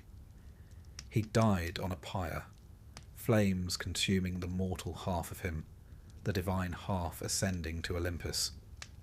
Yes, the gods welcomed him in the end, but only after they had burned him down to his bones. Then there's Jason. Handsome, charming, ambitious Jason. He assembled the finest team in mythology, the Argonauts, and sailed off to win the Golden Fleece. It was a dazzling journey. Monsters, clashing rocks, enchanted lands, and of course Medea, the brilliant, terrifying sorceress who helped him succeed, killed for him, betrayed her family for him. And what did he do when they returned? He married another woman, Medea responded, as Medea does, by murdering their children and leaving him broken and alone. Jason, once so glorious, died years later when a beam from his rotting ship fell and crushed him. A hero, forgotten, killed not by war or wrath, but by neglect and gravity. These men, lion-hearted, battle-scarred, were never truly safe. Not from monsters, nor from their friends, nor even from their own choices. Their greatness didn't protect them. In fact, it often attracted the worst. The gods were quick to take offence at mortals who gained too much glory. After all, divine attention was rarely a compliment. Ask Bellerophon. He was a proper hero. tamer of Pegasus, slayer of the Chimera, a man favoured by the gods. And then one day he decided to fly Pegasus up to Olympus, not to conquer, just to visit. It did not go well. Zeus sent a gadfly to sting the horse. Bellerophon fell. Survived, technically, but was crippled, blind, and lived out his days wandering alone, hated by gods and men alike. Because the one thing a mortal must never do is try to sit at the table of the divine. That's not to say heroism wasn't admired. The Greeks celebrated it in song and sculpture. But there was always a sense of danger about it. A sense that to rise too high was to invite the fall. And nowhere is that clearer than in the story of Ajax, a giant among men, a warrior of unmatched strength and courage. After Achilles' death, his armour was to be awarded to the next greatest Greek. Ajax expected it. Odysseus received it. Humiliated, maddened, Ajax plotted revenge. But Athena clouded his mind. He slaughtered livestock, thinking they were his comrades. When he came to his senses, grief-stricken and dishonoured, he fell on his own sword. No enemy defeated him. Only shame. It's important to understand how the Greeks viewed glory, kleos, as they called it. It was not just fame, it was the legacy of your deeds. What would be remembered after you were gone? What poets would sing? What statues would show? And because the afterlife was, frankly, rather dismal, grey fields, wandering shades, no wine to speak of, kleos was the only immortality that mattered. To be forgotten was worse than death. And so heroes chased danger, risked everything. They weren't reckless because they were foolish. They were desperate for meaning, for memory, for a life that would echo. And yet, there's a quiet sadness to it all. Odysseus, for instance, won the war at Troy through cunning. The Trojan horse was his idea. And after the war, he spent 10 years trying to get home, battling storms, monsters, temptations. All because he had once boasted that his triumphs were his own. And Poseidon took that very personally. Even when he reached Ithaca at last, his troubles weren't over. He had to slaughter a houseful of suitors, rebuild trust with his wife, reassert his kingship. It was never over. Not really. Because in Greek myth, the hero never gets to rest. And when they do, it often means they're dead. Even the great Perseus, who slew Medusa and rescued Andromeda, ends not in triumph, but in obscurity. His victories made him famous, yes, but he fades from the story, settles down, vanishes from the epic stage. Glory, it seems, has an expiration date. The women of mythology, too, had their share of heroic suffering. Though less often sung by bards, their stories are no less seared by pain. Atalanta, for example, swiftest of runners, deadliest of hunters. She swore never to marry unless beaten in a foot race. Many tried, all failed. Until one man, Hippomenes, used golden apples from Aphrodite to distract her. He won, they married, and then caught in a moment of passion, they made love in a sacred temple. The gods, of course, were not amused. They were turned into lions, forever circling, never resting. So many Greek heroes ended up transformed, not exalted but altered, humbled, made into animals or stars or flowers, their stories twisted by divine hands into reminders for the rest of us. Be brave, yes, but not too brave. Be famous, yes, but not too proud. Live brightly, but do not outshine the gods. Even those who served the gods directly could not count on safety. Asclepius, son of Apollo, became so skilled in healing that he learned to raise the dead. A noble calling, perhaps, but one that annoyed Hades Death was, after all, part of the cosmic order. So Zeus killed him with a thunderbolt. Apollo retaliated by killing the Cyclopes who made the bolt. In turn, Zeus banished Apollo to serve as a mortal shepherd, a cascade of punishment. Even the divine could be demoted, the heroic undone. And yet, despite all this, the danger, the madness, the inevitable fall, mortals still aspired to be heroes. They volunteered for quests, they prayed for signs, they followed omens into forests full of fangs and fire, because obscurity was worse, cowardice unthinkable, a quiet life almost shameful. The Greeks didn't want safe stories. They wanted ones worth telling. And so, over and over, mortals gave themselves to the gods and the monsters and the wars and the wounds. Not for peace, but for song. The bards remembered them. We remember them. They were chewed up by myth, yes, but they were not forgotten. They were heroic, and they were disposable. But perhaps, just perhaps, they knew that going in. Love, they say, makes the world go round. But in Greek mythology, it more often sends it spinning wildly off course than straight into a ditch. Because in the world of gods and mortals, love wasn't the soft, rose-petalled notion we like to imagine today. It was far more treacherous, a force of nature, or worse, a divine weapon. It could bless, yes, but more often it ruined. And for mortals, falling in love, or worse, being loved by a god, was one of the most dangerous things that could possibly happen. Let's begin with a cautionary tale, one of the most beautiful, Pygmalion, a sculptor from Cyprus, gifted and solitary. He carved a statue of a woman, not just beautiful, but perfect. So perfect, in fact, that he fell in love with her, whispered to her, brought her gifts, dressed her in fine robes. A little odd, perhaps, but harmless enough.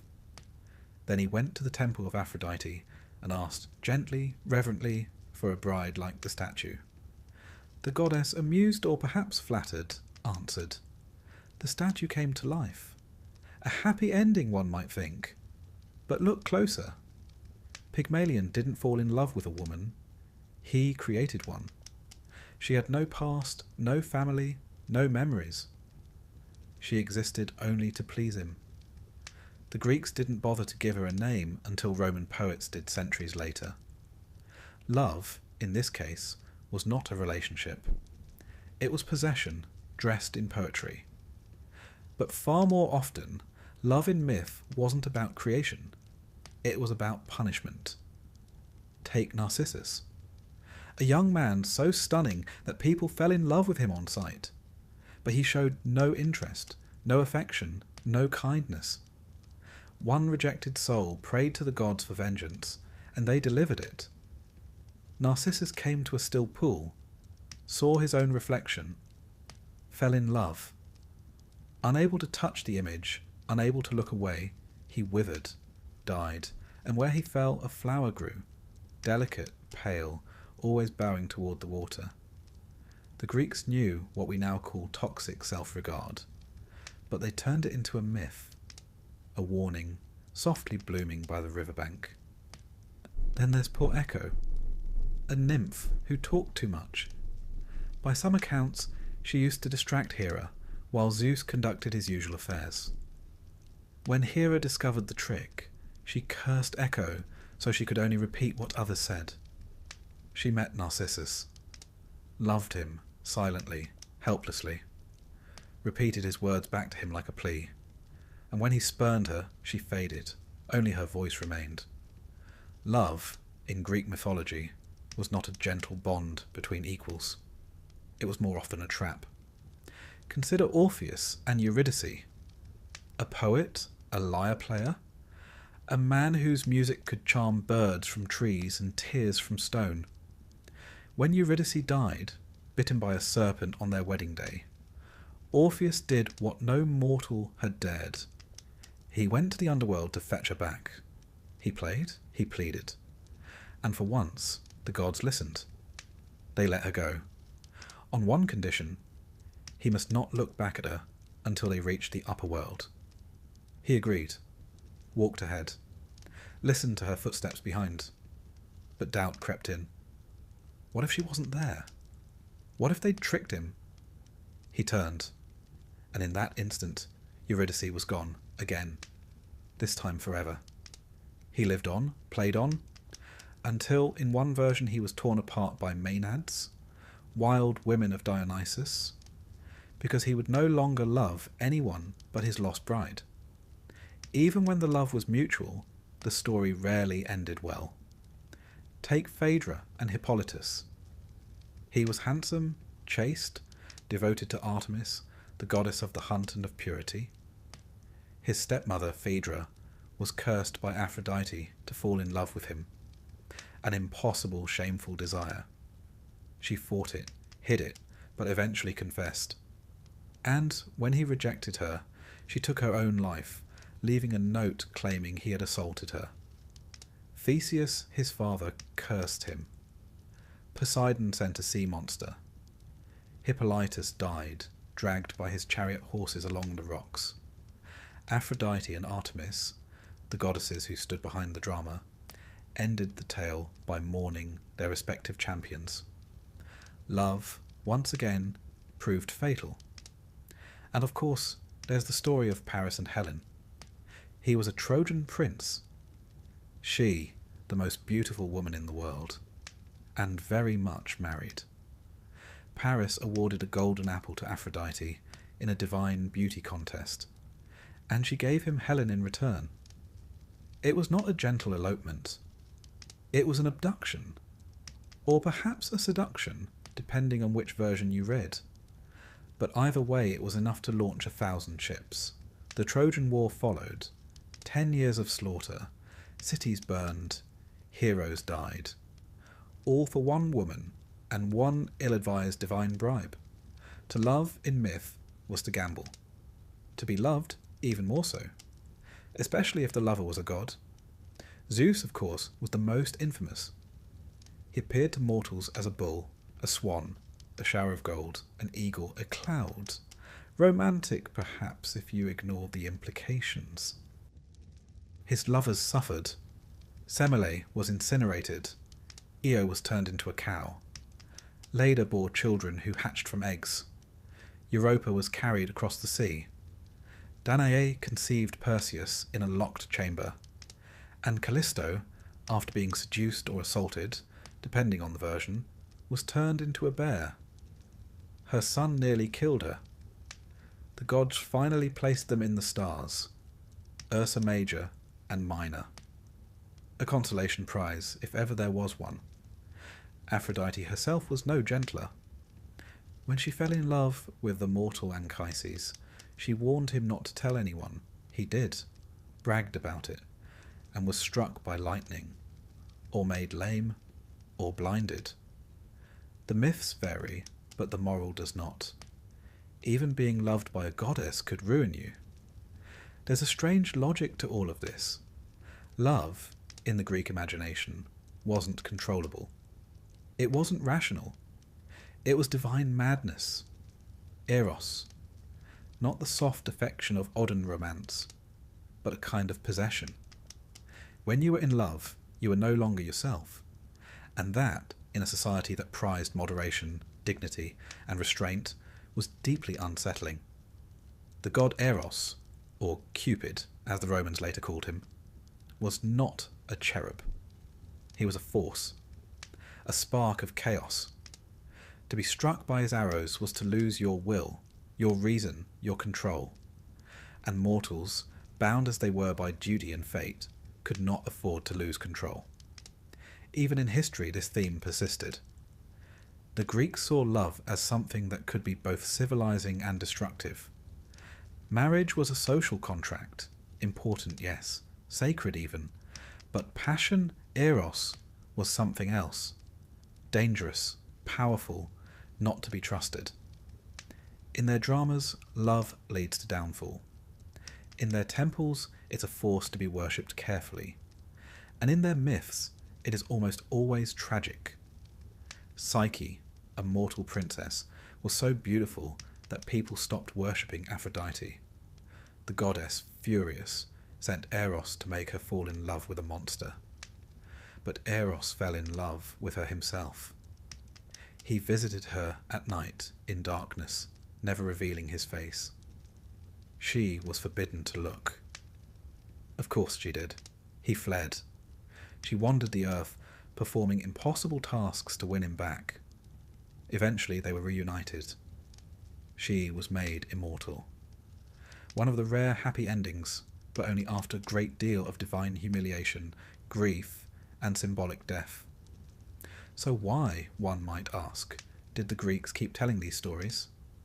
Because love, to them, was never safe, but it was always real. It was the crack in the armour, the madness in the king, the pull between mortal and divine.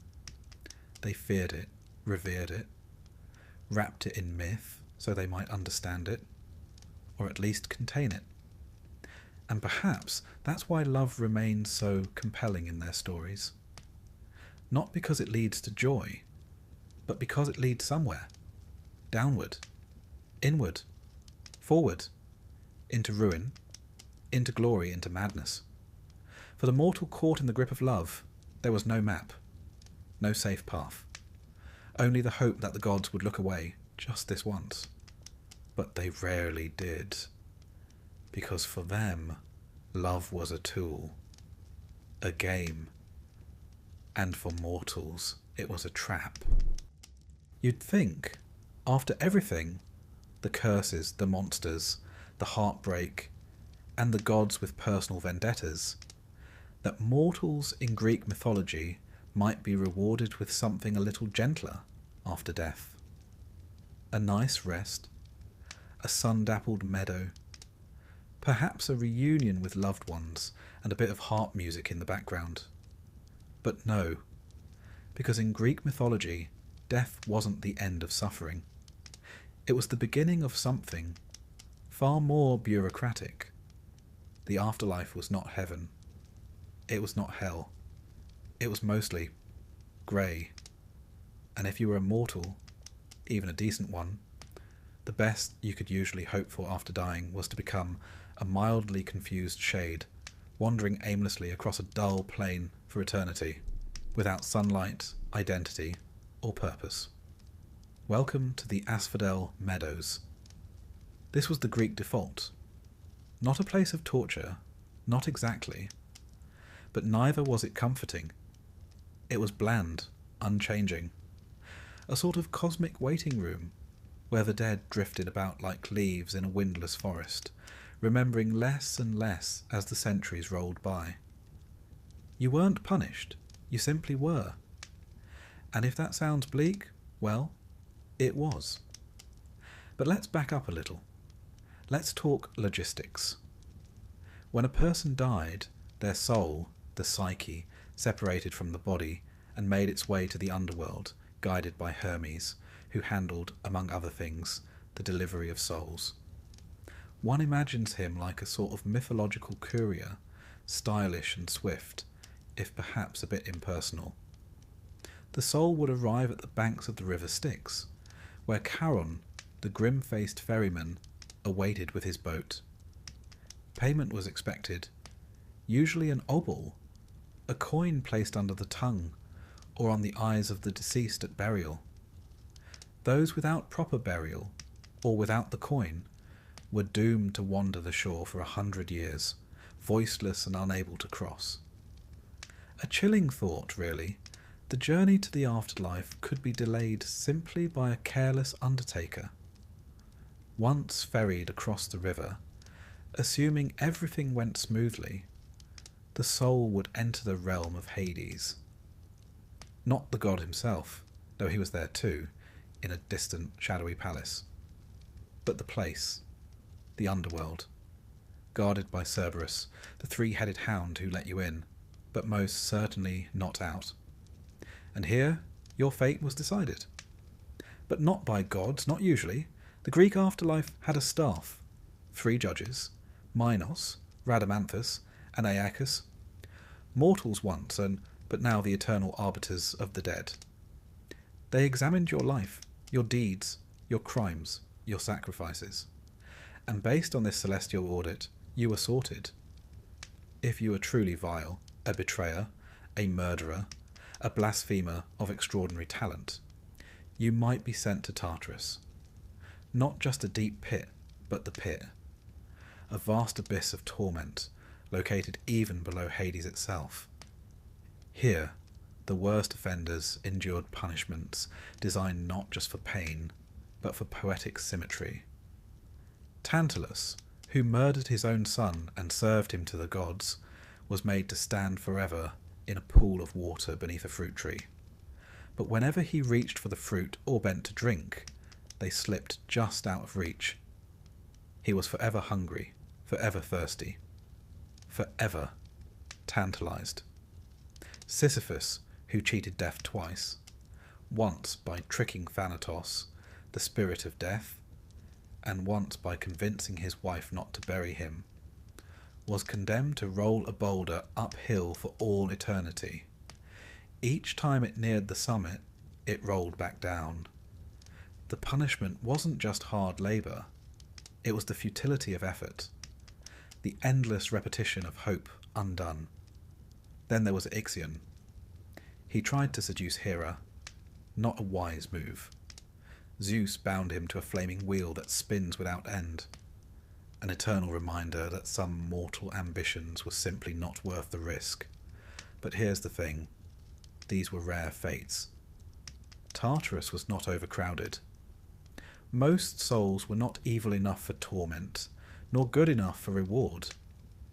Which brings us back to the Asphodel Meadows, the realm of the ordinary dead, the decent, the forgettable, the ones who paid their taxes, said their prayers, and didn't cause too much trouble. They simply drifted. And as the centuries passed, they forgot who they were. Forgotten by the living, unremarkable among the dead, they faded. Not erased. The Greeks didn't believe in annihilation, but reduced, diminished, present, but without sharpness. It wasn't punishment. It was entropy. But not all souls ended there. A fortunate few, heroes, the exceptionally just, or those favoured by the gods, were granted entry into the Elysian fields. Now this, finally, was something approaching reward, a land of endless spring, gentle breezes, music, feasts, athletic contests, if you fancied a bit of running after death, the elite of the afterlife. Achilles was there, though, in Homer's telling, he wasn't exactly thrilled about it. When Odysseus visits the underworld and speaks to Achilles, the great warrior says he would rather be a living servant to a poor man than a king among the dead, which rather dampens the appeal. Still, the Elysian fields offered peace, if not pleasure. And if you lived particularly well, or were reincarnated and lived well again, you might be allowed to stay there forever. A sort of celestial retirement plan for the morally consistent. The Greeks did, in time, entertain the idea of reincarnation.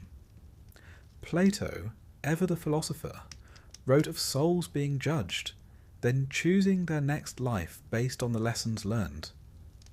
A philosopher might become a king. A tyrant, perhaps, a dung beetle. Your fate, in this telling, was shaped by what you valued. Wisdom led to clarity. Vanity led to repetition. It was not universal belief, more a philosophical add-on, but it showed that even the Greeks longed for some sense of justice beyond the grave. Still, for most, the underworld remained what it always had been, a place of silence. There was no divine light, no reward for faith. The gods of Olympus lived forever, but mortals, even beloved mortals, sank into shadow. Even the heroes who visited the underworld, Odysseus, Aeneas, Orpheus, came away changed, haunted. It was not a place you left without consequence. And mortals who tried to cheat death, well, they rarely succeeded. Orpheus, as we've seen, looked back too soon. Persephone, stolen by Hades, ate 6 seeds of a pomegranate and was bound to return each year. Even Heracles, who went to fetch Cerberus as one of his labours, barely escaped unscathed. Death, in Greek thought, was not evil. It was inevitable, unavoidable.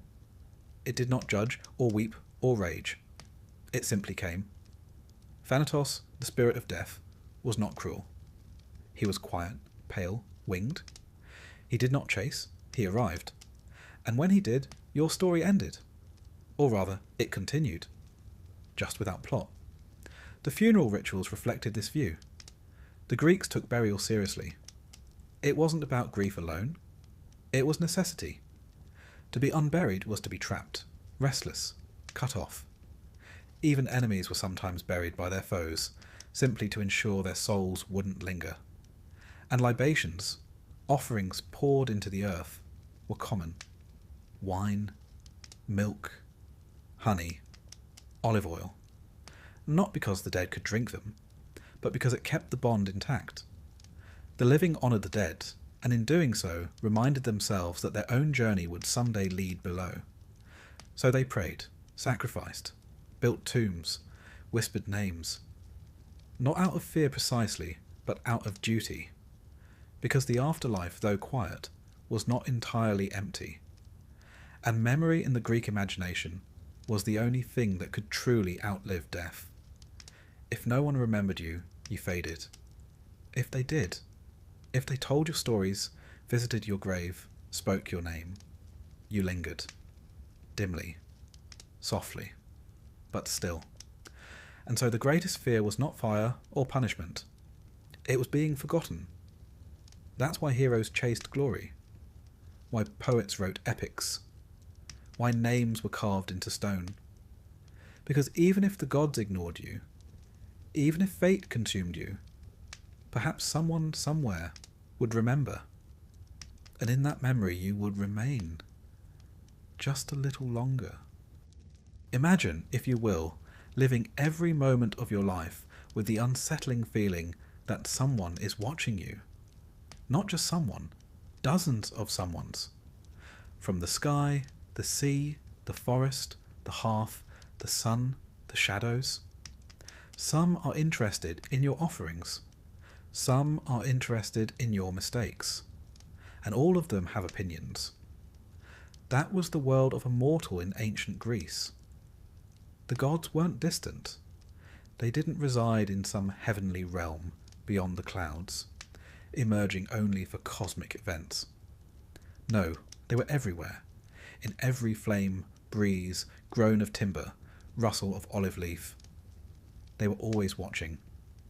And more troubling still, they were judging. They noticed everything.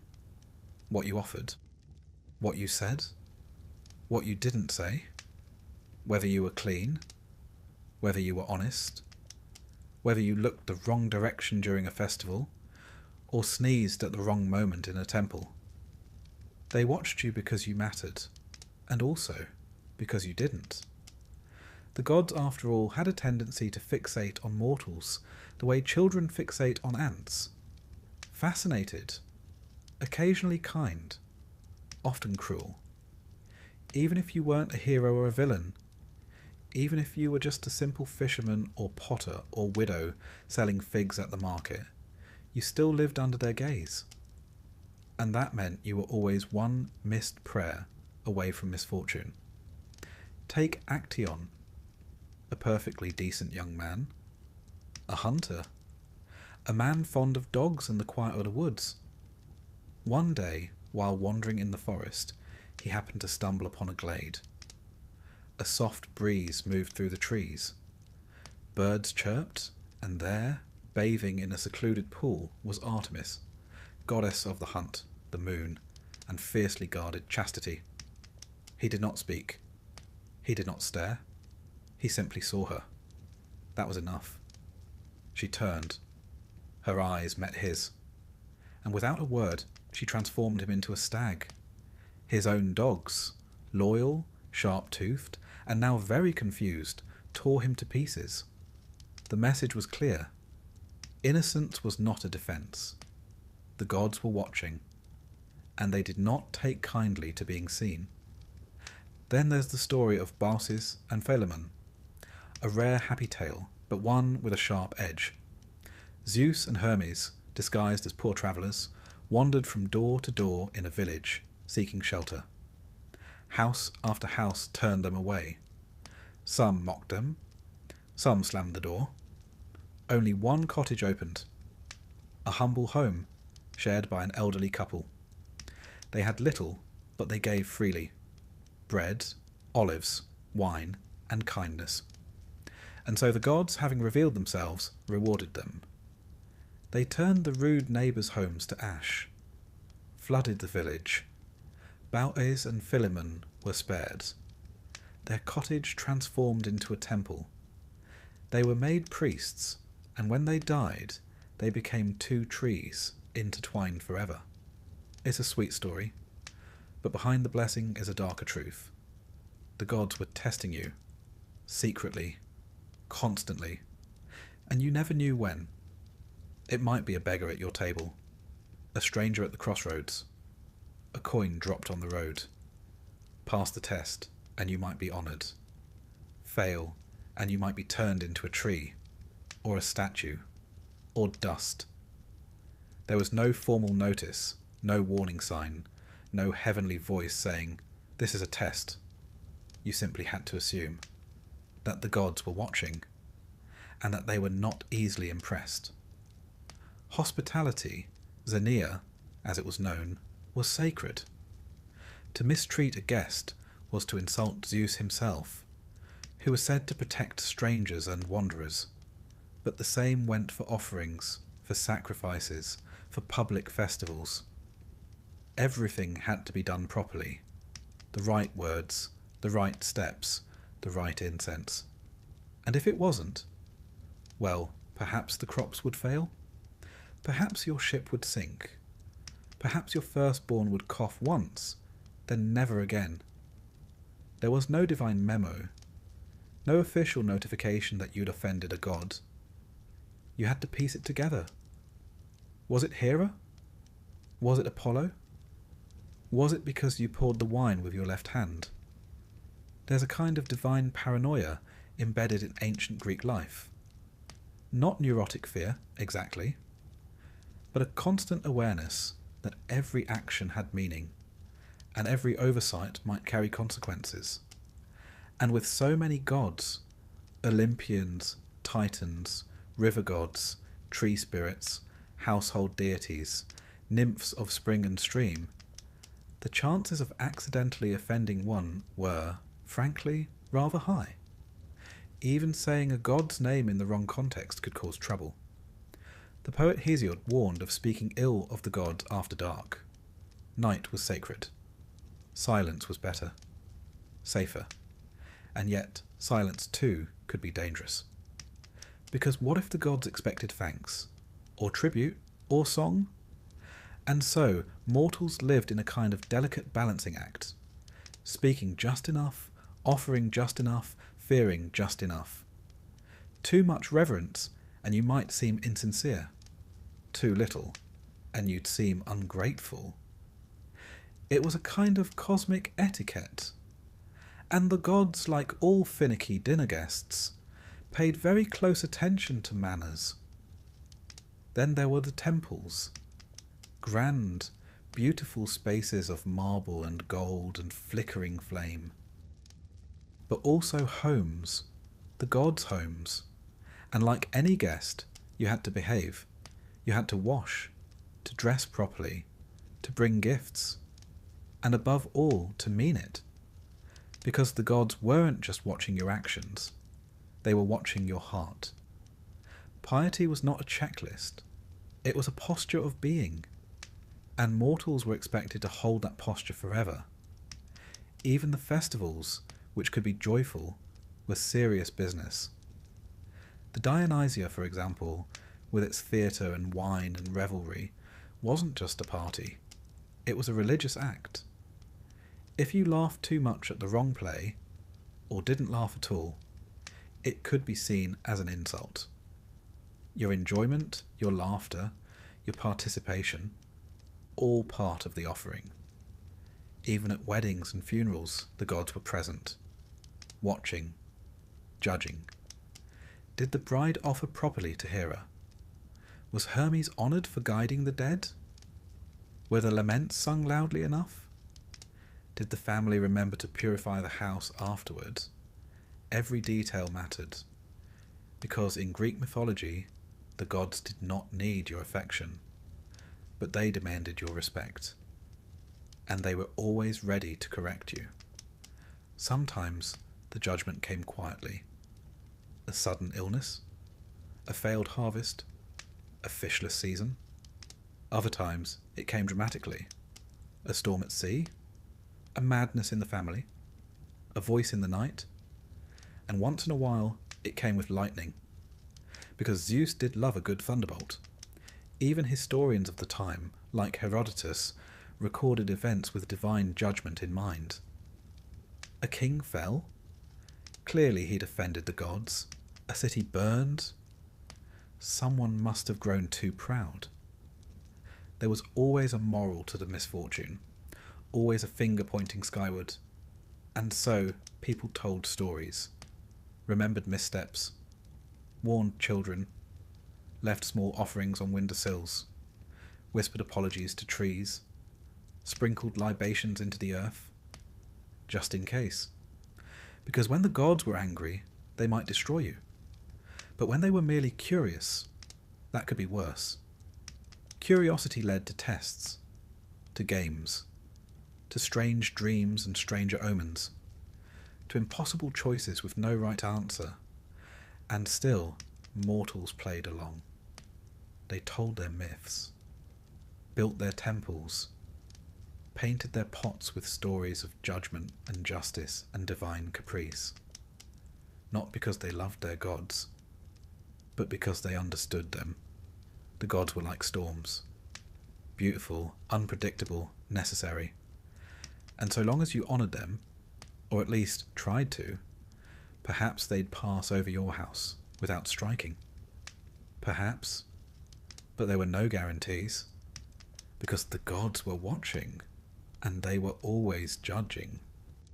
There is a unique kind of cruelty in knowing your fate, and being utterly powerless to change it. That, in essence, was the Greek prophecy. Not a warning to be avoided, not a guide to be followed, but a sentence spoken aloud. In mythology, prophecies weren't meant to help you. They were meant to trap you. They didn't just tell the future. They ensured it would happen. Even the act of trying to escape a prophecy was, more often than not, the very thing that fulfilled it.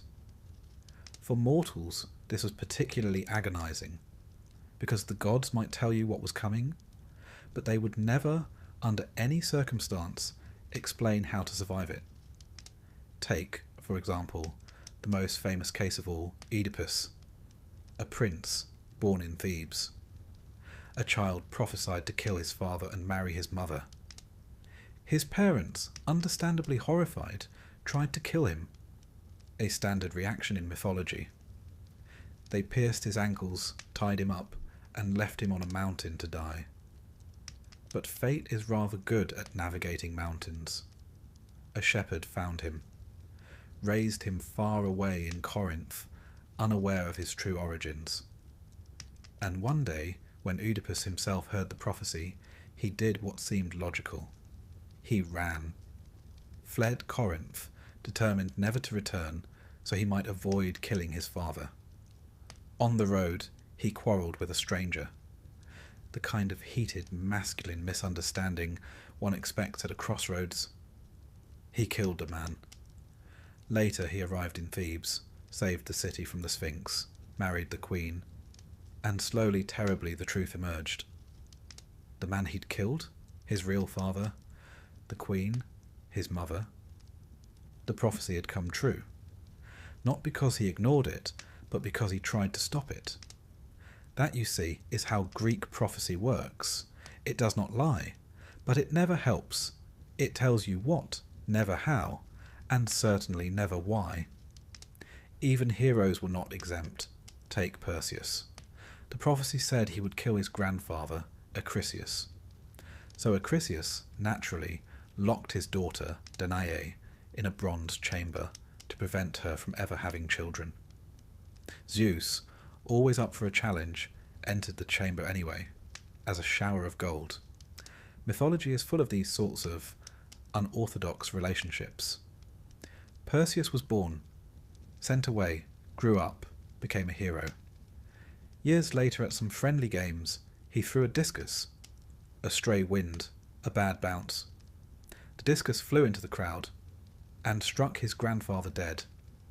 Prophecy fulfilled. No malice, no design. Just fate doing what fate does. Then there's Croesus, the famously wealthy king of Lydia.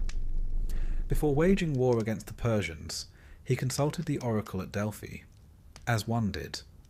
The oracle told him, if you cross the river, a great empire will fall. Croesus, confident, charged into battle, and he lost. The empire that fell was his own. The message was accurate, just not in the way he'd hoped.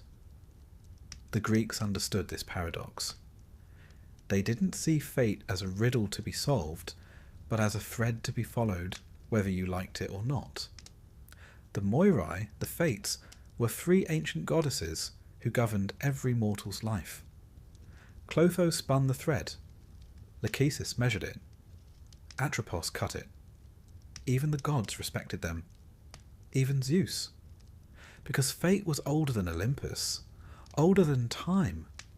And the oracles, those haunted priestesses who spoke the will of Apollo, were not inventing their words, they were merely translating.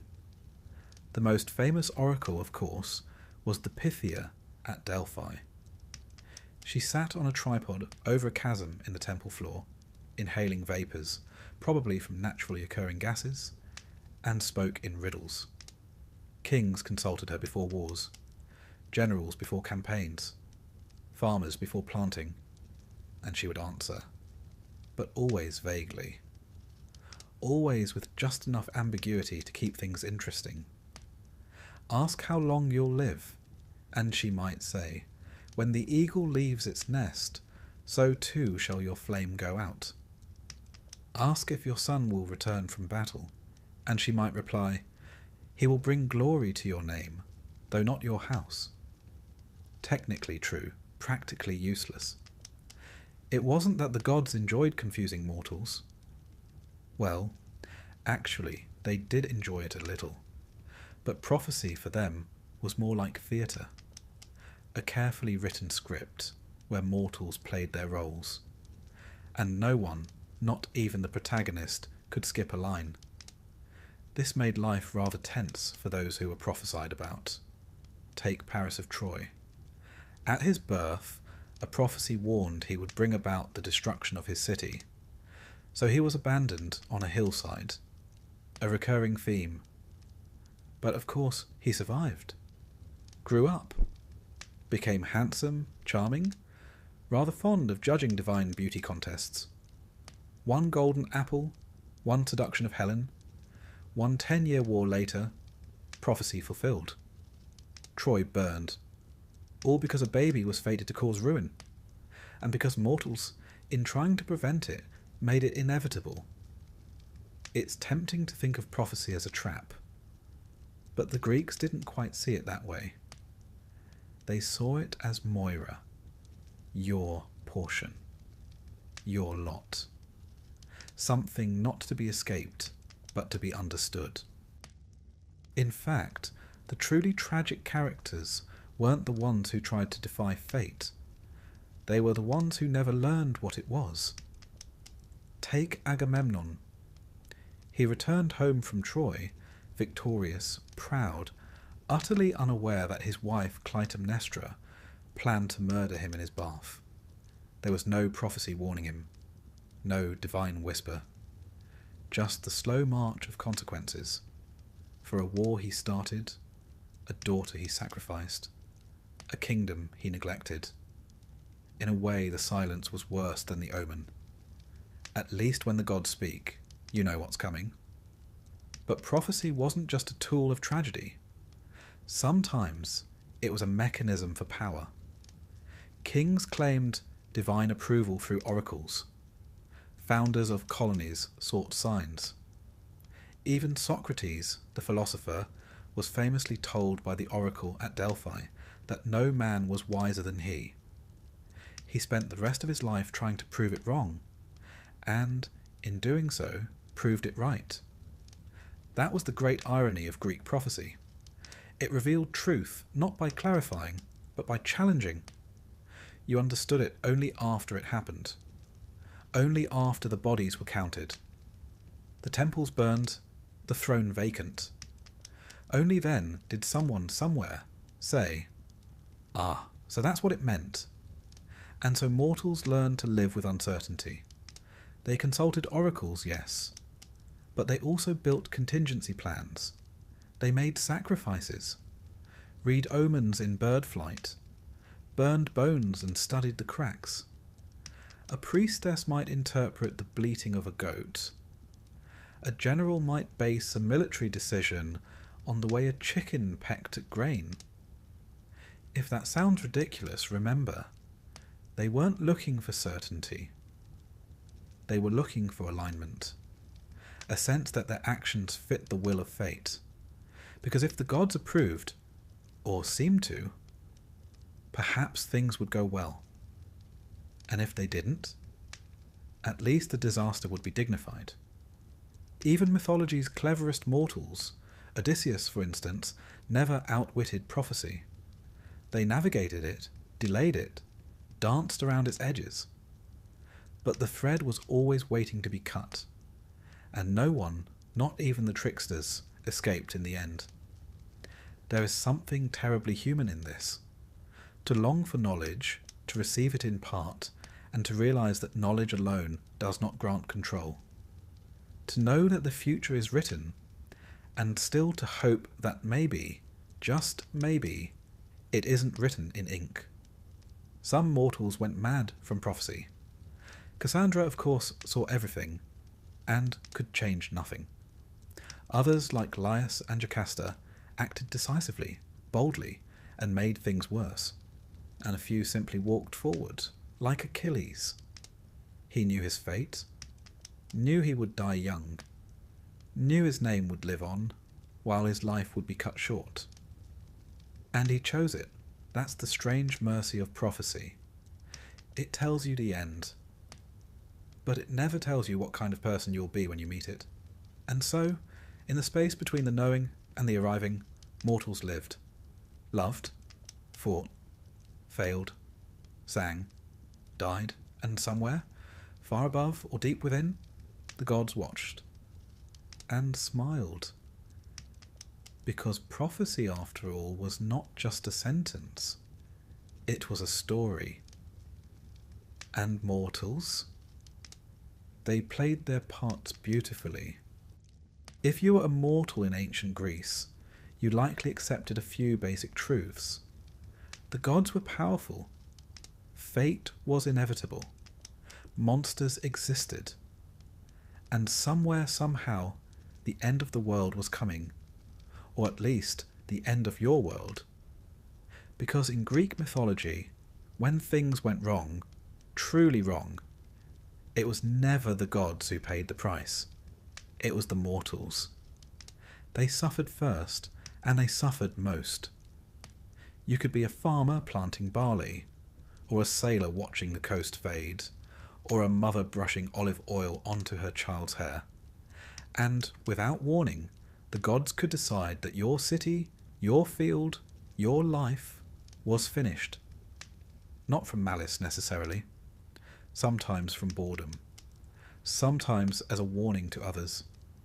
Sometimes as the side effect of a squabble between two immortals about who forgot the libation last festival. The reasons didn't matter much. The consequences always did. Let's begin then with the flood. Not Noah's, but Deucalion's, the Greek version. You see, once upon a time, humans had become, in Zeus's eyes, a bit unruly, loud, ungrateful. Too many festivals gone unobserved. Too many sacrifices skimped. The gods had given them fire, taught them farming, let them name the stars. And how did they repay it? By being irritating. So Zeus, rather characteristically, decided to wipe them out. He unleashed a great flood, a deluge that covered the earth. Temples sank, herds drowned, cities vanished beneath the waves. Only 2 mortals survived, Deucalion and his wife, Pyrrha. Not because they were particularly strong or cunning or rich, but because they were pious. Zeus gave them a warning. They built a chest, not a grand ship, just a watertight box. They floated as the world drowned, and when the waters receded, they stepped onto a barren, empty world, alone, alive, exhausted.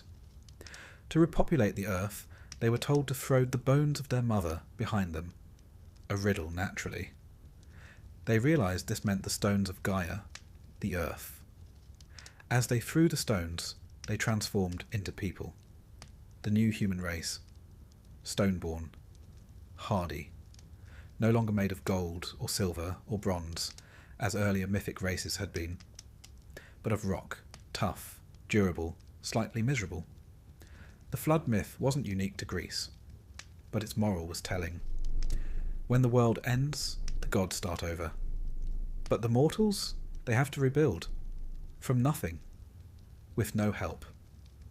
Then there's the tale of Pandora. Ah, Pandora, the first woman, crafted by Hephaestus, blessed by the gods with beauty, grace and curiosity, and gifted a jar, or, as it's more famously mistranslated, a box. She was told not to open it. Naturally she did, and from it poured every sorrow known to humankind. Disease, famine, war, grief, madness, aging.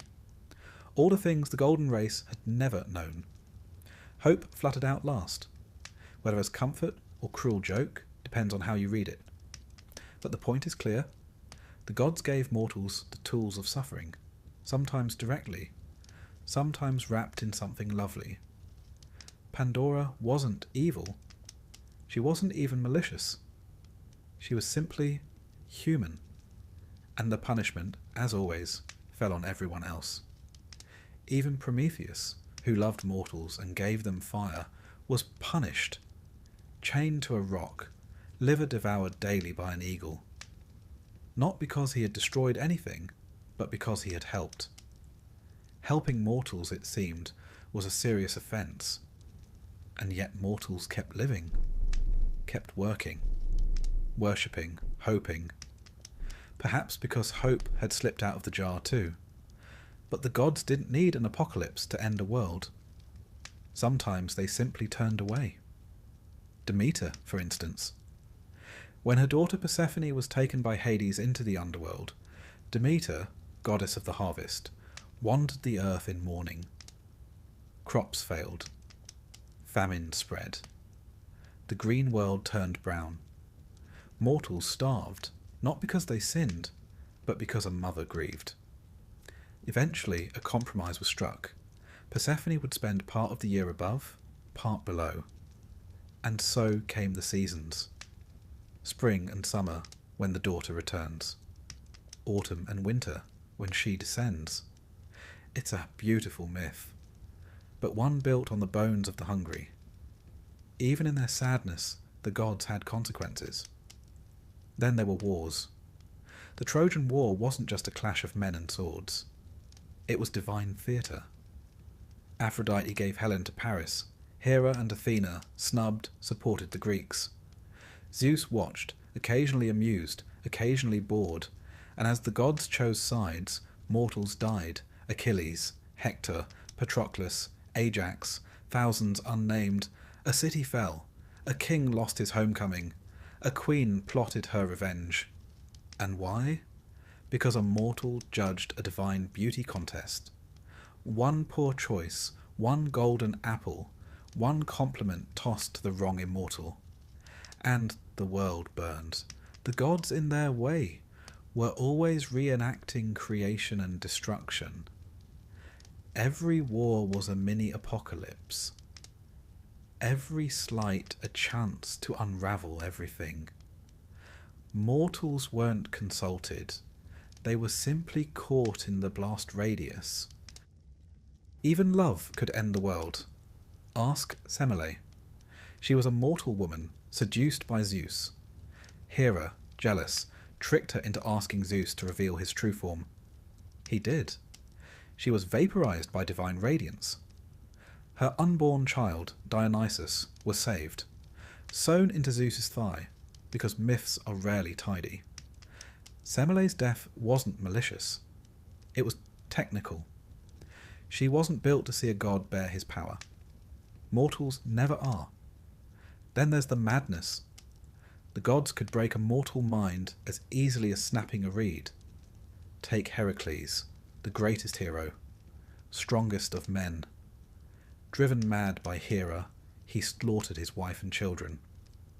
The world ended in that moment for him. And though he atoned, though he performed 12 impossible labours and was eventually made a god himself, the cost was unbearable. For the mortals in his story there was no redemption arc. Only blood. Only silence. The Greek worldview was not without hope, but it was shaped by resignation. Mortals lived in a world that was not built for them.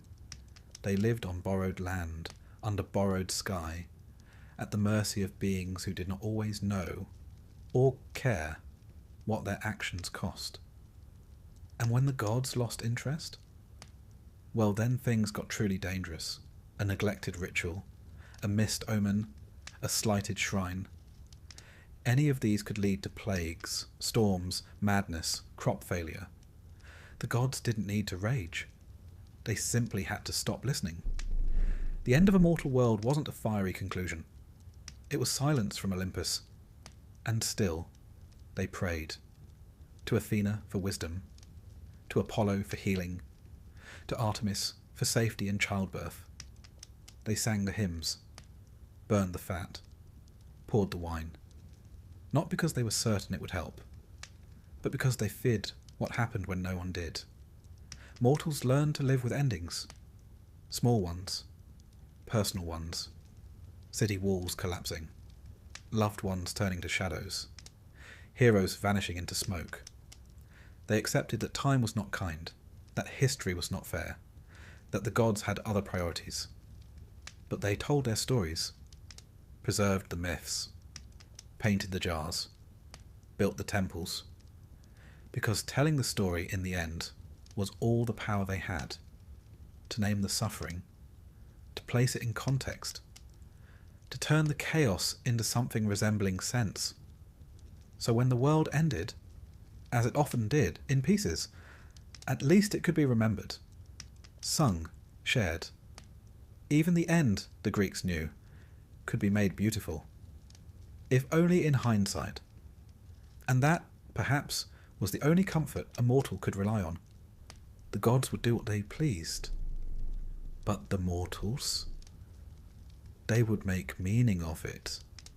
They would gather the ashes and write it down.